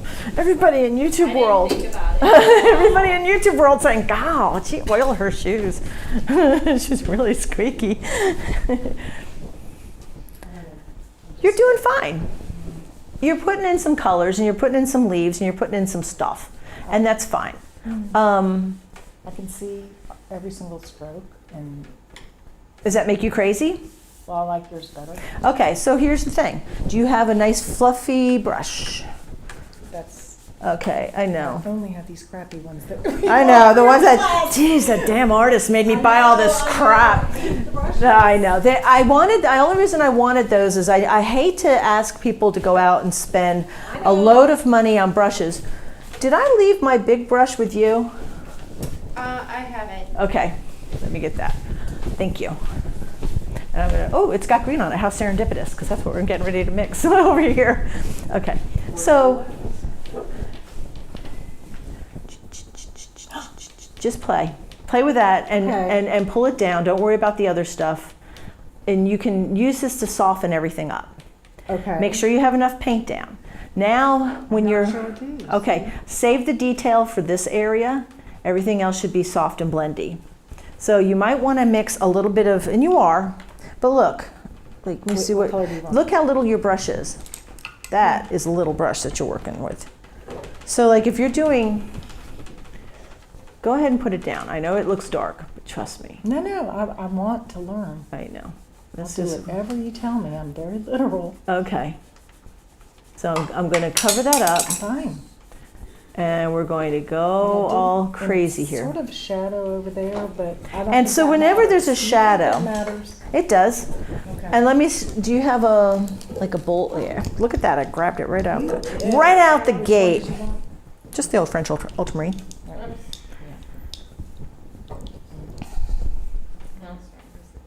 Ooh, that's a good squeeze. That's a good one. I always tease my students, I was like, you gotta give me something to work with here, people. Yeah. Like I said, pretend your father owns a paint store. Right. So underneath, now this may seem a little drastic, but No, but I like it. we're grounding him. We're making him have, like, he's got his own shadow. We're even gonna ground it a little bit on this side here. Okay. Because it's hard to see where the sun is. This is probably like midday, so it's not really that obvious. My daughter who took the picture. Right, it looks like it's, and I'm gonna just suggest that it's, it might be right on top of him. Yeah. It's hard to say. Now, I'm putting all this paint in. Now, let's say, and you can even do it down here, Okay. but you'll do the detail down in here. Let's see, so we've got to have this space here. Right. It's like a little funny place in his little foot. And do I just leave that glop of blue the way you did it? This glop. Uh-huh. I like it. I like glops. I do. And you can just, if you like globs, and go in here, and you can add, this is when I do let you be a pecker. All right. Okay. All right, so you can go in here. I look Asian. See, Chinese. It looks like it does look like Asian writing.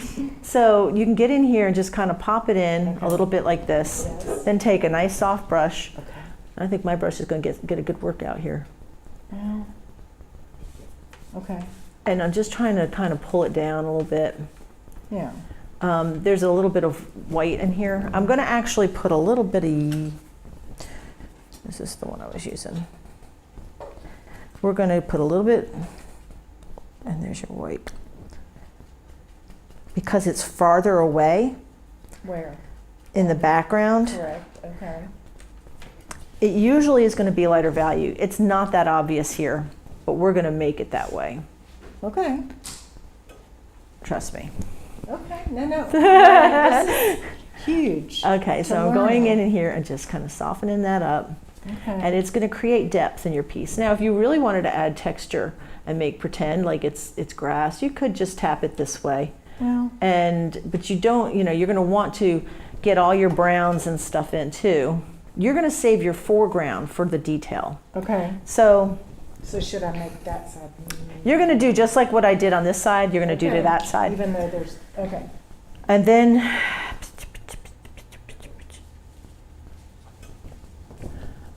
you're going to go ahead and actually lay some paint down in here. And you know that it's going to be darker than you're going to have to Yeah. adjust your palette. But there's going to be areas underneath the flowers, blah, blah, blah, blah, blah, blah. There's stuff going on back in here. Mm-hmm. I'm not going to try to imagine what any of that stuff is. I'm just going to put down some color All right.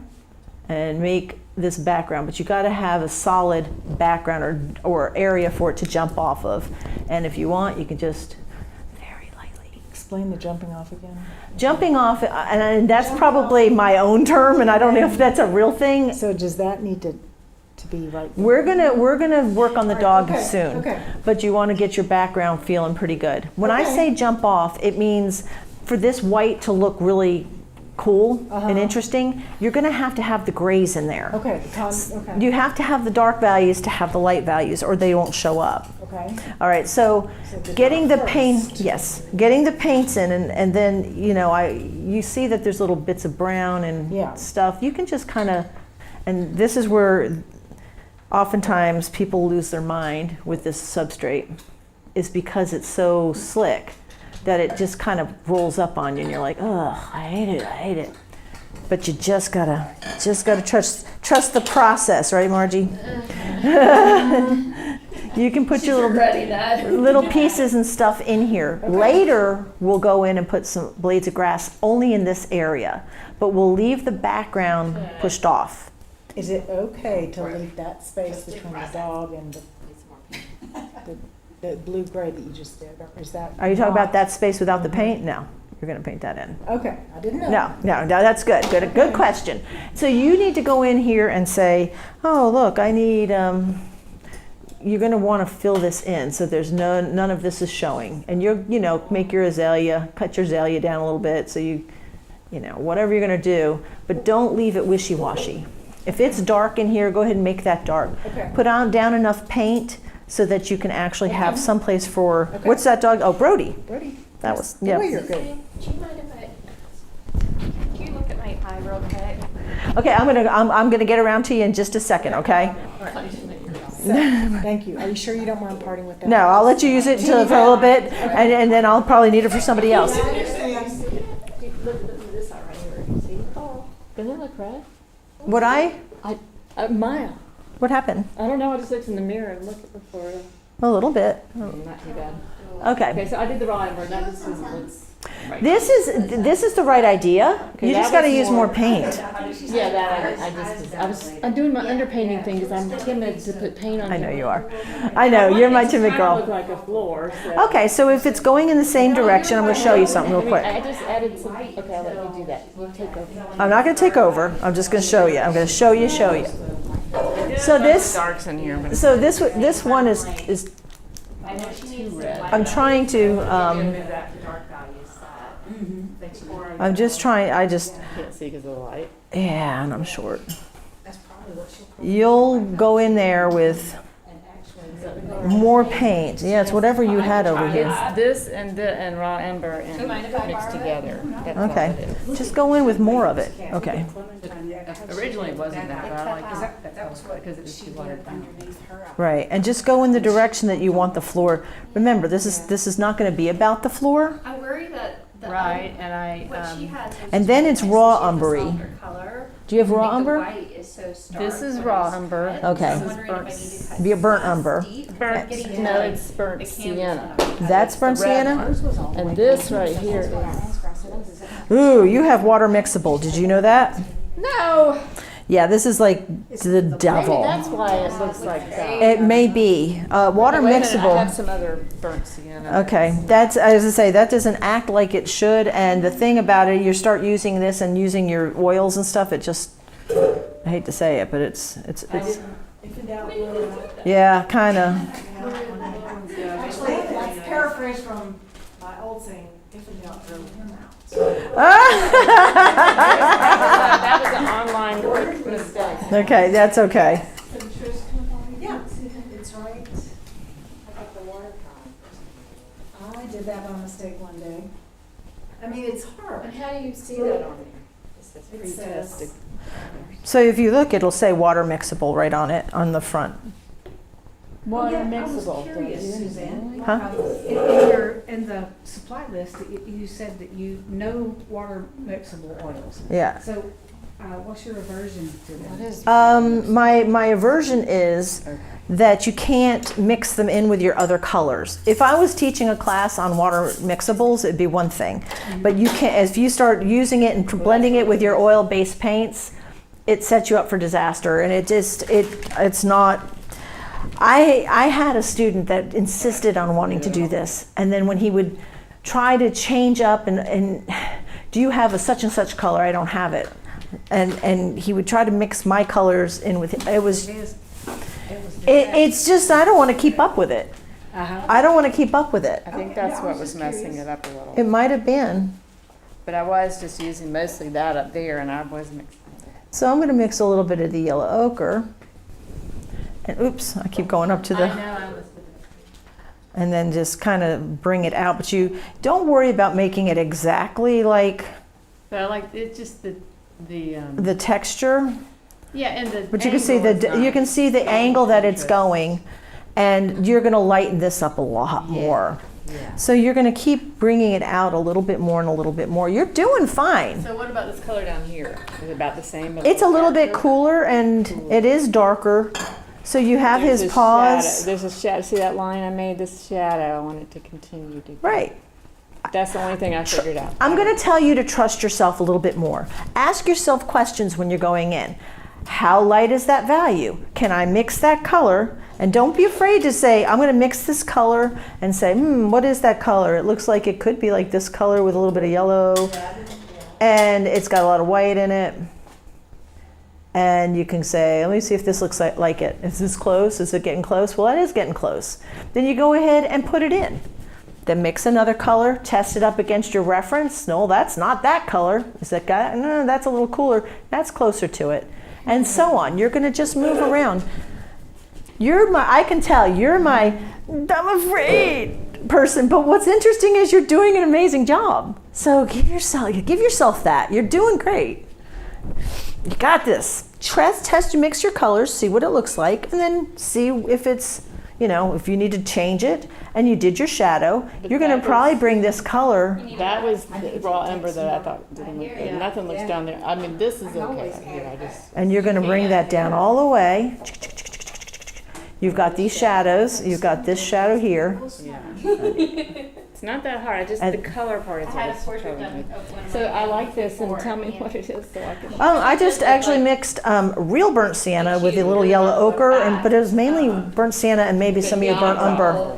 It might have had some of the raw umber in it. Go for it. I think you're just afraid. You already are saying. But what happens? It'll take me a while, then I'll stick it on there, and I end up look like poop, and I wiped it off. So that's. Sometimes it does look like poop, though. So that might be a lot yellower, and look how light and white that is there. That's yellower, yeah. Right. But up here it might. Right. Try it. Right. You'll be okay. Okay. I'm gonna look real quick at what you were wanting me to see, and then. I'm just trying to make sure that I'm in a good position to add. Yeah, you're doing well. You're doing fine. Well, you remember we're going to layer and layer, so take your time. Yeah.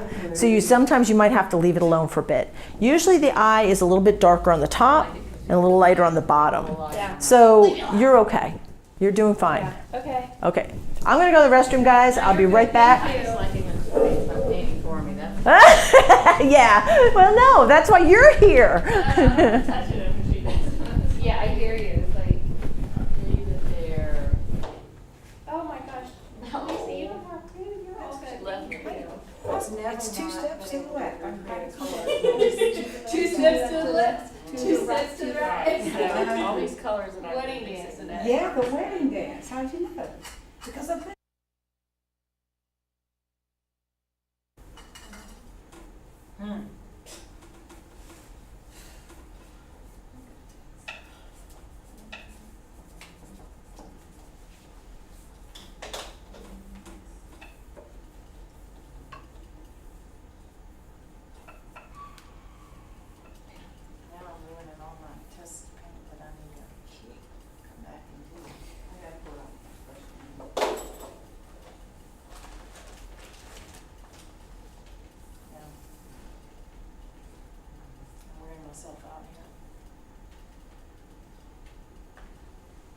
So whose birthday is it? It's Margie had a birthday. It was June 14th, which is July 21st. And that's, yes, and. That's lovely though. But we need a reason to celebrate something. There you go. Nice win. Fine with me.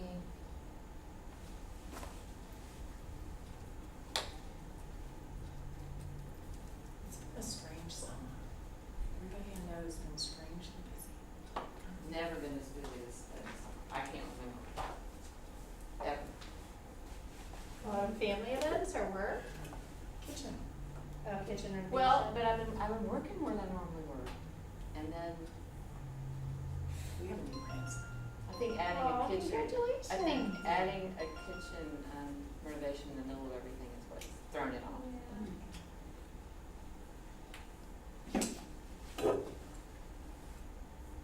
Can't even play pickleball. Haven't even had time to play pickleball. Goodness. I have a friend who sent out a Christmas card once. She said, I am so busy being retired. I'm just so busy being retired. Exactly. How do we used to just tear it up all the time? Work. My mother just retired. Really? And so she's in the transition stage. She hasn't found her sweet spot yet. She's still, She thinks she needs to get busy all the time.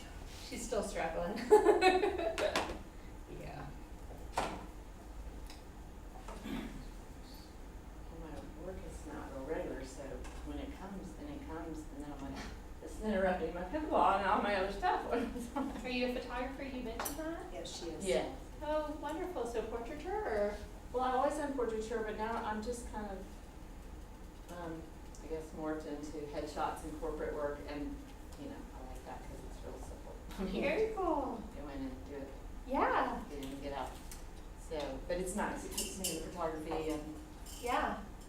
they're all dressed up and ready to go, and want a Well, great that's picture, and I love that, I'm like, good, they're messing around, in and out.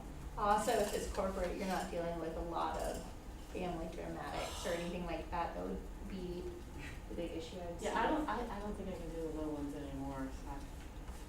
I get the hardest shots are the photos with the family and the dog's lunging at the other dog. I like those, No. I like the challenge of You like that. those? I have some tricks that work with that, so that's good. I actually prefer the dog to be there because it makes the whole family laugh, you know. Always does, yeah. So, I have a good friend. She's a photographer and she lives at the beach, and so she does. You know, the family Yeah. reunion / holiday, and it's very hard on her, and she's about to quit because she's just like, you know, You gotta be ready for it. you gotta be ready for it. And for her, she doesn't even get to have a relationship with the people, so Oh, they just come in and go out. they come and go out, and you're dealing with people that. It's like an emergency room. That- It's a doctor. That's a great analogy. I hadn't thought of it that way, but that's a great analogy. But it was a very interesting. I had never thought about it before. You know. It is nice when you build a relationship and then it's like, part of the Yeah. family, you get over here and it's. Yes, if you go over there every year and then you like are able to understand like how they work, that's a very helpful thing.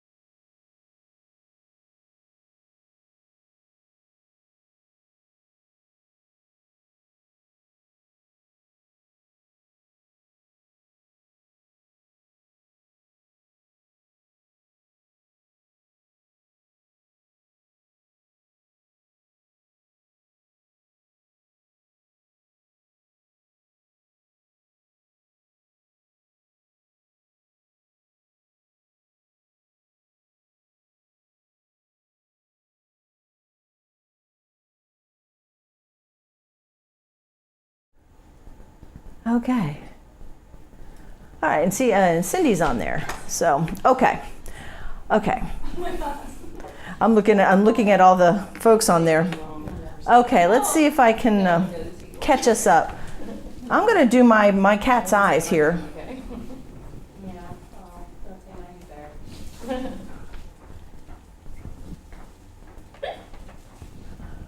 Okay.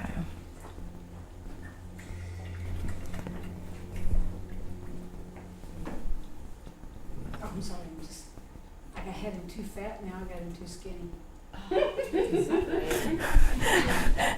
Isn't that how it always goes though? Yeah, I'm on diet. Yes. Should I join? Drugs? No, I swear. Natural. It's just exercise. Ozempic or It's just, something. pardon? It's like you've been on Ozempic. Yes, no, the old boy's got an appetite, but he just run. But he would be like part giraffe. Part giraffe, that's funny. The island of Dr. Moreau. Do you know what? I remember that show when I was a kid thinking that was fascinating. Yeah. And how that, you know, there's so much of that you think is, could it have been possible? You know, all these different chimeras, I guess is what you might call it, is that he invented. I just thought, see, I was a twisted little kid. I was fascinated by the thought of genetic modification, GMOing. I was like GMOing when I was a kid, man. I just thought that was cool.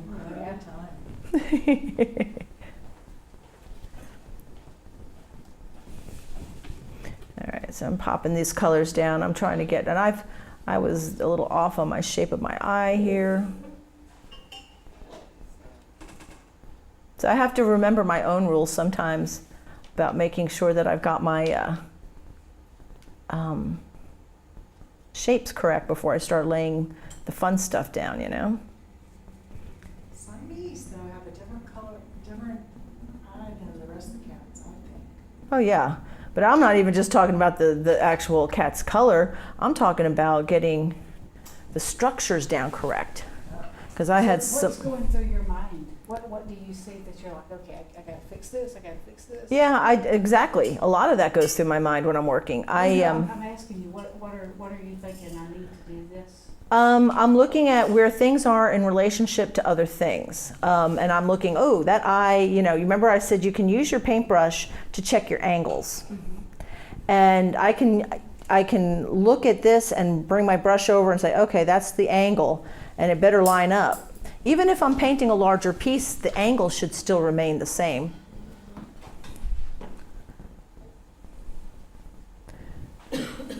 Because I need to kind of finish this one today as best I can so that I can start a dog tomorrow.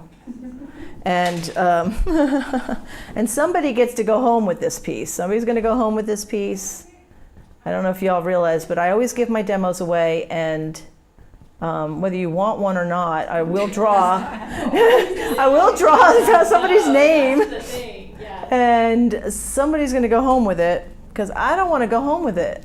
And somebody else. Very cool and generous. Well, it's. Patrick sells this for $600. Well, you know what? It's funny. I have a client that I'm working with that I am doing, and you'll believe this is crazy. I'm doing her entire kitchen cabinets in wildlife.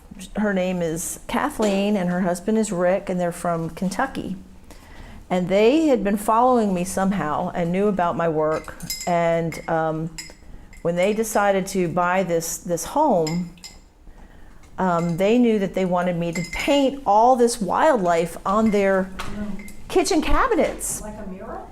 Yeah, but like imagine from floor to ceiling, kitchen cabinetry with, it's gonna, I mean, I was honored that they were wanting me to do it. It's a lot of paint, y'all. But it's what they wanted. And What kind of paint are you using? I've been using acrylic for this job. And what's interesting is they're having me sign each and every piece because they know at some point they can sell them off. Yeah, Whether they do, are you gonna seal it? they will. Oh, they will. They've got these are custom cabinetry. They've had them built, and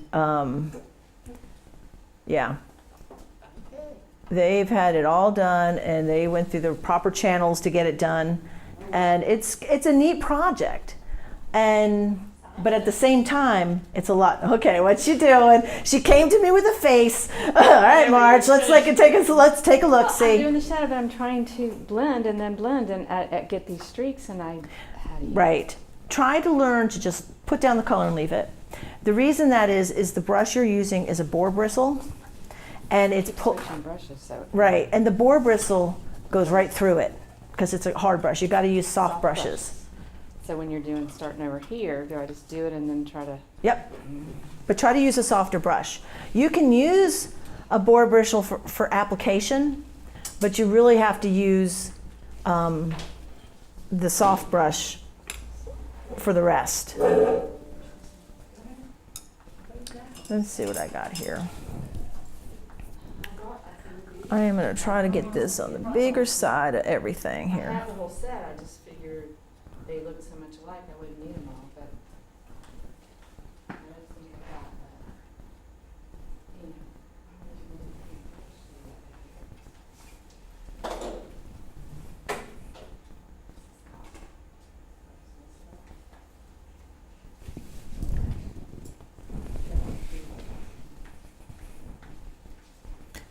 Don't forget, taking 2 of yours. Unless I think I'm going to be able to finish a dog. The paint on there. Put the paint on. I love it. Which color was She it? puts the paint on the canvas, or she gets the hose again. Where's the color that's gonna go on here? I'm sorry. I am a twisted individual. That's some merch right there. There you go. Now I know which color it was. So, ladies, I'm going to ask you a question. It's when the whole workshop is finished, we usually send out a survey to see how I did and what I could have improved on, what you would have liked different, etc. And this is just for my benefit. One of the questions I like to ask is if you could have me come back and do another workshop, what would you like to learn? And I want you to all think about it because I really like to come back. I think this is a great venue for workshops. Isn't it? I would love for you to. Such a blessing. Thank you. Yeah.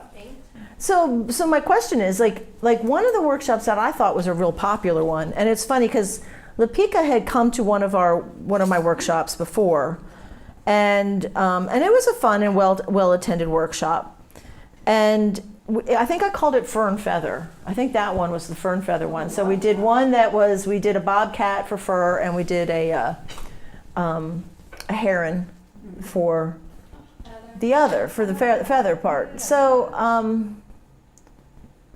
and it was a very well attended, fun workshop, and hopefully everybody felt like they learned something. And it was a 3-day workshop, so it made it, and I would definitely think that even this workshop should have been a 3-day workshop because it's going to be very hard for me, I know, to finish 2 pieces and then work it this way because everybody's working on something different. I had a different workshop. So the majority of my people that attend my workshop are usually women. And so I was doing another one that I had titled Predator and Prey. And I was having a bobcat and a jackrabbit. Well, the first person to sign up for my workshop was a man from Michigan. And he was so excited, but you know what? Very few other people signed up. I ended up canceling it because it was. I think it was because it was predator and prey. The concept, even though I had fur and feather for one that could have easily been predator and prey. It just, I don't know if it was a. The semantics. Yeah, if that's what bothered folks. Reason you buy a bottle of wine. That's right. I like the label. It's a pretty label. It looks good on my cabinet. But I'm just saying, I'm curious to know what it is you'd like to see. Like one of my popular ones that I did, and it was well attended, and it was a fun workshop, was I did a birds and botanicals, and it was a fun one to do. And it was, we did 2 bird species with 2 flowers. So I had one that was indigo bunting with tiger lilies, so I got to play with blues and oranges. Oh, wow. And it was, having complementary colors, and you get the idea. Right. And the other was a goldfinch, a male goldfinch in purple thistle. And it was a nice workshop because people got to play with making flowers and play with, so there was a lot to it. Right. I think that since we all have different subjects, having it longer, but at the same time, 3 days is really hard for me to get off work. Right. For any time. So. Well, normally I would do them Friday, Saturday, and Sunday, and be done on Sunday. But I mean, of course, a lot of you folks don't want to miss church either, so. Or, yeah, so. It's hard. It's a balancing act, it sounds like. It is a balancing act. A 2-day workshop, I could probably do 1 botanical and bird instead of 2. But I'm just saying, I don't know what subjects you guys would want to see. And it'd be interesting to look at the booth and see and talk to the director of Kent and say which ones sell out and why do you think that is? Is it the subject matter?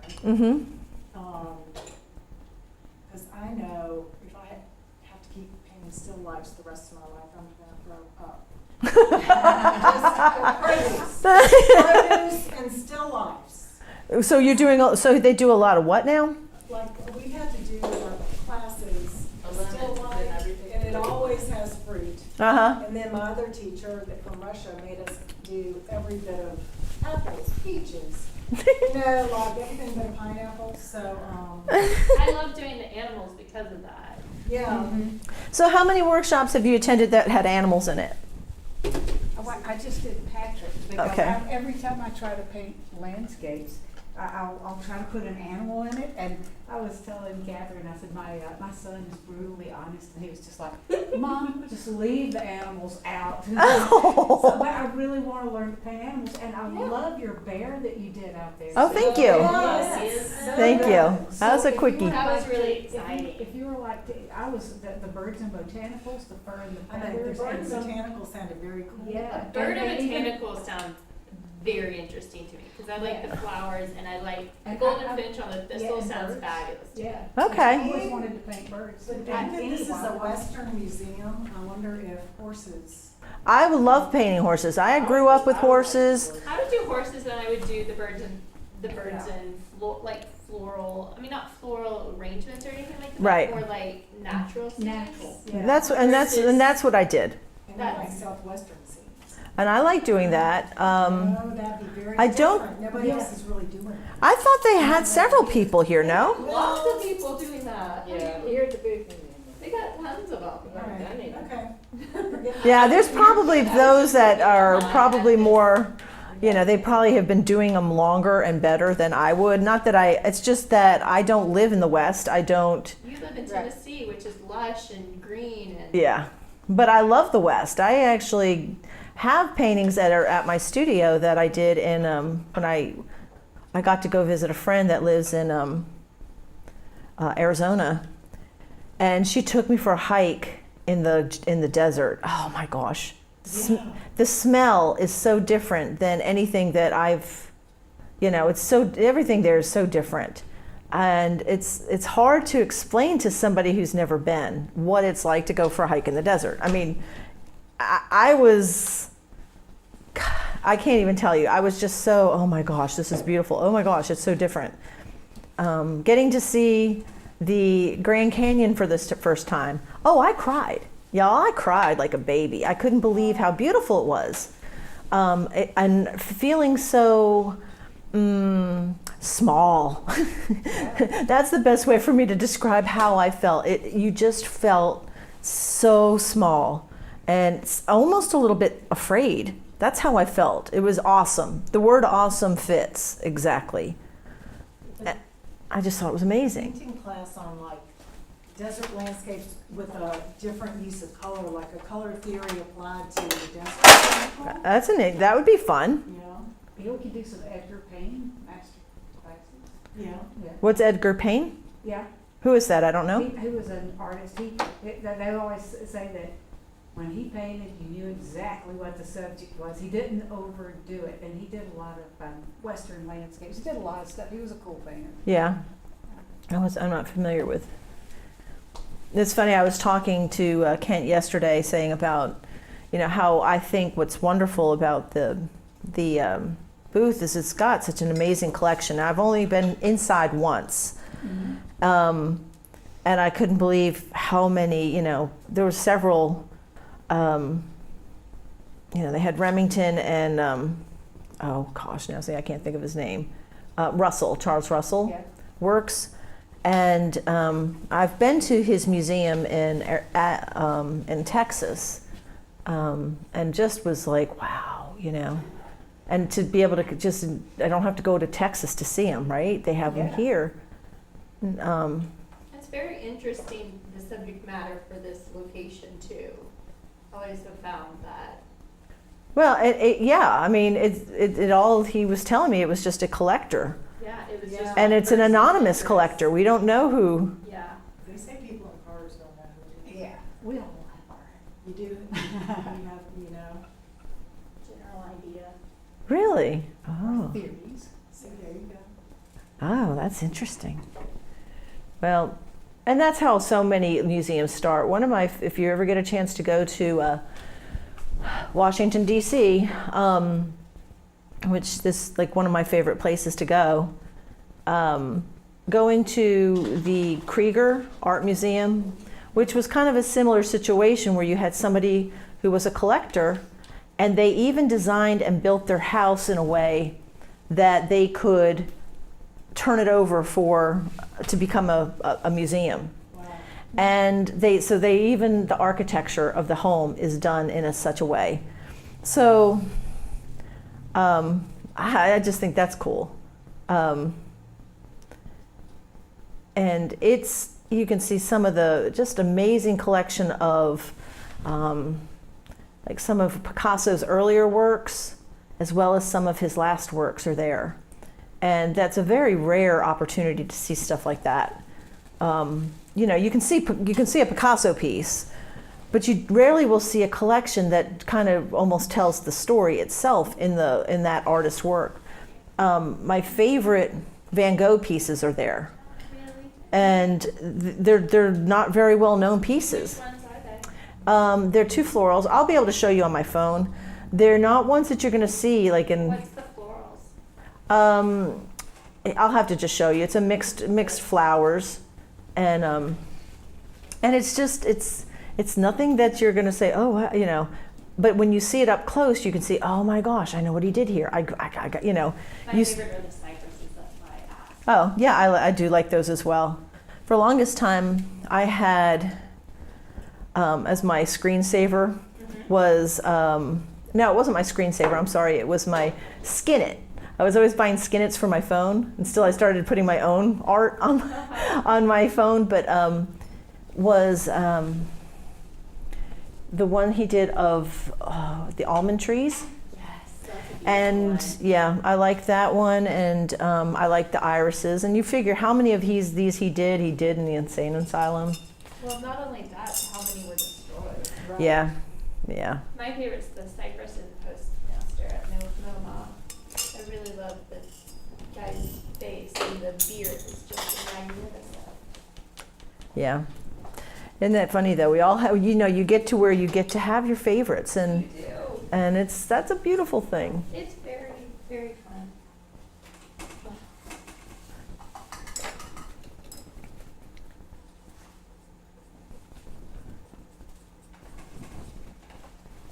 All right, I'm going to pull some of this out here. I'm just going to make that a little furrier.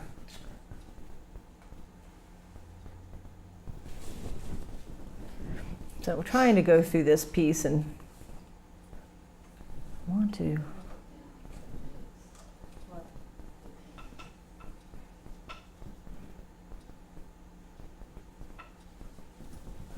I try to, if you can, also try to move your brush in the direction that the fur grows, okay?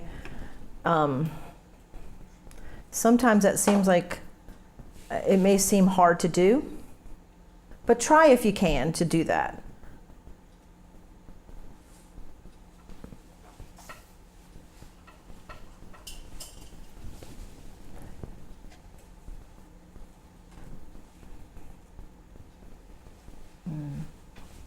So I'm seeing all kinds of little errors that I have on this particular piece. The size of the ears compared to the head, stuff like that. I know that Lisa asked, what do I see when I see that? And of course I see a big blaring issue. That's what I see.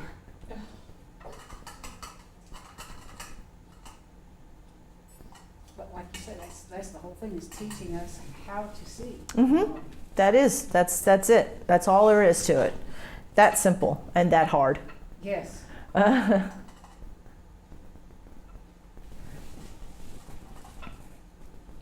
is that simple.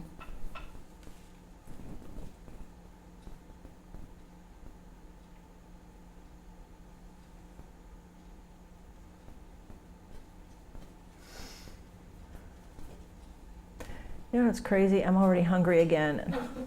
And I shouldn't be. I had a piece of pizza, y'all. Come on. That's why you're hungry. That's why you're hungry. That's exactly why I'm hungry. Pizza is not food. Carbs. It's the carbs. And I've been on a diet where I wasn't eating a lot of that kind of stuff. And Yeah. It's good though. It's comfort food. Yeah, but it's, it's not good for me. So I cannot be doing that. It's okay for like for a treat. I was gonna say, a lot of stuff, don't do it every day, but do it every now and then. Yeah. Yeah.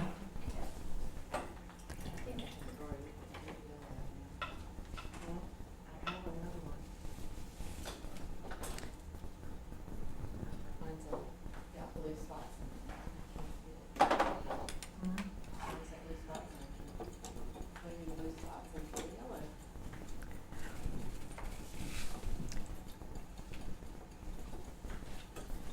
Okay. Is everybody doing okay? Is everybody feeling pretty good about what they're doing? No. What?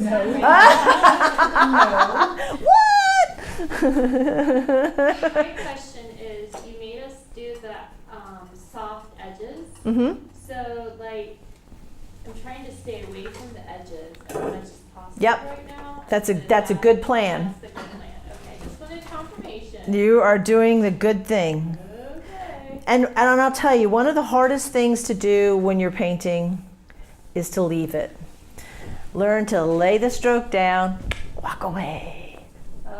Walk away. Now, doesn't mean you can't return to it at a different point.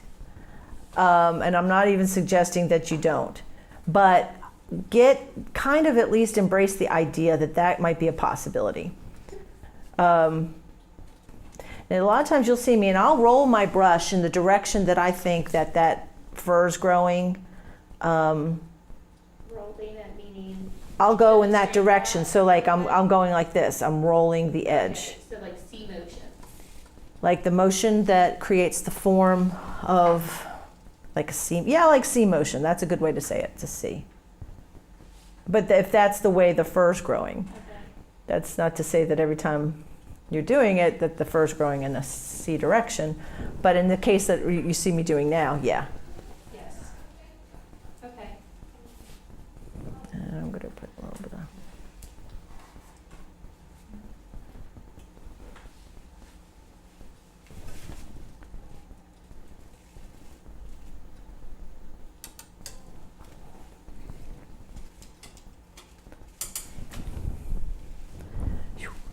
I feel like I'm going to race against time. Let's see how fast I can paint. We should have some music, fast music, Matt. Unfortunately, I can't play music when I'm doing this, although in my studio, I'm playing music all day long. Because I'm on YouTube, I get copyright hits. So I can't. Otherwise, Matt usually will have music playing when we leave and when we're not actually on.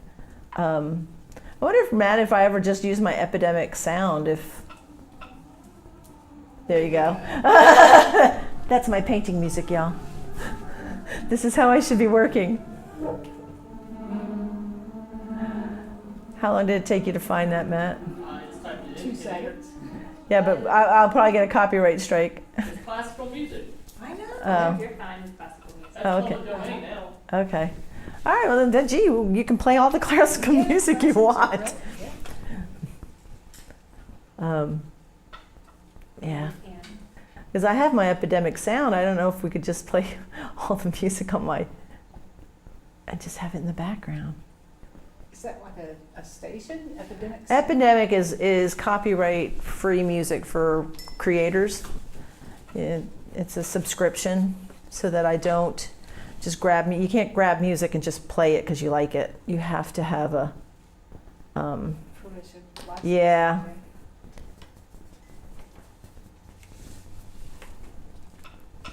So my cat is going to be very impressionistic, but we'll get her in there. I want paint on all my surfaces before I leave here today. And it's not to say that I might not come back to her, but because if somebody's going to go home with it, I don't want them to hate it. It's like, oh, I got Sue's piece at the last workshop. Yeah, I want you to like it.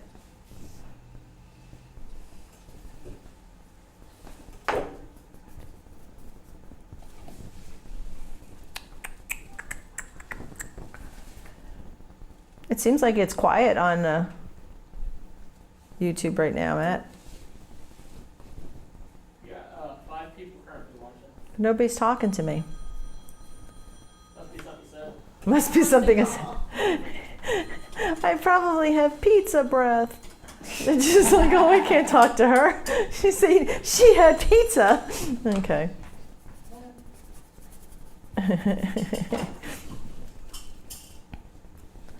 Okay, come on. Yeah, or they should be leaving out.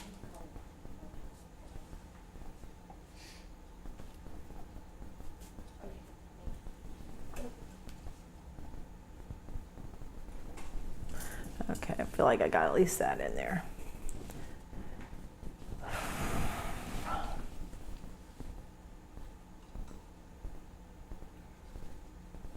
Let's drop that ear.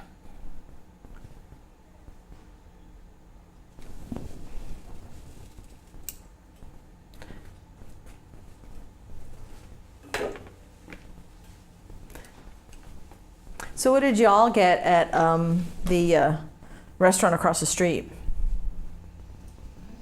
Bowl, because I tried a leafy, so I got a rice bowl with pesto and chicken. It was good. Okay, that sounds good. Well, the protein will keep you going.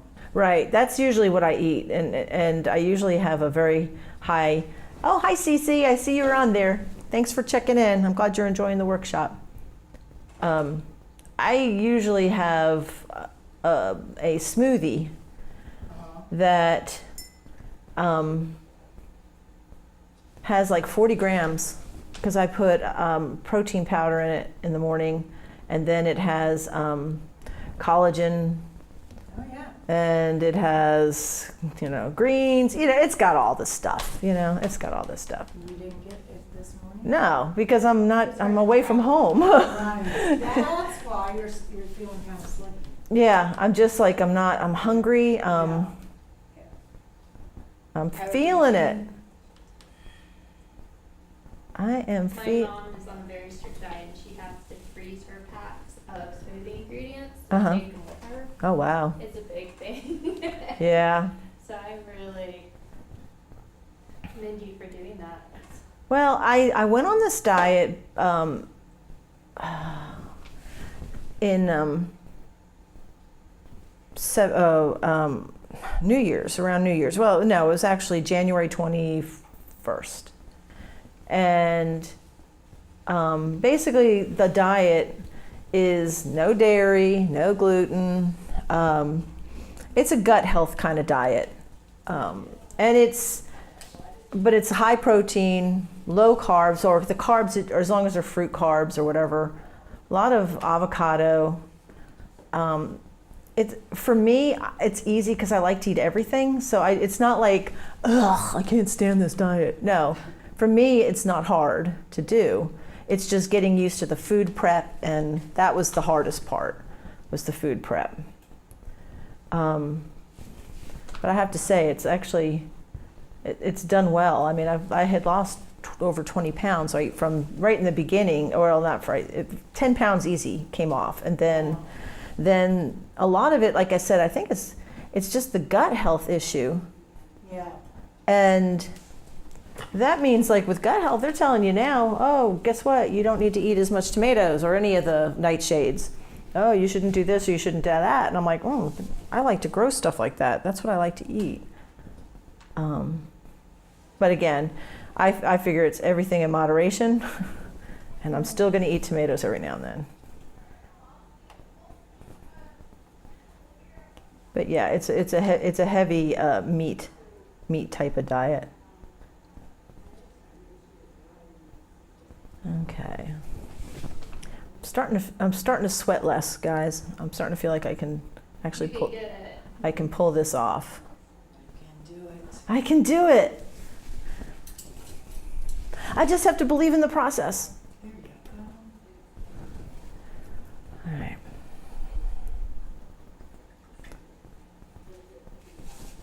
So Matt, we're gonna have to eat something healthy tonight. He's like, okay, Mom, you go ahead and do that. I'll watch. Well, because we went last night, to Appalachian Grill. And I ended up having the chicken barbecue sandwich. Well, I don't even eat gluten, and here I am eating part of a bread, but I found that I couldn't eat the whole bread. Like, I didn't want it. Then we had the fried pickles and the hush puppies. We ate those, but not all of them, because it's a lot. Give you like, they could have cut that into a quarter of what they ate if that would enough.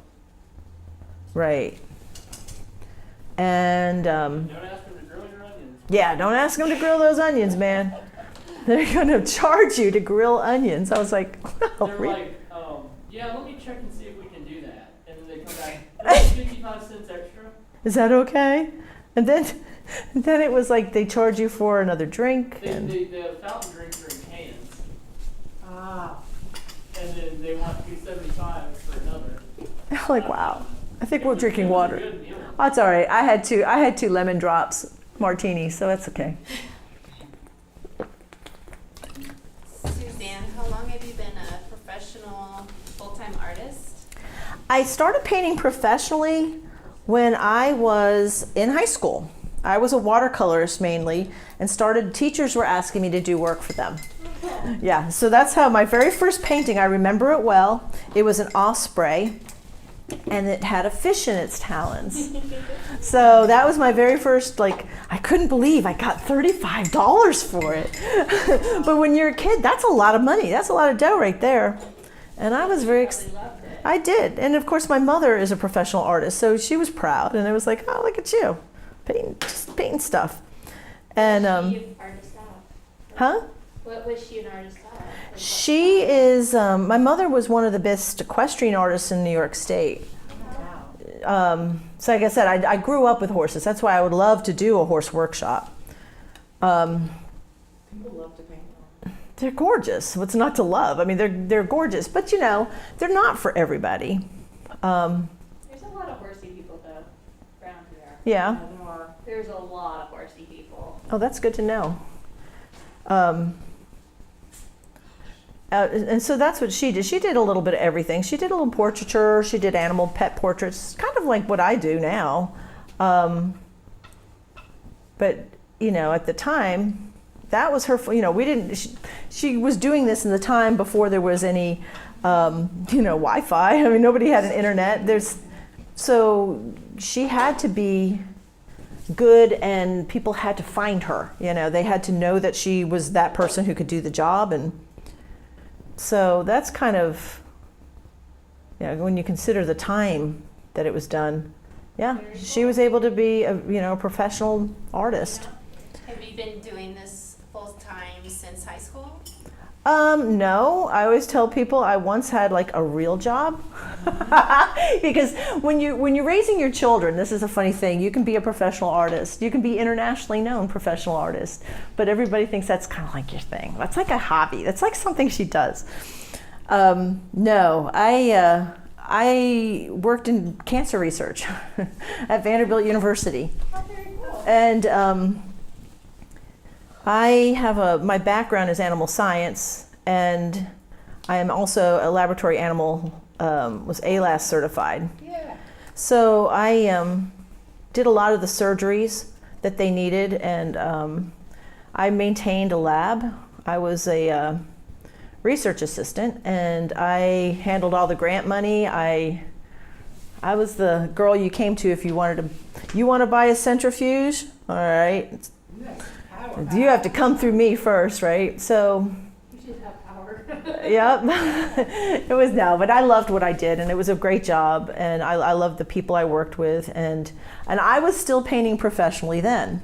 So I would take days off of work just so I could stay home and paint. And, you know, the Lord has a way of pushing you in a direction, no matter how much you kick and fight. Yeah. Because I was like, well, my mother was a professional artist. That was just something she did. I paint because I just want to paint, and I didn't, not that I, for whatever reason, thought it was a bad thing. I just wanted to be, I was a science geek. I was very science geeky, and still kind of am a total geek. And I just didn't think that that was what I was going to do. And I know how hard it is to make a living as an artist.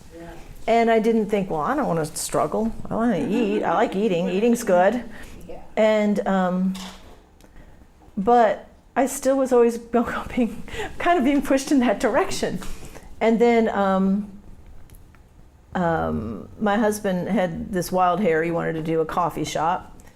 And decided he wanted to leave Nashville, because we lived in Nashville, to come to Kingsport, Tennessee, to do a coffee shop there. And we did that, but I had done a mural in the children's room. We called it a children's room, and it was called Hannah's Corner. Our daughter is named Hannah, and we called it Hannah's Corner, and I made it an area where kids can play. So when parents wanted to enjoy the coffee shop, their kids can be working on puzzles or coloring books, and there was a little kid TV in there that played videos, and people loved my mural. And then they started asking, can you do a mural in my room? Can you do a mural in my room? And the coffee shop was a hard business to run, and you don't make a lot of money, and we were struggling. So I started going out and doing that kind of work. And I remember the first year of me doing murals, again, I thought art was just something I kind of did on the side. I didn't think that was going to be my job. And, but I remember the first year when you do your taxes and you figure out how much you made, and I made basically almost as much as I made when I was at Vanderbilt. Wow. My first year of doing murals. And I just had this kind of wonderful validation of, I can do this. I didn't think I could, but I did it, and I helped, bring money into my family. I did it, and it was a big deal for me. But I liked doing murals. Don't get me wrong. It's just that's a lot of work. That's a lot of, people don't want to pay you the amount of work or the amount of money it takes to really do a mural. Not only that, you're also conditioned numerically, you can't do any of your own subjects, really, can you? Right, you're doing what they want you to do, and that's fine. I don't mind doing that. And of course, having a reputation of being an animal artist helped, because people knew, if they wanted animals, they came to me to have it done. And I'm going to show you real quick while I'm getting off this subject. I could sit here and talk about myself all day, but I wanted to show you about a point of stacking paint is a really good area right now that I'm getting ready to demonstrate. So when you have your dark values down first, right here, you can go in, and I'm using a flat brush, and you just start. Is this brush dry? No, it's just I'm just using a flat. And having good brushes, guys, I'm not gonna lie, it does make a difference. Now, the brushes that I had you get for the workshop are not terrible brushes. They're good for what you're doing, because you're working on this particular substrate. But I'm wanting to show you that when I'm stacking putting in where the toes are going on this cap, I'm doing the light colors on top. And I'll come back and finish that and make it look nicer, but I can use these colors right on top of this dark color. And that's how you start to create the depth that you're trying to get in your piece. And then you start going lighter and lighter. Was that an area that was pretty dry? Nope, it's just as dry as anything you're working on. Okay. Now, you may be putting more paint in. Perhaps that could be a thing, because I saw that you had a lot of paint down. Yes. So paint. Am I speaking to you? Are you understanding that volumes? Is it speaking volumes? You feel like I'm not trying to pick on you. I'm just saying that. You say go dark, I'll go dark. But I just start adding more and more color. And I don't want it to be very, very sharp. Is that your number 10 round? This is the little Yeah, it's a little watercolor brush, and it does a lot of good work. You can see it's not a big fancy brush, but it does a good job. And just trying to get all these. Sure, sounds great. I just wanted to show that real quick.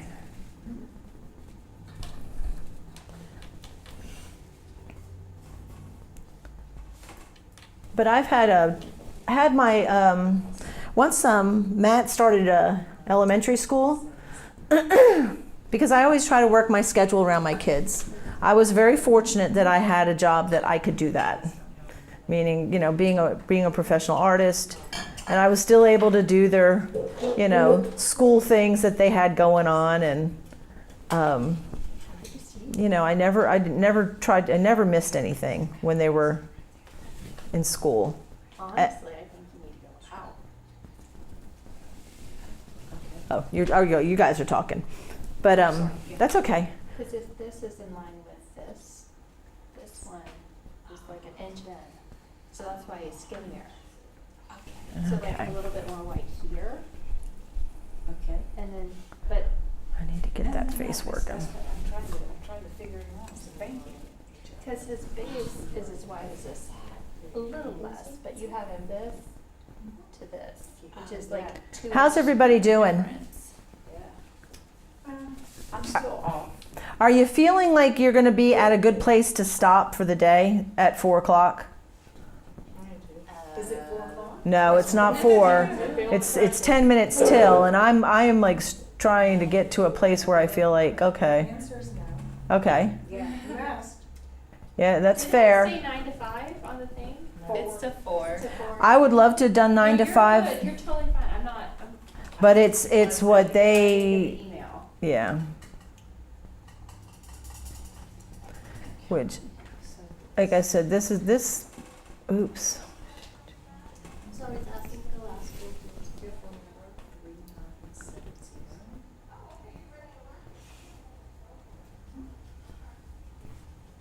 Hey, thank you. I don't have it.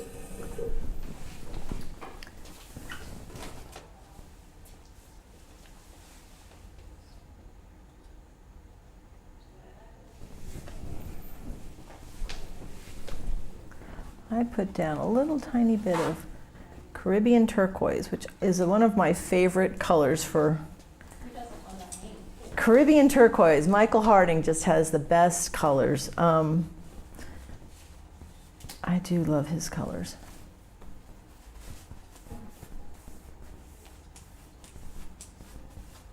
Out of curiosity, how long has anybody been like painting? How much time is? I'm curious. Like if you said, "Oh, I've been painting for 6 years. I've been painting for 10 years. I've been painting for 20 years." What kind of time frame are we looking at here, folks? 6 years, 6 years? 2 years. 2 years? 9 o'clock this morning. 9 o'clock this morning. Amen. There you go. I love it. What do you hope to take away from this class?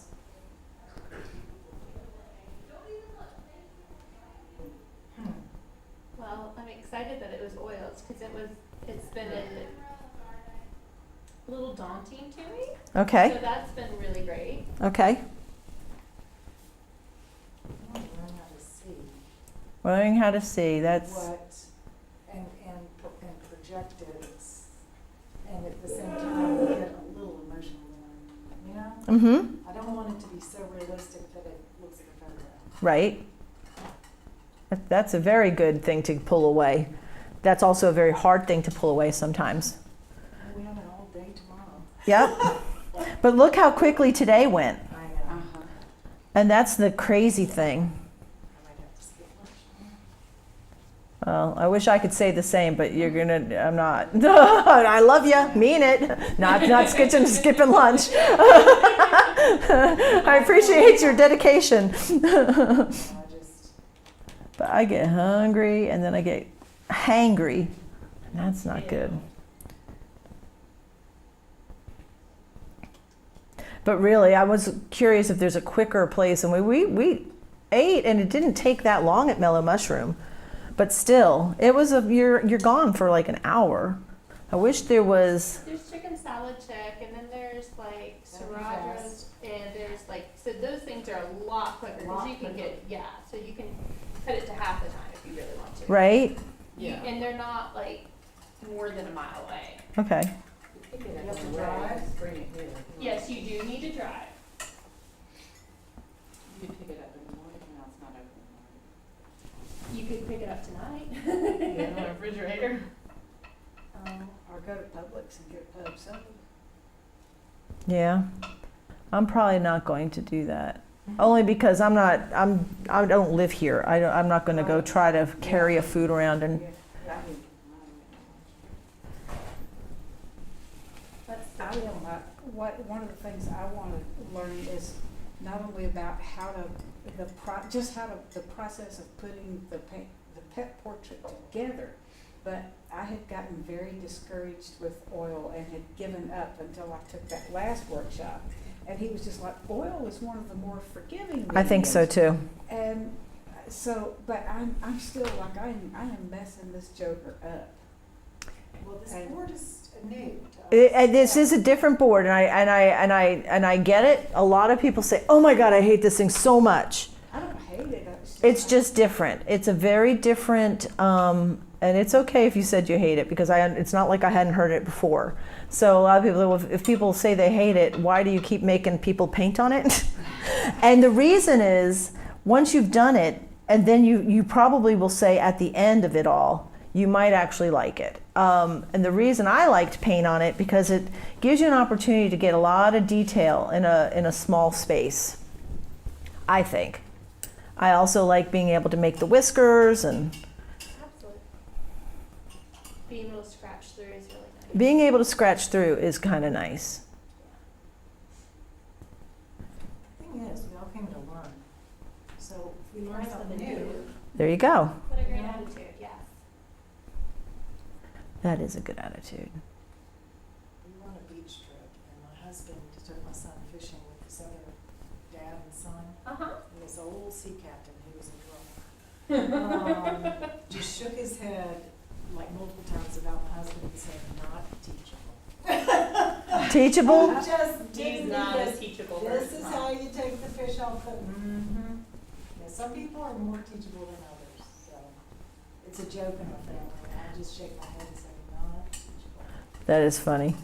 But anyway, Well, I have not ever encountered anybody who's not teachable. I've had individuals that are not patient with themselves or with me, that I wouldn't say they're impatient and teachable, but it's more like, okay, but you've got to change your attitude. You've got to change your mindset to letting me teach you.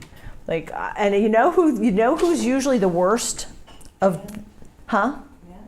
No, teachers.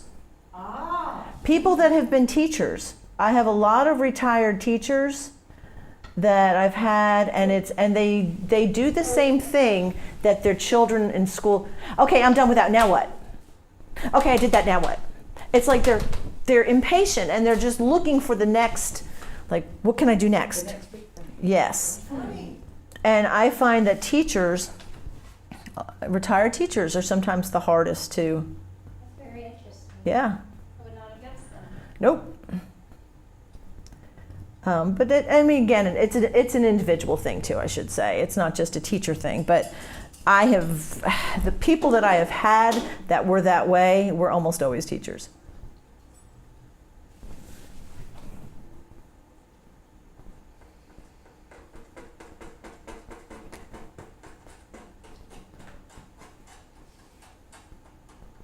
Sounds like somebody's scratching. Me. I hear that. like chickens. It's not pecking. You're not being a pecker, are you? I am scratching. Okay. You got an itch, you gotta scratch it. I don't have the silicone tipped thing, so. You can borrow mine. Oh, no, good. I could. This is achieving the same effect. Okay, so you want to try it? Yeah, mine's a mess, but you're welcome to try it. I'm not going to worry about this cat's eyes so much. I'm going to go ahead and give it some glare. Well, it's a little rough. I didn't spend as much time on it as I normally do, just because I'm running out of time. I don't want it since I kind of said, oh, I'm going to do this one today, I want to finish it. So.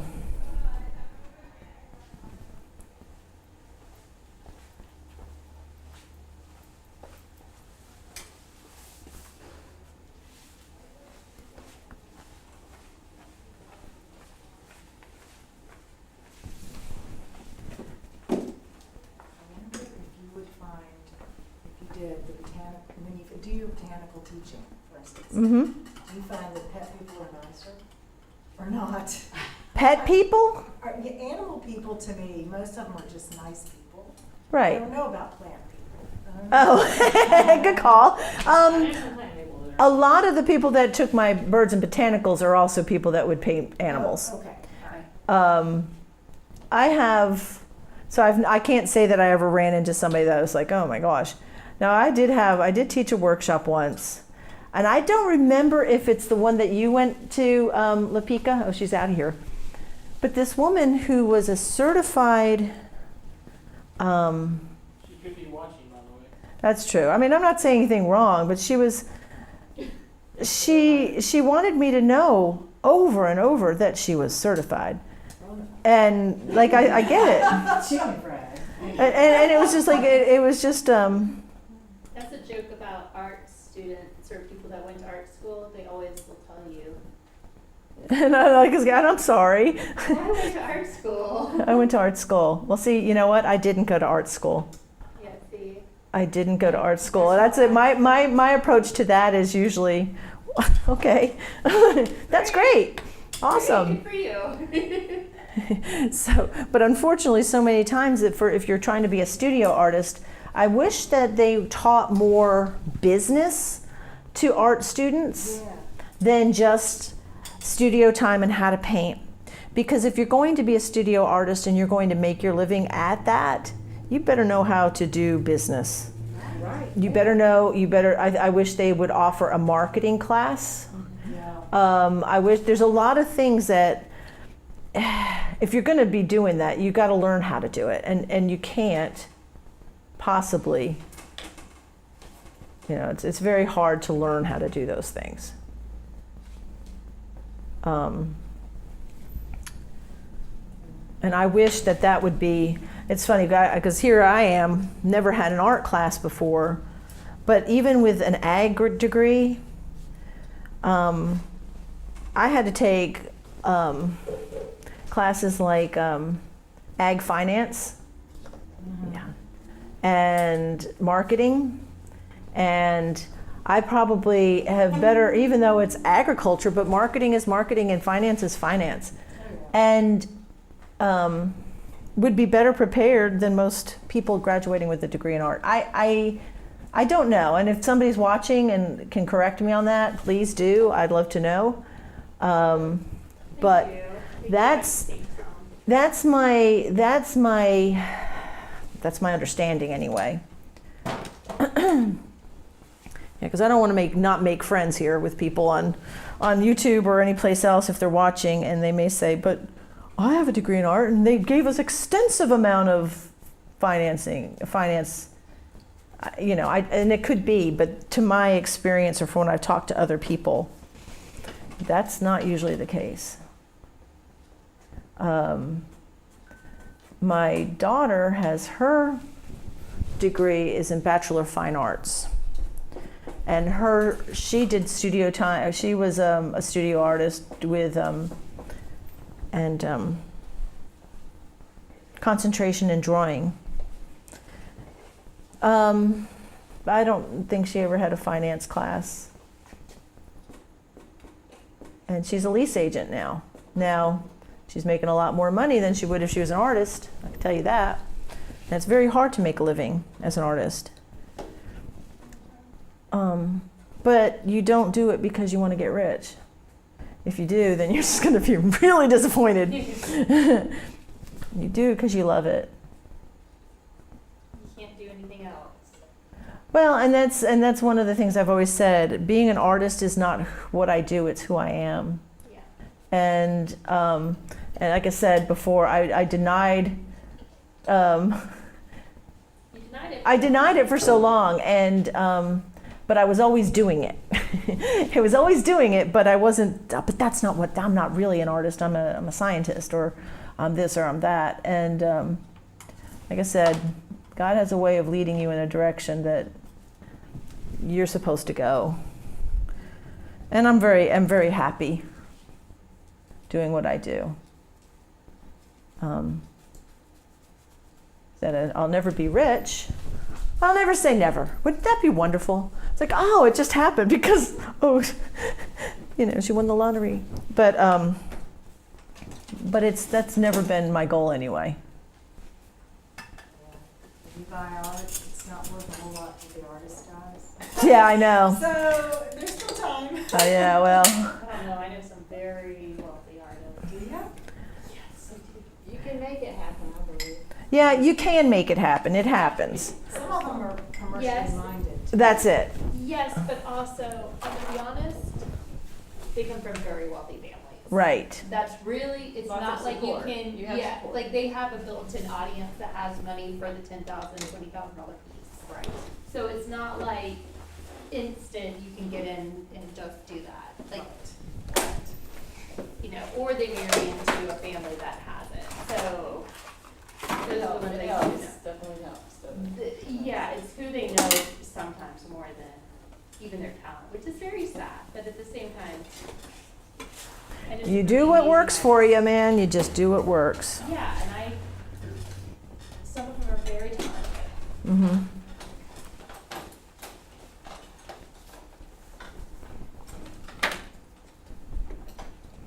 And there's a lot of people that just figured like the algorithm out, or the Get it big on certain things. well, and one artist in particular is a kid that I've known. I've known when he was, he was a very talented young person, and if you watch TikTok or Instagram, he is one of the most popular, most famous artists on there, and his name is Devon Rodriguez. He's the guy who paints people on the subways. I painted you. And now he got to where he's done so many famous people, and he really figured it out. And I remember talking to him and saying, he said, I'm thinking of dropping out of art school. And I said, why would you do that? Get your degree. And he says, I might just want to become a tattoo artist like my dad. And I'm like, well, yeah, but I kept saying don't drop out. He didn't listen to me. He dropped out. Now he's very famous. He's doing okay. He didn't have to take my advice. Trust me, he's a good kid and he's doing a good job. But he is one of the highest or most known artists on Instagram, so you can check him out. What did you say his name was? Rodriguez? Mm-hmm. His name is Devon Rodriguez. And maybe this is too long, too, maybe. Okay, I'm going to do the whiskers on my cat. Oh, wait, I need to do some of the lighter areas. I wouldn't mind seeing that. I'm just going to do them because I want him to be done. It's like, Well, that was, because he's in the back of the truck. And so, I was just like, but she said, so you could just vignette it. yeah, Yeah. you could just tune it up right there. Well, that's my 2 cents, because otherwise it just looks like it all needs to move up just a little more. Okay. That's not bad. Okay. Hey, well, it's still plenty wet. Yeah. This is crazy. That's why I quit messing. I haven't gotten the nose yet, but the nose I looks want, great. I want some help. She I did, know. she did a lot of that. I just want to finish this part that's not important. All right. Now, yeah, and it'll be interesting, guys, for anybody to come up and look. That obviously, I have made some errors on this piece. No, it's not. I would just say I did it differently. It could be an error. But you put the eyes and it came to life. But I wanted to let you know. I mean, you can come up and look because I'm trying to rush through it. It's all about Did you the scratch eyes. this? Yeah, I did. Oh, they're fabulous. That's a fun way to do it. But I wanted you to see that I don't always get it right the first time. This has been a very quick piece for me. And sometimes that's going to be the way it's going to come out. It's just going to be that way.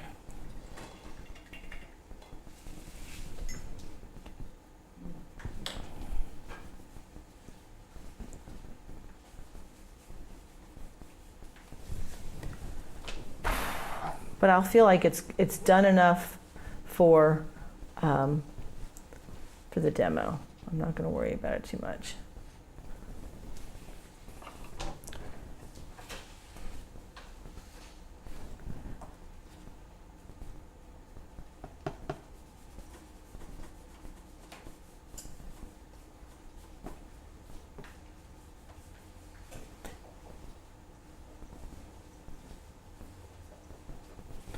I have a feeling we'll have somebody coming in here saying, "Are you almost done?" Huh? It's funny you say that. I was going to say, somebody's going to be walking in here in just about any minute and say, Any second now. any second he's going to be walking in here saying, "It's time to wrap it up for the day, folks." But I will be able to sign this one. No. So he's like, "No, not yet." Isn't it nice when people want to stay in school?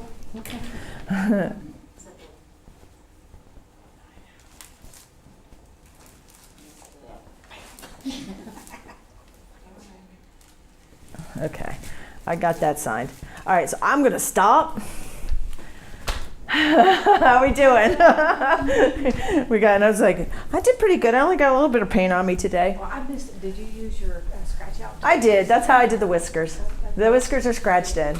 So Should we do that now before we? you can if you want to. Okay. You can if you want to. Is that I have the body under it. I can't get right, so I guess I'll wait. Did you get your background in? Okay. Okay, so the thing is, well, your whiskers are going to be mainly, I love what you did here. This is fun. This is a little wild, but like what I would do and what we'll be able to come back to tomorrow, because I know these people are hungry and they want to go home too, is we want to go ahead and make it darker in this area. And see how you roll the brush? And then we can do the other fun stuff. I think so where you have I was just just laying down some dark values so that I could build up Okay. wider values. So that is Fine. thinking, but no, absolutely. I'm but good these with little this. weird things here, Yes. don't know what that is. So we're gonna just pull those down. Alright. So that when we come back tomorrow, Brushes or what we'll do is you can go ahead, I'll tell you what, if you wanna do your whiskers, I brought something else that you can do whiskers that actually make them tighter, and I just now thought of it. Hang on. Because that's what I'm worried about. Because they're on her body and I haven't gotten her body right. I say I brought them. I thought I brought them. I could have sworn I brought them. I had Q-tips. oh yeah, I saw your Right here on the easel. Oh, okay. Yeah. Okay. You're going to laugh when I show you what these things are. Not at all. But they are dental picks because like this, Yes. these right here, let me see. Very precise, huh? Yeah. Special tool. Yes. Okay. So you can do that. If anybody else needs a dental pick, everybody who's doing a cat, definitely everybody who's doing a cat. Needs a dental pick. These are great for whiskers. So, let me see your cat's face. Whiskers. So like on areas like, look at that. Nice, right? Okay. Oh, I like. Yeah. We'll probably want to fade those out a little bit, Okay. but that's the idea. You'll want to kind of build this up a little bit more, and we can do that tomorrow. You want to go ahead and sign off for me? Yeah. Okay. Whew. We're going to say goodbye for now. I will be back tomorrow at 9 a.m. And I will go ahead and paint a dog tomorrow. We finish the cat. You can probably zoom in and see the cat. And you can see all this other amazing artwork that's here. Everybody's doing a great job. And yeah, kudos to y'all. And Till I see you tomorrow, be sure to tune back in, and I'll see you then. See ya.